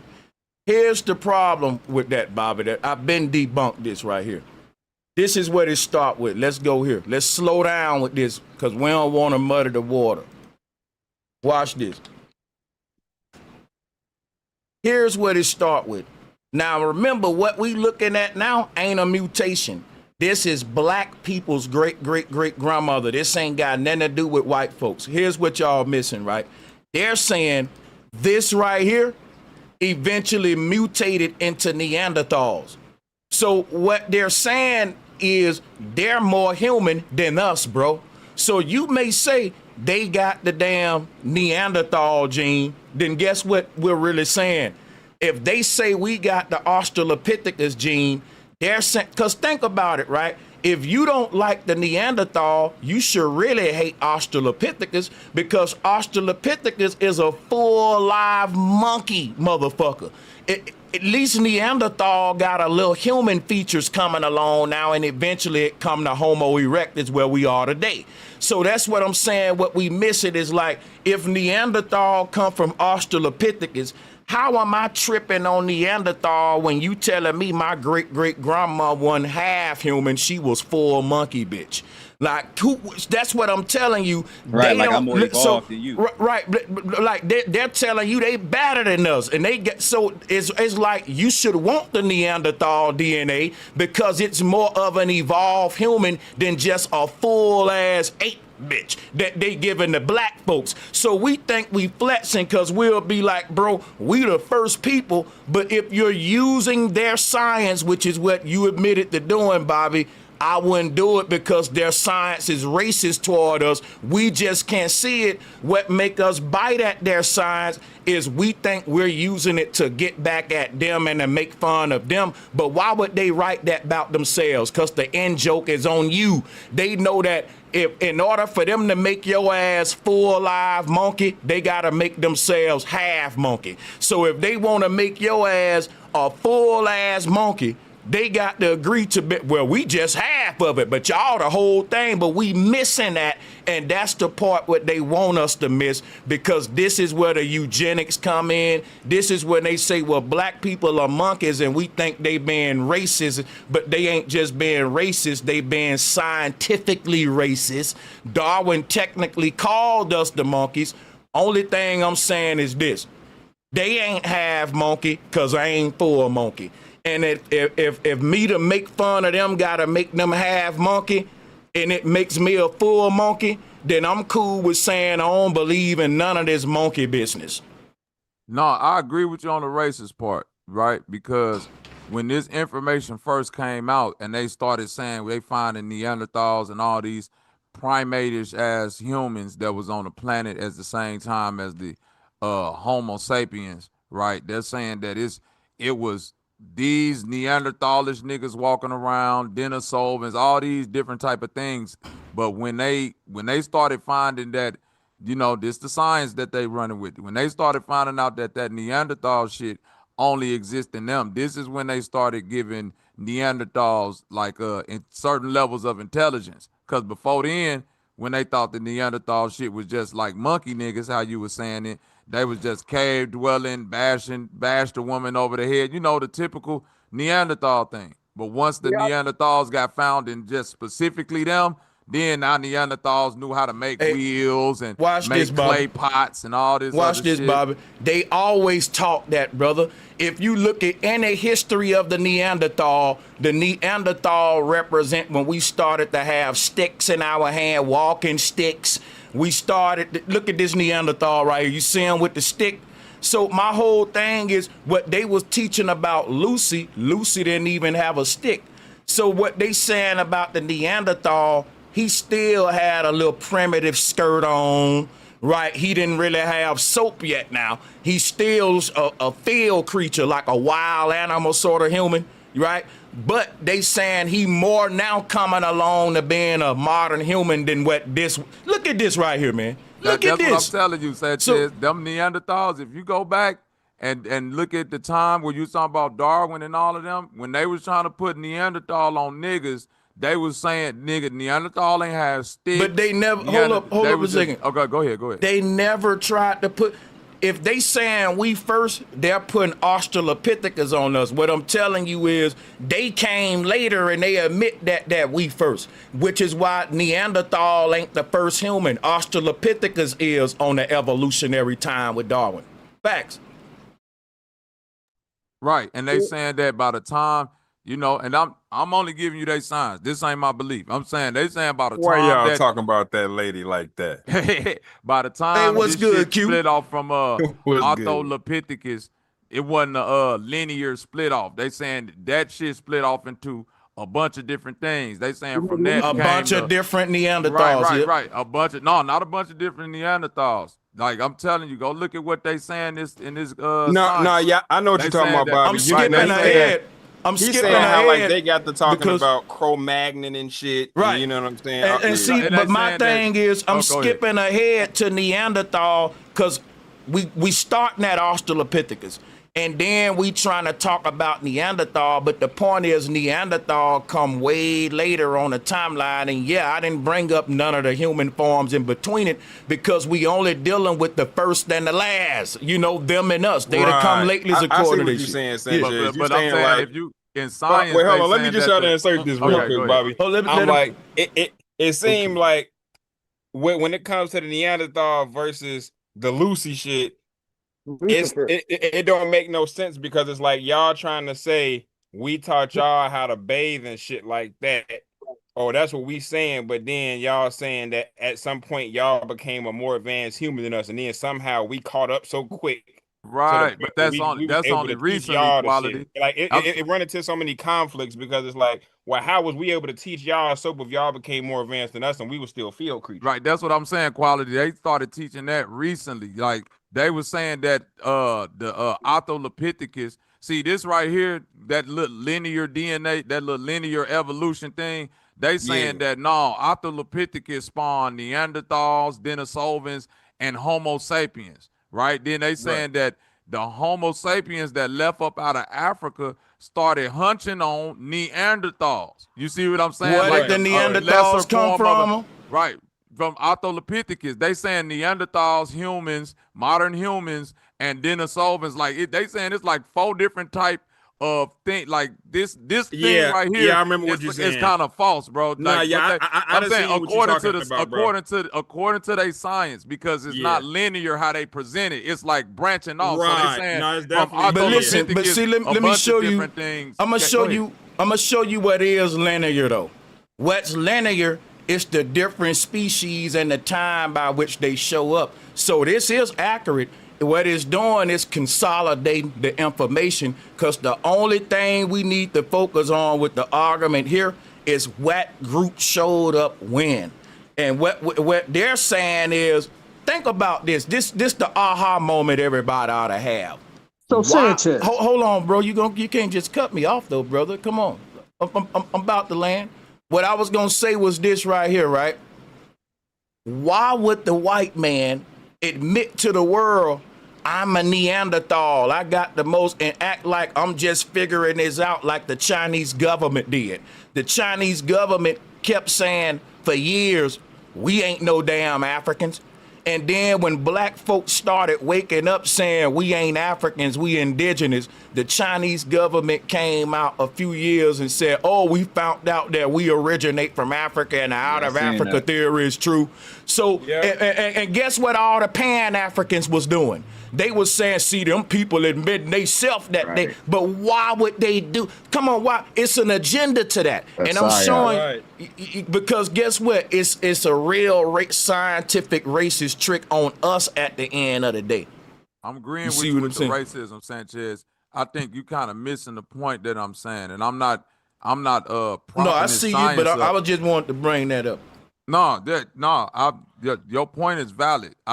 I think where you kind of getting me confused is that I'm saying once they came with the Neanderthal theory, right, or whatever that is, once they started doing the DNA test and finding out that, oh, they're Neanderthal, that's when Neanderthals became intelligent. Before that, Neanderthal was some shit that they tried to put on us, like the Lucy shit and all of that. Like they saying, like, but that ain't true, Bobby. I'm telling you, look this up, bro. I'm saying the first written things of Neanderthals was some niggas in like stupid niggas in caves. They didn't even know how to. They didn't know how to craft. They didn't know how to craft tools. But listen, that's what I'm telling. But that's what I'm telling you. The Neanderthal knew how to craft tools. So that's what I'm telling you. The white man. Hold up a sec. I don't know who that was. Was that real quick? What I'm saying right here, just because y'all. I hear what you're saying. We ain't confused with each other saying. I think you ain't hearing my point. You're saying something that's false, Bobby. The Neanderthal didn't show up till later, but that's why he looked more human than Australopithecus. So when you talk about them trying to be racist against black folks to create this image of us not knowing shit, scratching our ass, that wouldn't be the Neanderthal, which is why they're claiming that and giving us Australopithecus. The latest human to show up is gonna be the more evolved on their timeline, because they're basically saying, if you want to be first, you're going to be dumb as hell. If you want to say I'm Johnny come lately, then you're the evolved, civilized, smart-ass human. That's the scientific racism we missing. That's the only point that I'm making with this. That's the only point that I was ever making with the Neanderthal shit and how they was using it for racism. And what I'm saying is that when Neanderthal theory first hit the planet, you got to look this up. They were saying that Neanderthals was niggas. And I'm not, like, you could disagree with me on that, but I'm saying I just agree look on into that. And I'm saying when they first came with the theory of Neanderthals, and they said because they was relating it to niggas, back to the scientific racism, they was saying these niggas, Neanderthal was dumb, it didn't know nothing. That's right. It was this motherfucker scared of fire. And I'm saying once they started tampering with DNA, allegedly, and finding out that, oh, Neanderthal is really in these white people, that's when you start to see this modern Neanderthal that know how to make fire and got stick Bobby, weapons. let me explain. I'm telling you, that ain't how it go, bro. Because they don't have the DNA. The DNA can't do what they telling you it can do and see who the Neanderthal. And they've been looking at DNA so long, they would have been known who we were and what they were. Here's what you missing with Darwinism. Darwinism teaches that the oldest human is the dumbest, the youngest is the smartest. So guess who would have been the first Neanderthal? Black people. I mean, if they're teaching that we were first as the monkey creature, and that evolved over time to create all the other races, then we would have been the first Neanderthals, but we would have been the dumbest Neanderthals out the whole group. Now, if you pull up black Neanderthals, you'll find them. If you pull up Asian, because like you said, Neanderthals were a branch group of humans that started to populate the continents after Australopithecus started to move out of Africa over millions of years. It wasn't just one trip. They was moving out over millions of years and transforming. So what they're saying is white folks, Asians, all them didn't even show up to 100,000 years ago as Neanderthals, but prior to that, when the planet was only inhabited by blacks, we existed as monkey people who was and all that. So what I'm saying is I don't accept none of this. I reject everything about evolution, Neanderthals, Australopithecus, because I've done enough research to see once I accept it, the joke gonna be bigger on me than anybody else. Because what did you say? You said, look, they do teach that black people, niggas was the first Neanderthals, bro. That's what the science. That was false. Right, hold on. What I'm saying is true according to their science, because their science teaches that, again, the further back you go, the dumber humans was. So, of course, they're going to say the first Neanderthals was black, they was dumb as hell, and then when the white ones and all them other ones evolved, they started to get smart. That was my point. You saying exactly what they do, and I'm agreeing with that. And what I'm telling you is there's an agenda behind this of scientific racism that I've been teaching for years. I don't care about people believing in their science. I just want our people to know how they use it against us. Flat Earth ain't the only lie. The transatlantic slave trade ain't the only lie. All this shit about the evolutionary timeline is a fucking lie. And every subspecies of human that they said we evolved through before we get to Homo erectus, that shit is a lie too. All of this, it's just all a lie. Because in order for Neanderthal, right, I'm gonna just fall back. That's all I wanted to be clear on. But bro, you can have the flow. Take your time. With you on that point. I think where you get me confused is that when I was speaking on their science, again, I'm only going off their science. This linear breakdown of what they call evolution is this, just like for the layman, they go off of branch evolution. So what they saying is that Neanderthal modern day humans, some niggas called Denisovans, and some more people existed on the planet. At a time when Charles Darwin was trying to come with this racist gene theory and all of that, they was theorizing that niggas was the Neanderthals. And when they theorized that Neanderthals was dumb, goofy people that didn't know nothing, was scared of fire, was hunted, and when they supposedly did their DNA research and found that Neanderthals only exist in a certain population of people, I ain't gonna say the people, I'm just saying a certain population of people, that's when you started finding out that Neanderthals is now smart and got all these tools and stuff. And when they started testing other people, i.e. black, they say, oh, they really don't got Neanderthal blood in them. So now we got to make Neanderthals, this back to the scientific racism. Now we got to go back and add smartness to the Neanderthals, make it to where they invented the wheel and knew how to rub sticks together and make fire. When niggas was Neanderthals, it was just dumb monkey niggas rolling around on their knuckles. And this they science. They saying that Neanderthals, Denisovans, regular humans was all on the planet at one point in time, and it's a branch. Everybody theory. mute up. See what I'm saying? Go ahead. My fault. No, not you. You can land your plane. I'm telling them to. Oh no, I'm good. No, they good. They could snatch it because it ain't me capping for the. It ain't me. But for the here's what I want to say before they snatch it. Understand how they throwing it out there. Here's what it ain't that you caping for the science. You're acting like they're figuring shit out as they go, and that's a lie. It's always an agenda with them. So this is how you see the lie right here. If they say only a certain group of people got the Neanderthal in them, guess what they gonna say after that? And black people ain't got Neanderthal. Why? Because they got Australopithecus. You don't see the trick, man. Let me show you the trick that they doing real quick. When they say you don't got Neanderthal, you should be saying, no, nigga, I got Neanderthal. What the fuck you talking about? I don't, because what they saying is, I get what you saying. They trying to act like Neanderthal smart after they find out, but that's just not true. Neanderthal was always said to be smarter than Australopithecus just by where it shows up on the timeline. This is branch evolutionary and all of that, dude, is what I'm telling you. It's just simple facts that you can't have it where Australopithecus is smarter than Neanderthal. And if we are Australopithecus and Neanderthals show up later, their evolution law is the later the human is, the smarter. So if blacks were the first Neanderthals, by law of their sciences, we would be the dumb ones. If their law got it written into their science, Bobby, where the first people of everything is the dumb shit. That's just written into it. Because they shit says primitive means flawed. Like, think about this, y'all. If you go look up the word primitive, it just means first, primordial, prime. But according to the white man, primitive mean outdated, flawed, dumb as hell, because he's practicing racism.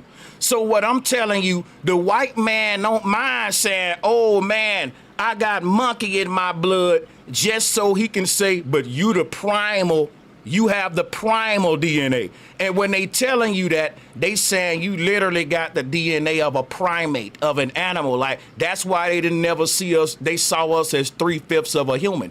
Because think about it. If we're saying that the Neanderthal, people with the Neanderthal DNA, they ain't really got, they like less human than us. No, they're less monkey than us. We looking at their science backwards. Check it out. What they're saying is we only got 50% of the monkey in our blood, but black folks got 100%, which is why they say black folks don't got the Neanderthal blood. They robbing you. You should be saying, no, nigga, we got the Neanderthal. If anything, we ain't fully monkey, y'all the animals. They flipping it on us and we don't see it, bro, is what I'm saying. It's very tricky and you can miss it. What they want you to say, yeah, man, they got the Neanderthal blood as a joke, but really, they more human than you. They don't want you to have the Neanderthal. That's why they're claiming it, bro. And they want us to say, yeah, nigga, we come first. They got the Neanderthal blood, but actually, you ain't even a human if you come first yet. We like a goddamn monster at this point. It's a game. That's why my bad. I'll land. Y'all get what I'm saying. No, I get what you're saying. I ain't gonna debate you on that point. I think what I was saying earlier is that when they first threw Neanderthal on niggas, it was Neanderthal was this dumb thing. And what I meant by them coming with this branch evolution theory, that's what they're saying, that Neanderthals, modern humans, Denisovans, and a couple other groups all come from this Australopithecus character. You know what I'm saying? They saying that the first modern day human was niggas. But by them trying to go back and find that out, the smut that they tried to throw on it was, well, niggas was Neanderthalish, and the Neanderthalish was dumb. And this, according to whatever science they come up with, Neanderthals was dumb all the way up until they started finding Neanderthal only existed in a certain group of people, allegedly. You and know that they can't, that they DNA test is bullshit as far as them finding. That's like them saying we found dinosaur DNA in somebody, but dinosaurs didn't exist. Monkey bitch here didn't exist, so Neanderthal couldn't exist. They got to find Neanderthal in their own blood so that they can admit that they found Australopithecus in my blood, and I can't do it with them. I ain't debating you. I ain't gonna deny you on that one. I'm just beating them up with their own science. And I agree with you on the scientific racism. Like, okay, if y'all saying that Neanderthal and all of this shit come from evolution, then why then when Neanderthal was just a theory about niggas, because that's where the 3/5 of a man come from. No. Here's the thing, look bro. It up, Sanchez. Here's the thing, bro. Okay. No, I'm agreeing with you, but you got it all wrong, bro. If black people are first, and first means dumb as hell, if we're the first Neanderthals, we can't be smart.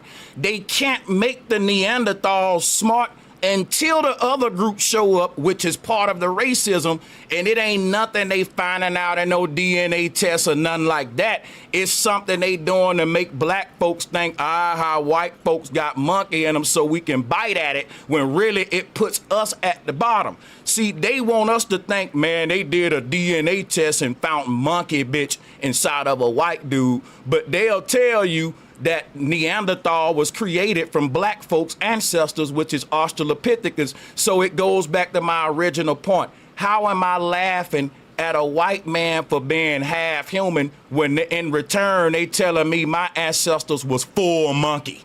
That ain't a good swap off. Hold on, so real quick, it's like, okay. I'm about to land right here, right? You don't have Neanderthal without Australopithecus.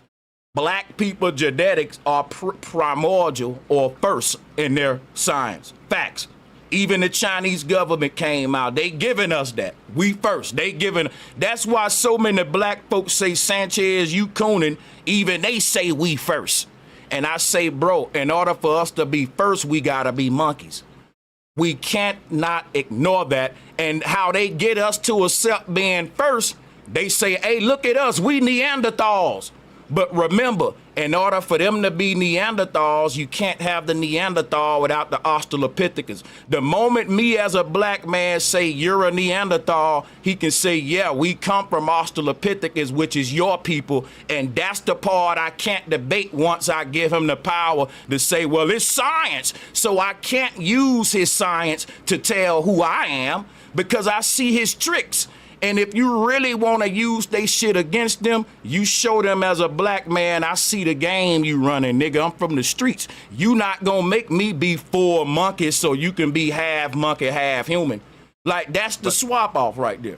But that's the thing. Hey, yo, who was the guy? Who was the guy that the scientist that tried to use the skulls? And that's what they science teach, Bobby. That's facts. Right. Listen, I'm not disagreeing with that. That's like with the skull theory and all that. But they didn't figure shit out with DNA at all. That's a lie, man. Yeah, because that ain't. I'm not trying to argue that point about them figuring out. I'm saying what they alleging. So I'm saying this is what they alleging. That's the only thing I'm dealing with. So when you say that they saying the first monkeys, I'm saying no. When they said humans first came on the planet, they was black. Not monkey people. Just the modern day human was a black person. That ain't what they said. Yeah, that's what they say. No, they say it That's why they started called with it. Australopithecus. If you want to deal with science and what they say, now listen, black conscious people and pro-black say it started off with a black man, black woman, but their science say it started off with Australopithecus. I agree with That's I facts. agree with that. I'm not denying that part. I'm saying, but once humans start, once they in their science, they say once humans start popping up on the planet, it was niggas, right? I'm only dealing with their science, so just walk with me real That quick. ain't- That Okay, but go ahead. You got it. You got it. okay, I'm Go saying ahead. but according to them, everything came from the Australopithecus. That's why I'm saying that little evolution chart is false according to what they, not saying it's false, but it's not linear how they break it down. They're saying that Denisovans, Neanderthals, all of them people branch off from Australopithecus. And a modern human. That's what I'm saying. Right, but I'm saying they're saying that their branch is not a straight line. They saying them people was Yeah, on that's the what planet I'm at the saying. same. Okay, so we That's cool. why- We that's easy why they- on that. But hold on, Yeah. real quick. Think about What I'm this, saying- right? If Neanderthal come from Australopithecus and Australopithecus is just Negroid according to them, then by the time Australopithecus branch off into different Neanderthals, it has to start with the first set being the black Neanderthals and evolve for them to keep migrating around the world and the Neanderthal mutating into eventually what we see is all the races. That's the bullshit in a nutshell. But go ahead. Listen, I hear what you're saying, but I'm saying according to what these niggas is putting out here is science. They saying that the modern human came on the planet as black people. Then it was some humans that interacted with Neanderthals that was on the planet at the same time. When the racist scientific theory first hit the planet, they were concluding that black people were Neanderthals and so on and so forth. When they did whatever DNA test, and I know you don't want to agree with that, but I'm just going off what they say. When they did that and found out that it only exists in a certain percentage and a certain people, that's when you start getting Neanderthals as this advanced smart creature. So when you literally, hold on, when you look at it, they're saying that. Don't cut him off though. That's one more time. disrespectful. He can repeat himself if he want. Right. I'm saying when they're saying modern human, they saying black people. Then they saying a modern person went back because Neanderthals was on the planet before the modern human, but they saying they all was here at the same time. They saying some humans went back and started procreating with the dumb motherfuckers, and they said those was black people until they did whatever test they did and found out, oh no, those was Europeans. Then that's when they had to start putting intelligence on the Neanderthal man. So here's the thing right here, bro. The Neanderthal man represent a more intelligent human than. Here's the point that you missing, Bobby. Even the humans that you said that existed on the earth were Neanderthal. Everybody go back to Australopithecus. See, no one just popped up out of nowhere on their timeline, which is why I'm telling you the point of me pulling up this timeline is valid. You see what I'm saying? Because look, you don't have regular humans or Neanderthal without Australopithecus. And basically, when you said that the first humans were black, what you're saying is they were the first black people that had less of their grandmother's DNA. In other words, the whole joke about being a monkey, you can't really joke on people for having monkey blood once you use their science, which is why I don't use it, because guess what? It's really about, if you're saying you're first, you're saying I'm less human and more monkey. But see, everybody want to rush to be the human and laugh at the monkey, which is why you say that the modern humans don't look like they ugly ass ancestors. But why would I be scared to be what my grandma is? See, if we're going to go with their science, then guess what? We should respect Australopithecus. We wouldn't be here without it. Quit laughing at these monkey humans, and that's like you laughing at my grandma, my great-grandma. That's why I'm saying I don't get into monkey business at all. Because once I accept it as, well, I'm human. I'm not monkey, but our ancestors are. So if I'm saying, well, if their science saying, well, modern humans was black, Well, you still saying those black people's great-great-great-grandfathers was dumbass monkeys who built pyramids. It's still racism, which is why I'm not gonna play monkey games with nobody when you get this knowledge and mature. But you be a threat to the system by speaking how I'm speaking. Letting them know I ain't on no silly shit. I ain't with the monkey business. I ain't falling for your DNA games. I see what y'all doing. And I don't agree with Neanderthals, evolution, none of that shit. Like you kept saying, you know all of that shit's bullshit. But what will we always say? But this is what they say. Yeah, they gonna say a lot of bullshit. That's why I'm telling y'all we can't go along with it no more. If you want to make them folks scared, get serious with them and let them know we ain't playing with the monkey business. Because check it out, right? For modern humans to exist, according to these same people, they wouldn't exist without the monkey bitch. And I'm saying, bro, my ancestors wasn't no damn monkeys. I got beef with the whole idea that the further back we go, the dumber humans get when we see all of these pyramids and structures on the earth. They try to act like we don't know who built that because according to that timeline, humans weren't smart enough yet. That's the beef that I got smoked with, why it falls into my lane, the go in on the monkey business, because I see the other agendas that they trying to push with it. That's all, but salutes to the panel, man. They already told us when they made the word his story. They told us the truth right there. It's not our story, it's his story, and that's all it is. It's all bullshit. Yeah, they want us to get into like the need. I see that that's another psyop. Every race arguing about who's the Neanderthal and who's first. When if you saying you first, you worse than the damn Neanderthal. Because listen, and my thing is this, if your argument is you don't want to be monkey, because even the modern black humans, their ancestor is Australopithecus. But my whole point is nobody want to be what their ancestor is. Nobody got a problem with them calling your great-great-great-great-grandma a monkey, long as they don't call you one. So everybody be like, but us modern humans, we after the fact, but they said you come from this though, but now they can call your grandma a monkey. That's my whole thing with the monkey business, because you see what I'm saying? Like, you can't call me a monkey, you can't call my grandma a monkey, and I don't care how far back you go back with your monkey business, the oldest people wasn't no monkeys. So, and my point is this, y'all gotta see the trick, right? These people will tell you, but look at us. We half monkey, half human. I'm gonna say, bro, you ain't half monkey. But we did a research in our lab and we found out we got monkey in us, Sanchez. I don't believe you, nigga. You a regular human. I'm a regular human. Your ass just evil. You just a capitalist. Now, see, I'm not gonna get into the boogeyman games with them because it's the ultimate agenda behind the monkey business is eugenics. I'm telling you, ain't nowhere else that's gonna end up. I've already been down all the roads with that one. Well, like my grandmother used to say, she said she might look like a monkey, but she didn't come from no damn monkey. That looked like a white man named George, right? Hey, bro, Sanchez, you think if you was to shave that monkey hair, that nigga would be you was white to than the shave that monkey motherfucker, boy. skinless, do you think it'll have what they call quote unquote problems with the sun, like how they say, you know, pale Well, people I do? don't really get into problems with the sun because I don't think that the sun is a problem to the system of white supremacy, capitalism. Think about what I'm telling you, right?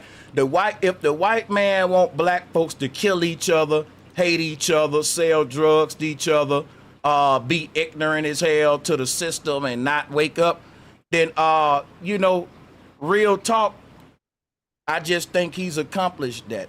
You know what I'm saying? I don't think that, to your point, damn, refresh my memory. Your point once again. My bad. I just thought about something. I had a brain fart. Nah, I was because, you know, they say that, you know, the pale people have a problem with the sun. Yeah, that's what I'm So saying. That the if you sun ain't think, stopping them from that. You reminded me now. The sun ain't stopping them from manifesting the agenda that they want on our people. They doing that, man. And even if you're a biblical person, the Bible say that the beast gonna rule in the end of days. It's gonna be a digital government, AI, all that. And the sun ain't gonna stop them, man. The sun ain't gonna stop that shit. People gonna get a chip in them. People gonna get the mark of the beast. People gonna follow this system to hell, and the sun ain't gonna stop that shit, bro. I'm telling you. My thing with that monkey theory is I always fall back on why haven't no more evolved. All this time, why haven't no more evolved? Like why we don't see monkeys morphing into humans then? Facts, because I it's think bullshit. you did have. I think you had a group of people that was gene splicing thousands of years ago. Hey, this is a 5 bill, by the way. Shout out to everybody on the panel, man. This is what I call next Ain't no level evidence though. intellectual We shit. don't see. We Yeah, have they evidence probably on destroyed everything that else. shit. We ain't got no evidence on. Yeah. We don't No, have we no don't know. evidence on monkeys morphing into humans. Because At look, the all. Middle East, At all. even today, right? Like the Middle East has always been a place where like cloning and you get the trying to play God. Like it's always been legal over there. Like it's not against the law, right? And then you got. I've never seen it though. But I tell you what, like they will pull up images of, like you can pull up the Reese's monkey next to George Bush and see similarities that man looked like a monkey. You see his lips look like that and everything, like this image, right? Hey, that's crazy. And then you can find images where you can take a picture of Patrick Ewing, and for example, and put a monkey by him, and yeah, y'all twins type shit. So we can play the monkey games with, with damn near, or just animal games, because I know some of y'all got friends, you say, yo, lizard face ass, boy, Right. lizard, you know what I'm I saying? think that's why they call it phrenology, because fur, and they're trying to say it comes from monkeys, It's weird. Man, But look, you know what's crazy? we still a species in itself, so that's why you have funny looking people because we still, I mean, we basic like we're not an animal, but we are an animal at the same time. We still a creation. Well, type it's shit. people in Asia. It's like older people in Asia. Like I guess they probably like the last of whatever effect it was, but they be having horns growing out their head. Like you can look this up. Like this is a real condition. Oh yeah. So Yep, that's I've why I'm seen like, it that. got to be. I saw that Like, documentary.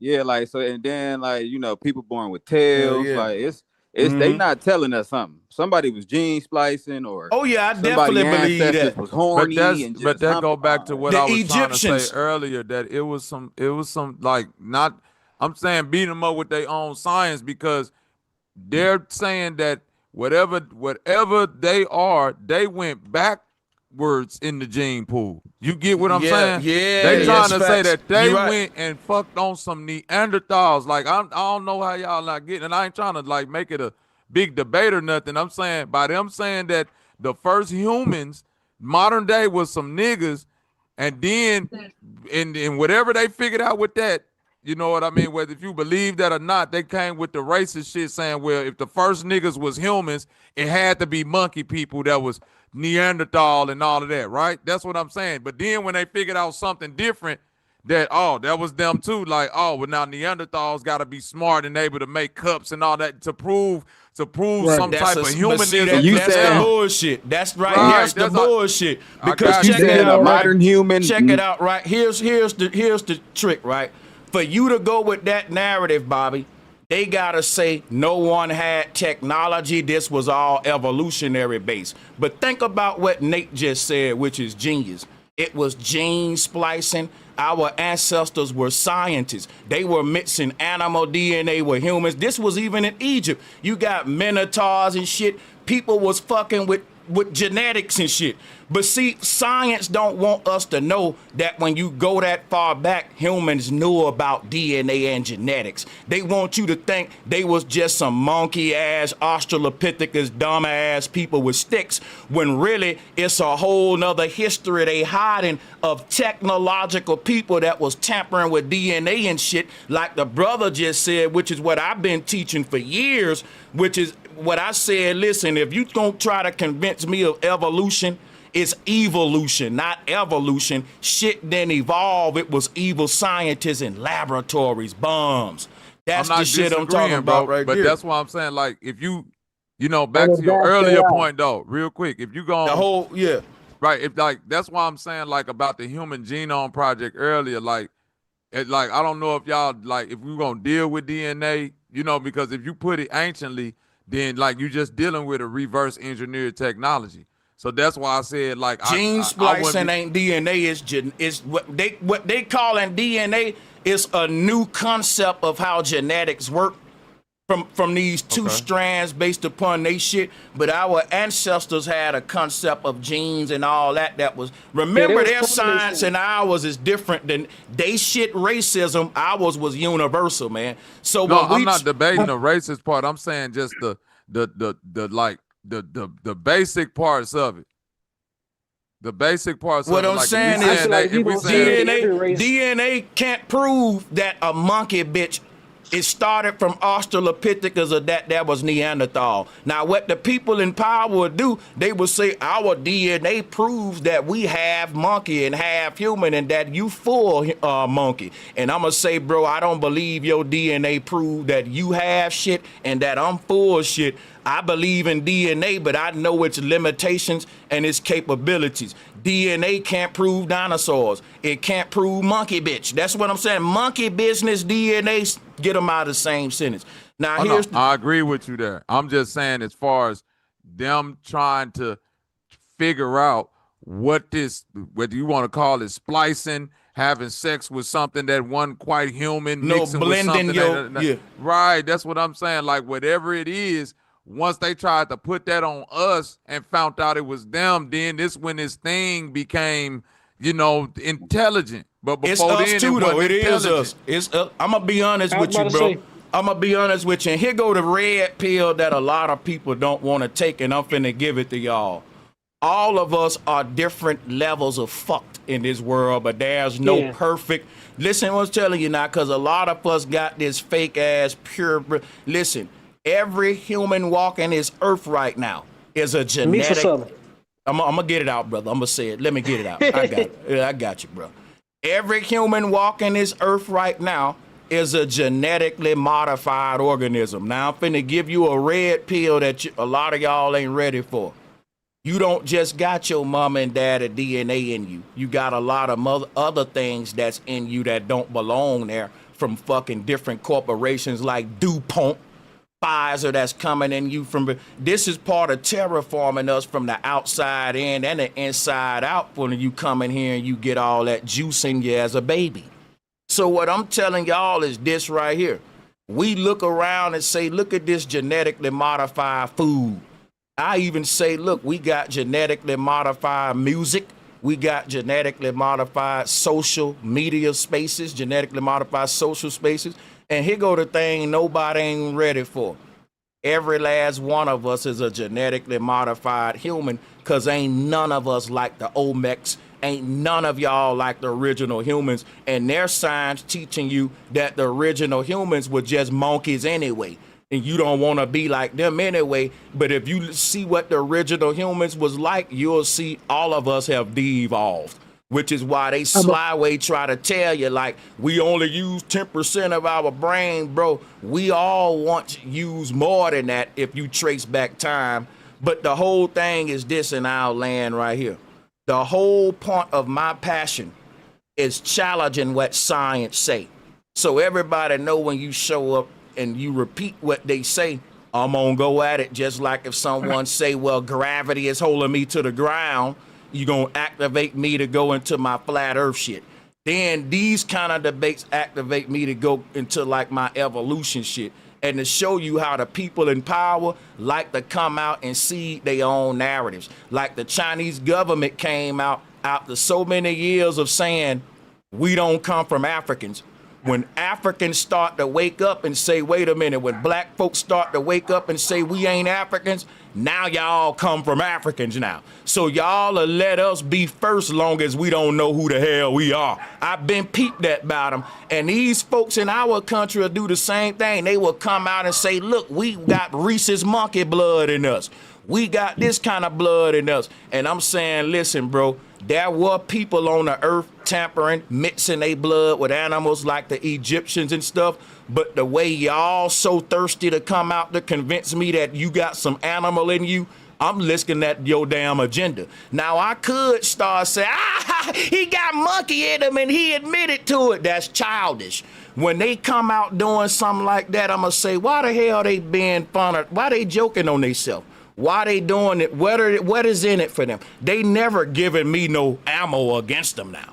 So I'm going to take that shit with caution, and I found the goddamn reason, and that's why I'm so passionate about. I see why they doing that. You see what I'm saying? Why they would say, okay, you know, y'all first and all that. But like you said, one thing about the Neanderthal, what we got to point out, the Neanderthal represent a point on an evolutionary timeline where human and Australopithecus is damn near like at a good 50-50. It would be close to what Sasquatch, in my opinion, would be a Neanderthal. So that right there would be closer to the original human, which is why I started thinking about that shit. Like, I see the joke. They're trying to admit to being 50-50 human and monkey so that they can force that 100% monkey on us. And I said, bro, I got to start really getting this out there to the people, because this is a real, they make us accept Australopithecus as our ancestor. That's why I said, look, you just can't participate in no form of monkey business, is what I call it, with these people. Have you looked up the word? Have you did that when I sent you the word white? Did you look up the etymology on that? My fault, Mike. Go ahead, cuz. I was gonna say this. Hey, salute. This is real truth, man. Check it out. I wanted to add to this whole thing. They got something to hide, right? And y'all know they got that Antarctic peace treaty, right? And they say we live in these rings, right? Think of this Antarctic circle. How about all the Aboriginal people, indigenous people, whatever you want to call us, people with the brown skin tone? How about all of us lived in this area, right? Looking at the concept, like the thing we're living on is like a speaker with the magnet in the middle and it's rings, rings, rings, right? Then they say that that dude, Admiral Byrd, found his way through a crack, some kind of crack, and they found other lands, and they just showed up not too long ago. So how about they found their way in here and then start causing all this trouble, right? Let me holler at you. You know what, Mike? Let me show you why that's a good theory, because it's one I've said before, right? What if these uncharted places are where they're doing modern day gene splicing? When they say, look, we created a new species, it broke away from an island, you didn't quarantine the ship, you brought an organism in here that may be a new disease or something, but really it's coming from these uncharted lands and all that. I'm with you on that.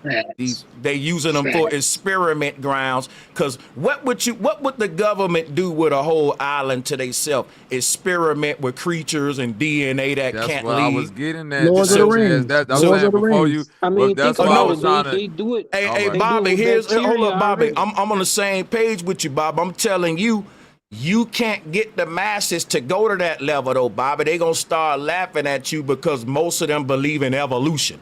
That's why I stopped playing Neanderthal games with niggas, acting like I even buy into it just a little bit. Because soon as I start bringing up Tartaria, ancient gene splicing, and the fact that what they doing today is what the Egyptians doing and what a lot of more folks was doing, I'm saying we can't talk about that if they talking about evolution, because here go the psyop, Bobby. The government know that a lot of these lesser creatures and species on the earth, they are the result of man tampering with DNA, trying to play God throughout the histories. But they will tell you, nope, this evolved from that and that evolved from that, when really you took the fucking genetics from this and mixed it with that, and you didn't get what you wanted right, so you tried it again, and you treat like a damn project. They've been treating the earth, and they saying, well, that's an evolutionized form of that animal. The earlier version didn't have a horn, this version got a horn. When you genetically modified, that's like the old watermelons had seeds, the new ones don't. If we can do it then, we was doing it now and back then ain't nothing new under the sun. They don't want us to know how much of our world is fake and genetically modified right down to us talking right now, bro. We're not the original kind of humans that was on the earth back in the day. People ain't ready for that. That one really I gonna hurt. disagreeing with you there. That's why I asked you about the word white earlier. And you know what I'm saying about the etymology of that. And did you look into it when I gave it to you the other day? Oh no, when I was on the beach show, what was that? I was making beats or something? I think it was when you was making beats, and I was like, did you I ain't gonna even lie to you, nigga. I was sipping and then that music's on, and I was on my beat shit, man. I ain't gonna lie to you. Left that shit running. My bad. If you get a chance, or if you want to, just pull up etymology, and I want you to look up the word white, so we can, you know what I'm saying, so I can show you what I'm talking about. I got you. Hey, both of y'all, check this out. Let me say this too. Let me segue it's a social just back status. a little bit. White and black come later. No. WIGHT.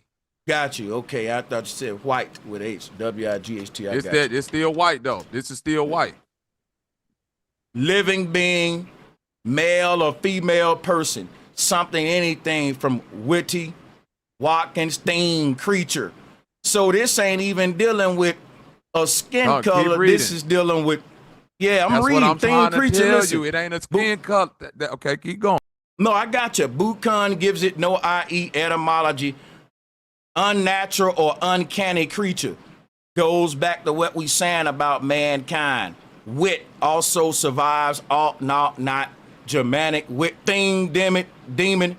White is basically another play on the word witch, according to this etymology. Right, but all them words that you're looking up, they pronounce as white. Like that word right there, that's white. I got you.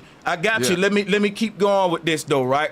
The whole thing about white in this instant is dealing with the W and the I that we get in like wicked or something like that. It ain't really dealing with a skin color. This etymology is tracing toward like wickedness, a creature. Or so look, it goes on to say a thing, a spirit of the earth. Hold on a second, real quick.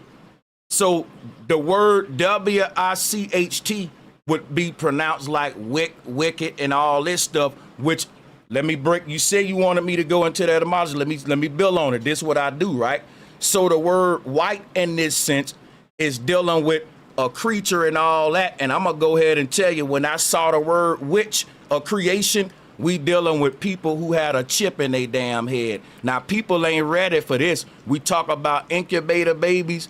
They would have a Neuralink is old. When you put the word witch on it and it say a created man, this goes back to mankind that I was bringing up earlier about the two. There's only two kind of humans on the earth, man and mankind. Fuck the Neanderthal conversation. Fuck the monkey business. Now we in my lane, Bobby. This is what I'm fucking with. Because now this leads me away from monkey people, and this showed me into people that was also not only blending animal DNA, they was into transhumanism too. Okay, the now Egyptians back to the was point in where the, you was, yeah. I'm sorry, but back to the point where you was, and like I said before, if you just let me get to it, it was going to get to where you was trying to get to. You see right there where it say Isle of Wight? This island that you was looking for? Just look that up. Look up where the Isle of Wight is. It say right here the place of the division, so which means it. Listen, it would be more than one isle. It would be That's a real several. place, though. That's what I'm trying to tell you. I know it. I got you. This is what I'm cooking with you. We volleyballing with you. I ain't debating you, bro. Once you throw me the etymology, you can move. This is my lane right here. I get paid to break down the etymology, and what I'm telling you. If you wanted me to break it down, I'm finna do it for you. I got you. You throw me the alley-oop, then let me dunk that bitch. You see what I'm saying? So what I'm telling you is why it come from the Celtic people and all that. This is where our form of Christianity come from. The day they symbol was a serpent and all that. What am I talking about? This is talking about the place of the division. People, we gotta go beyond just the gene splicing. That's one aspect of the ancient world. They was also into transhumanism. So along with fusing people DNA with other animals to see if you can make the best type of human, they was also fusing humans with machine, and they even doing that today. They are letting people fuse with certain animal DNA for the point of staying underwater longer. Because one scientist said if we can find a way to get fish DNA into a human, it will give us lung capacity and all this type shit that we don't normally got. So this is old ideas though. Basically what we got to realize with transhumanism is all about transforming the human, and they went through so many phases of trying to do that: splicing, electronic fusion, and blending both. So like the people in power were called reptilians and all this for a reason. The brother said there's some truth to that. I ain't debating none of that. The island of Dr. Moreau. But here's what I want to point out about this when they say the place of the division. That's very deep, bro. That's where the split happened at between man and mankind, in my opinion. Because I think Moses, all of these Abrahamic lineages, they represent the dynasty dynasties that's got this non-human sort of DNA. But what they'll tell you is all of us come from monkeys, man. All of us evolved from Australopithecus. And I'm like, nah, bro. Some of us are original organic humans that's been on the earth, and we always been in a beautiful human state. We never was monkeys. And the monkey people only showed up when those organic humans started fucking with genetics, start trying to be more than what the hell they are, playing God and shit. This is the conversation I like to have. I have this that's what my channel is big for, these kind of bills. But I can't have them if we subscribe to evolution theories. I will have to stop and debate the evolution theory. But I'm not sure if y'all familiar with Howard Perry, the guy they found in South Carolina with the oldest Y chromosome DNA.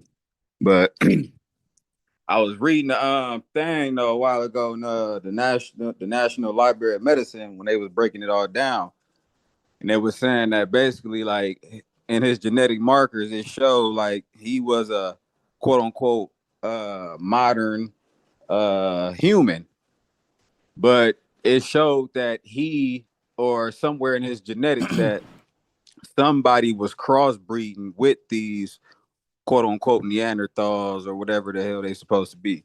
So now, and then we were just talking about the whole gene splicing, how the ancestors was gene splicing. So it's like, you know, is that kind of what that is?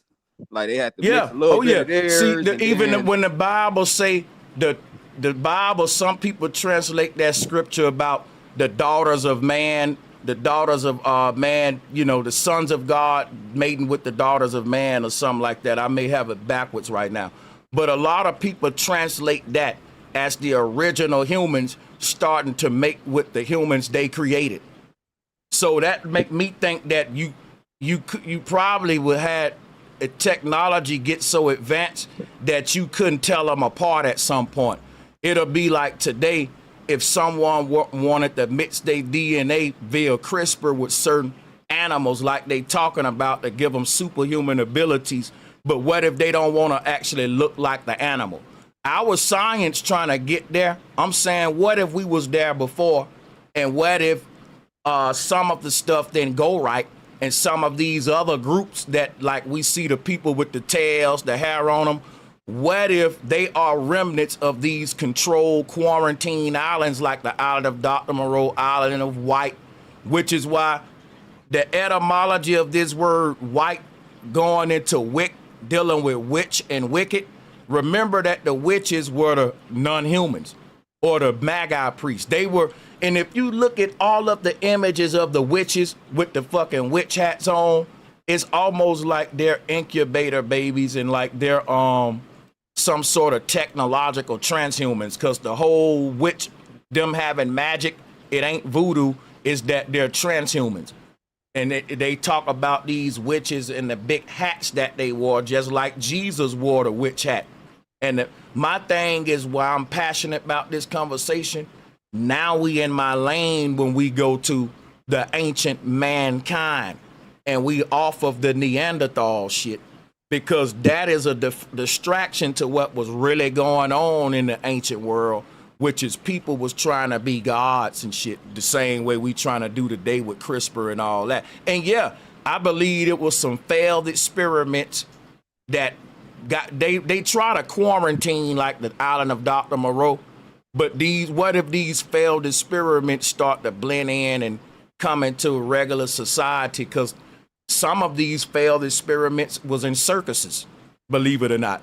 Yeah, I Ended up, seen like But four-legged the women. reason why I keep saying white people is because I believe that's a language fallacy, like something that they just put on side of them, even like because we know that white, WHIT, is just a status symbol that ain't got nothing to do with color. But if we talking about a people that may have been mixed with creatures, whether if you going from their official story where they say they mixed with creatures, or you saying that that some experiments got done that they mixed with creatures. It's literally off the coast of England, the Isle of Wight, which translates to the Isle of Demons. Wick, white, WCHT, that's white. Spirit, the spirits of the earth, the gnomes, all that shit coming from Celtic white people. You see what I'm saying? You look, this place still exists today. It's a little inlet island off the coast of England. And when you look at evil that's done across the world, we talking about people coming from that Proto-Germanic English bloodline, which is, you know what I'm saying, coming out of that, you know what I'm saying, Bavaria bloodline, all that English stuff. So look, do I y'all think disagree. that It's evil people in every race. It's and evil people let in me every race. say this real quick, not right? disagreeing with that. I'm not disagreeing. Check this. Yeah, this is evil people. Here's the thing about the gnomes, right? Here's a giveaway what I'm saying about the Egyptians. If you look at the hat he wearing, that's the same hat that the Egyptians wore. Why is the gnomes said to have sort of fairy tale magical powers? Why is the Egyptians said to be able to do mysterious shit like Jesus, like the gnomes, all of these groups? Because they are transhumans. They rewrote history, the technological part out of history, and they turned it into fairy tales and myths. So when you bring up the Isle of Wight, I get you with the words. You can trace the word back to their land, but that's not proof that it's exclusive to them. What I was saying was a lot of these European cultures would tell you that they learned from the Egyptians. I'm telling you right now, when it comes to a lot of this planned God, trying to cheat death, trying to be superhuman, a lot of your literature for that is going to come right up out of Egypt before a lot of the Europeans, and they will even admit, and even the black folks admit, they learned the sciences from us. But what were the sciences, bro? They was into all kind of sick shit in Egypt. And that's why they had half animal, half human gods and shit. That right there, to me, is kind of a giveaway. It ain't no, because people like, well, it's symbolism. It's fair. It's, look, bro, if we only knew that these folks was very technological in their time, they were literally trying to do what we're trying to do today with animal DNA and put it in humans. Our scientists saying the same shit that the Egyptians were saying. We can use bull DNA or this animal. Hell, if you drink Red Bull and a mile away, you putting bull nut in you to give you energy. I'm just saying it ain't DNA, but it just show you the idea of the people that's saying, I'm going to take this out of that animal and put it in me because it's going to make me better. Just a Red Bull will show you their mentality of how they would go out of their way to try to manipulate and modify the human body, even mixing it with animals and shit. So I'm with y'all on that, and I'm passionate about this one. But we can't also throw out the technological part too that the Egyptians was on. I'm a leave the flow open for us to go deep with this one. Let's do it, man. Hey, so Shit. they say when you look, you know, they say that the old blood originated in South America. Do you think that's something that you can really like pinpoint, or do you think they know in history where maybe humans? Because to go back to like the whole thing about Antarctica, like it's older maps showing Antarctica on the bottom tip connected to South America, and it was called like the Land of Fire or something like that. But it wasn't really you know, it was because they got old maps from like the 1600s that don't depict like flat earth maps, and it shows a wall, but it's not covered in ice. I don't know if y'all seen those maps, the flat earth maps, but Yeah, at it's one like a point in little time, like a roulette table type shit. It's like they did something weird to where they just froze the whole. I don't know. Like that's a whole nother rabbit hole right there in itself. It show a big mountain range around it. I know what you're talking about. But yeah, but you know, they say the old blood originated in South America. But is that something that you think they can really trace as far as, you know, listen, like blood types originating? ain't nothing but classification categories.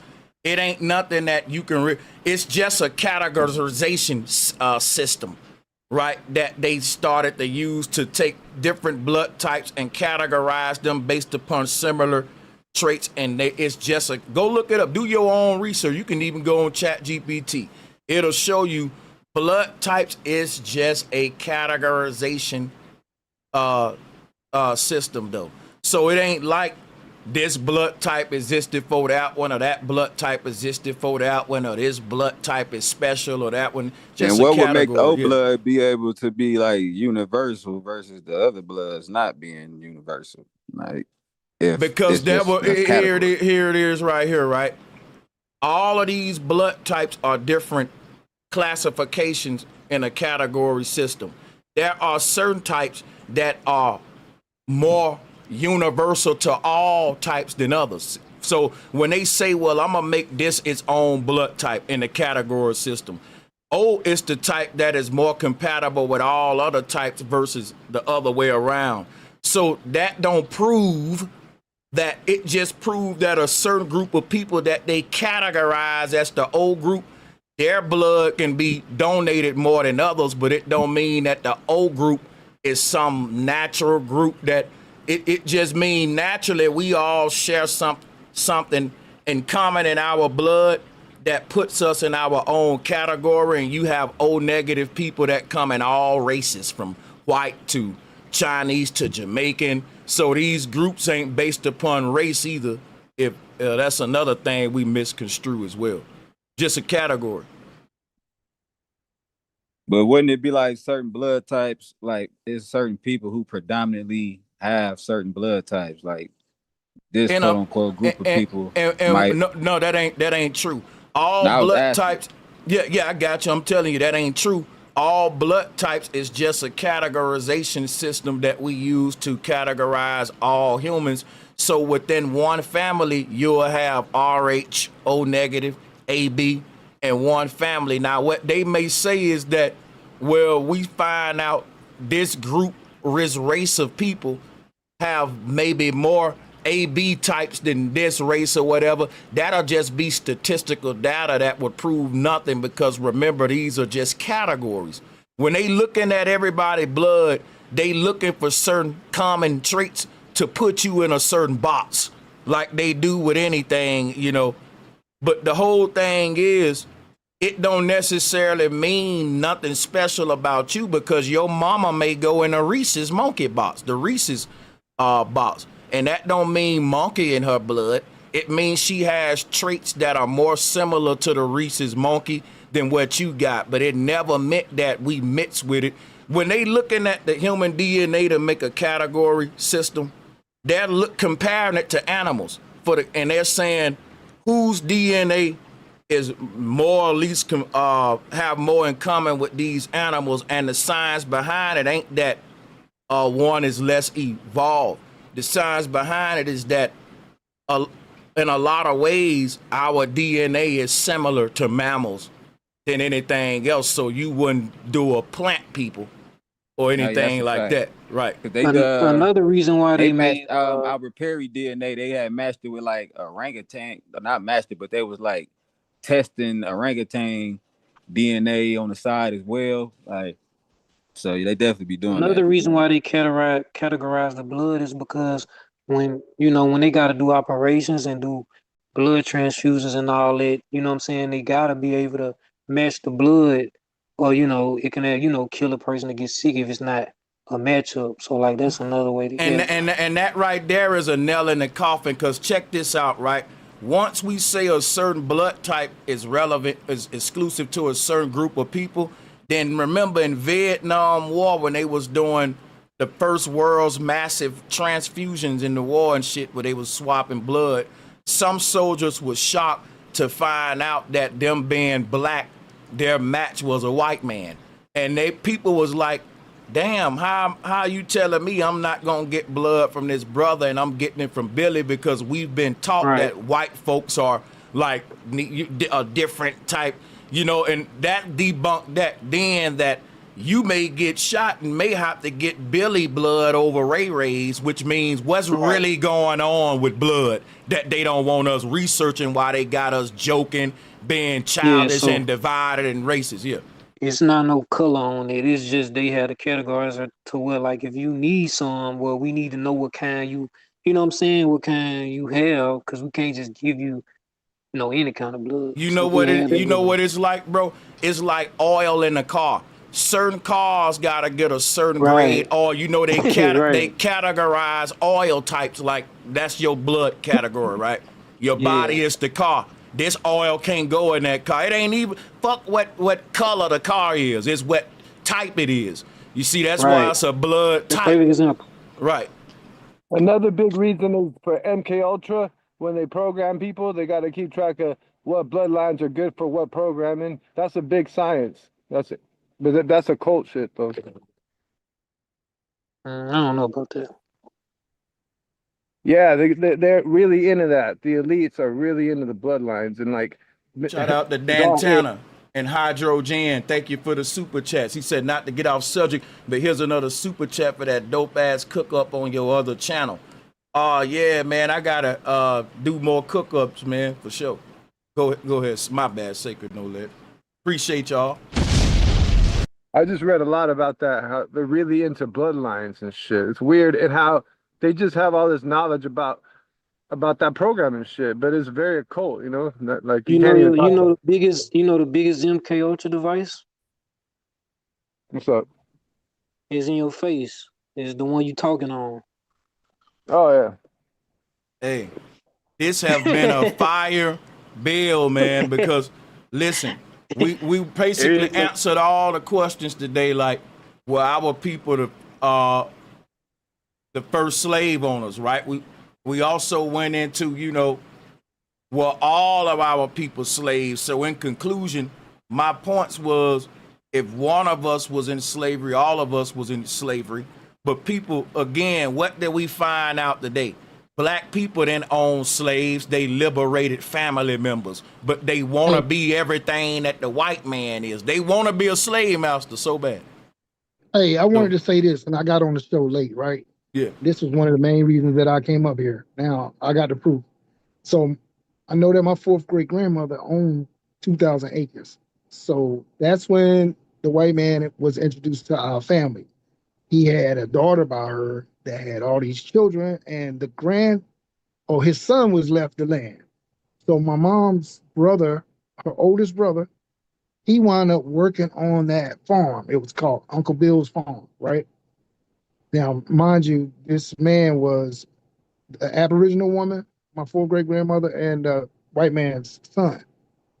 So he worked my uncle from the age of 16 on that property until he was 20 years old. And that's when he got paid, and he left and he moved to Maryland and bought him some land. This was my mother's oldest brother. My mother's 80 years old now. So he was way older than my mom.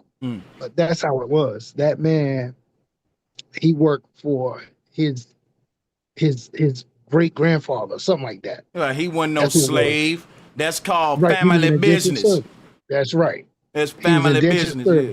And he got mad at the man. He told him if he don't give him his money, he was gonna kill him, because he was ready to leave Uncle Bill's farm. Because every summer, like, he would never buy him nothing or nothing like that until he turned 20 years old. That's when he gave him all his money, and he moved to Maryland and bought a house. Yeah, so that's how they did. Yeah, a lot of instances in what they call in slavery was really just people working for, like, getting paid real terrible wages. We touched on it earlier. And I think it's just going right, and that's why I said that if the people who listed us as slave owners, they was just saying basically you're a guardian of your like my whole thing is, why do we want to act like we were slave owners like the white man if you're just buying your people freedom back? That was, to me, is the sickening part of That's what was Or just going having them on. You know what on I'm the saying? land, or just having them work on the land, keeping it in the family. Like if we got crops and we got land, we just keeping it in the family. So we got the whole family lineage working on the property. Like people still do that today. So like, That's exactly what happened. Yep. how is that slavery?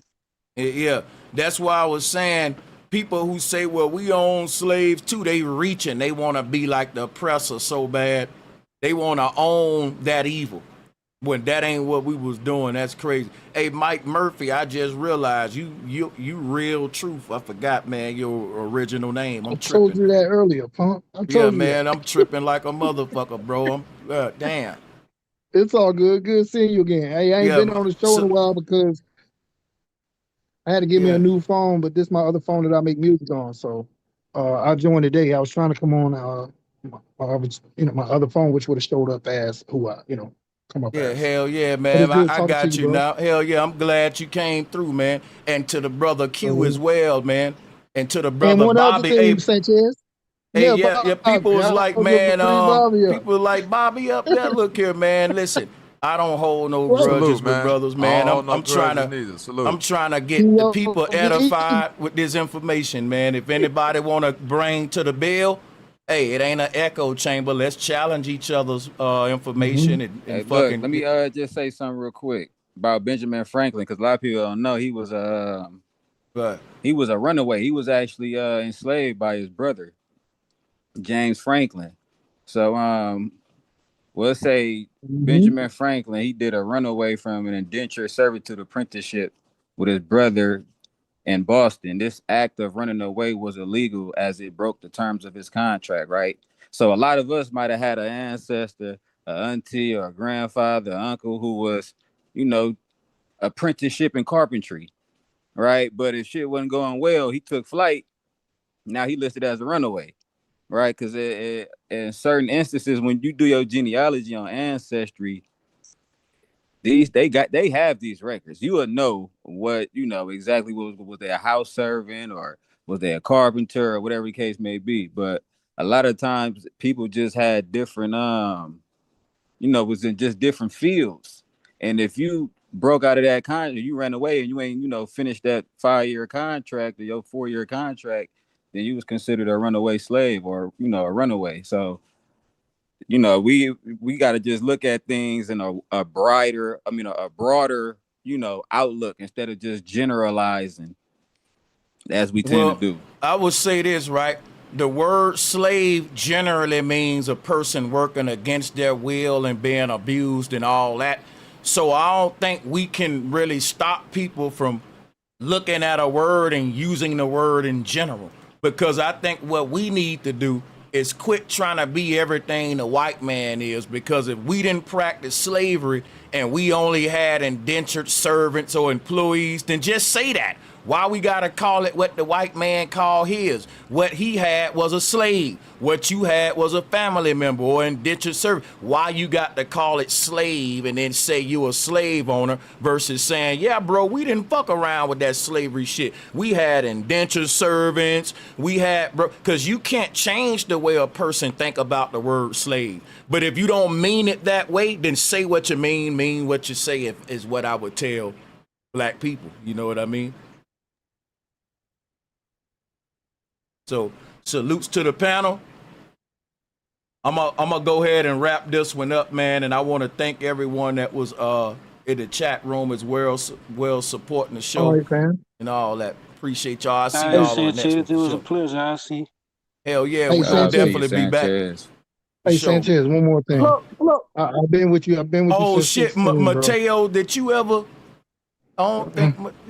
Hello, I don't think No. Mateo ever even spoke, man. We gotta let Yeah, him I was probably close up. trying to ask you a question, Bro Sanchez. Yeah, for sure. I'm sorry. Yeah, go ahead.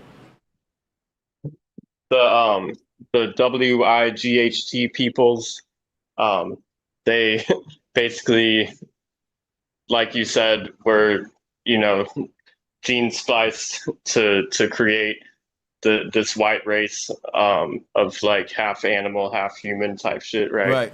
Mm-hmm. And I'm just like thinking about how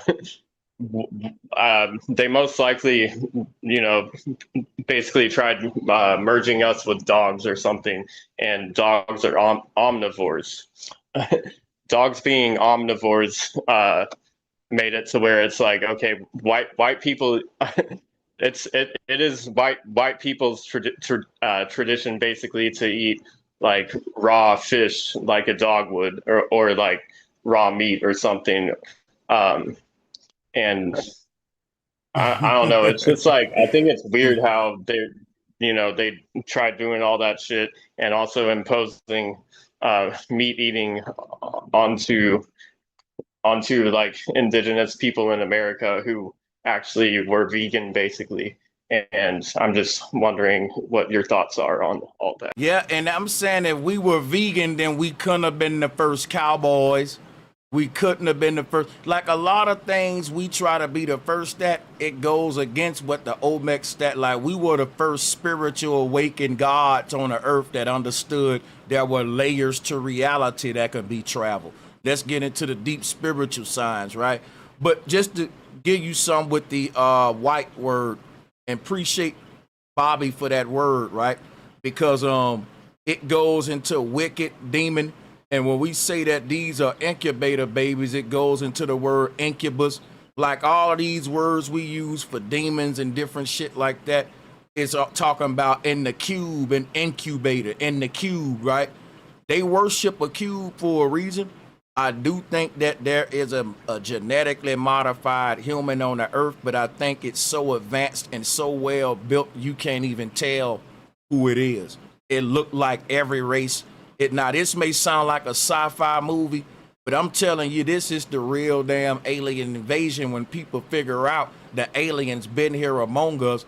And in my opinion, they are an advanced transhuman that come in all nations and creeds. You can look at them and you can't just look at them and tell. You will have to cut their damn head open to see if they got a chip in there or not. Now that may seem deep and spooky, but that's my real belief that I want to do more streams about that concept, but I don't think people really ready for that one. But oh yeah, it's transhumans in the WNBA. They call Brittany Griner. Oh, that's crazy. Hey. That's fucking crazy, bro. Hey, Sanchez, you know how y'all seen, I know they've been having chips and all that. Hold on, one mic. Real quick. Man, I was talking. Y'all seen go ahead, though. You seen That's an Game interesting of concept Hold on, about the dog. damn, bro. Hold on, just 1 Yeah, second. let him go real quick. I'm gonna extend this. Hey, y'all seen Game of Thrones when they had the White Walkers? That shit just kind of similar to everything you was just saying about the white people, and that was crazy. The White Walkers. Well, I'm saying look up the Isle of Wight, man. Like, I know. Even if you dive deep into it, Awakening, I know you probably go look it up. The Isle of Wight got a crazy history to it. Like a lot of them ghost stories and mermaids and all of that shit. And the crest, my nigga. Right. I knew the about crest it. of it. It got that same Dracula type energy, Romanian type shit. But look, y'all know we got black cannibal people, right? Y'all know it's black people that. Man, appreciate you for bringing the word up, bro. We'll build on it some more because I wanted to tie back into the Isle of Dr. Monroe. Yeah, let Awakening Minds land, y'all, real quick. Somebody, yeah, man, but I appreciate those bringing that up too, as well as the bill, my nigga. I just wanted to throw the White Walkers in there as well as the Isle of the Whites, which is like Isle of Dr. Monroe, where they did all the same experiments that you was just talking about, bro. There's 2 different kinds of humans here, but we'll build on it a lot more though. But good to see Bobby back, great build, everybody on the panel too, man.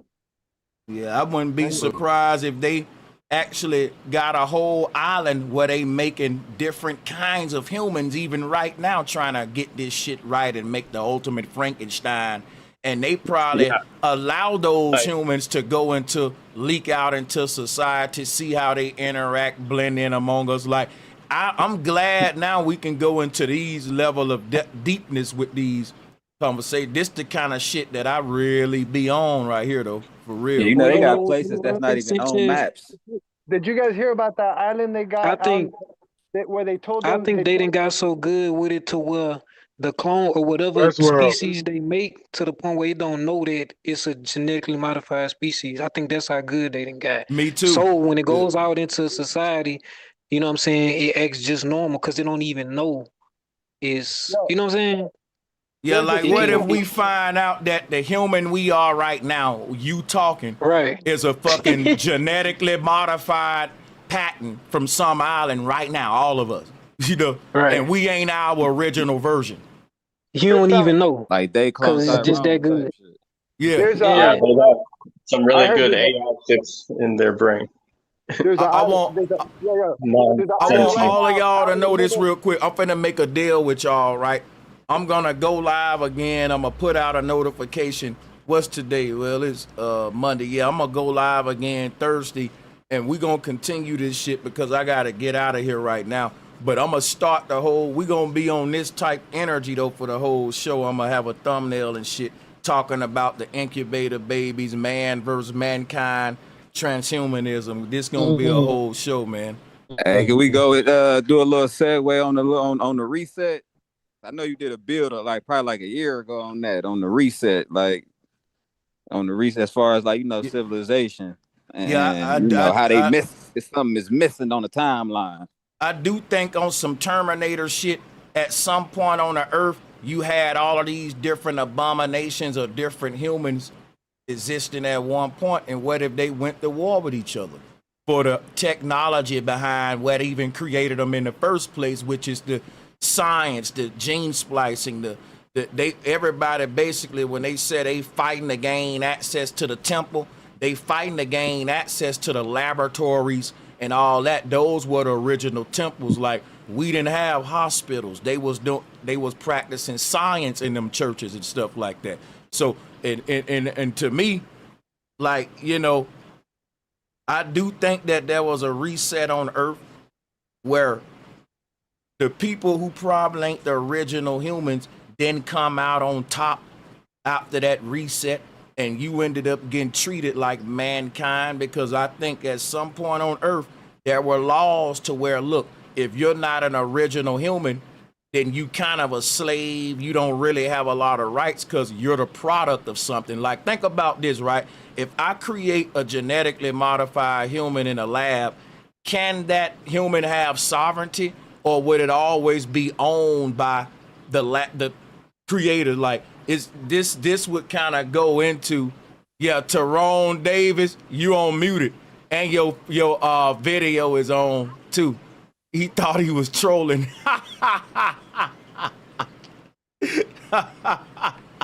And we got your face and all that, bro. You recorded. I got your face too. What he did? I missed it. What he Get up did? out of here, man. He was trolling. Let me get out of here, bro. bro. Gotta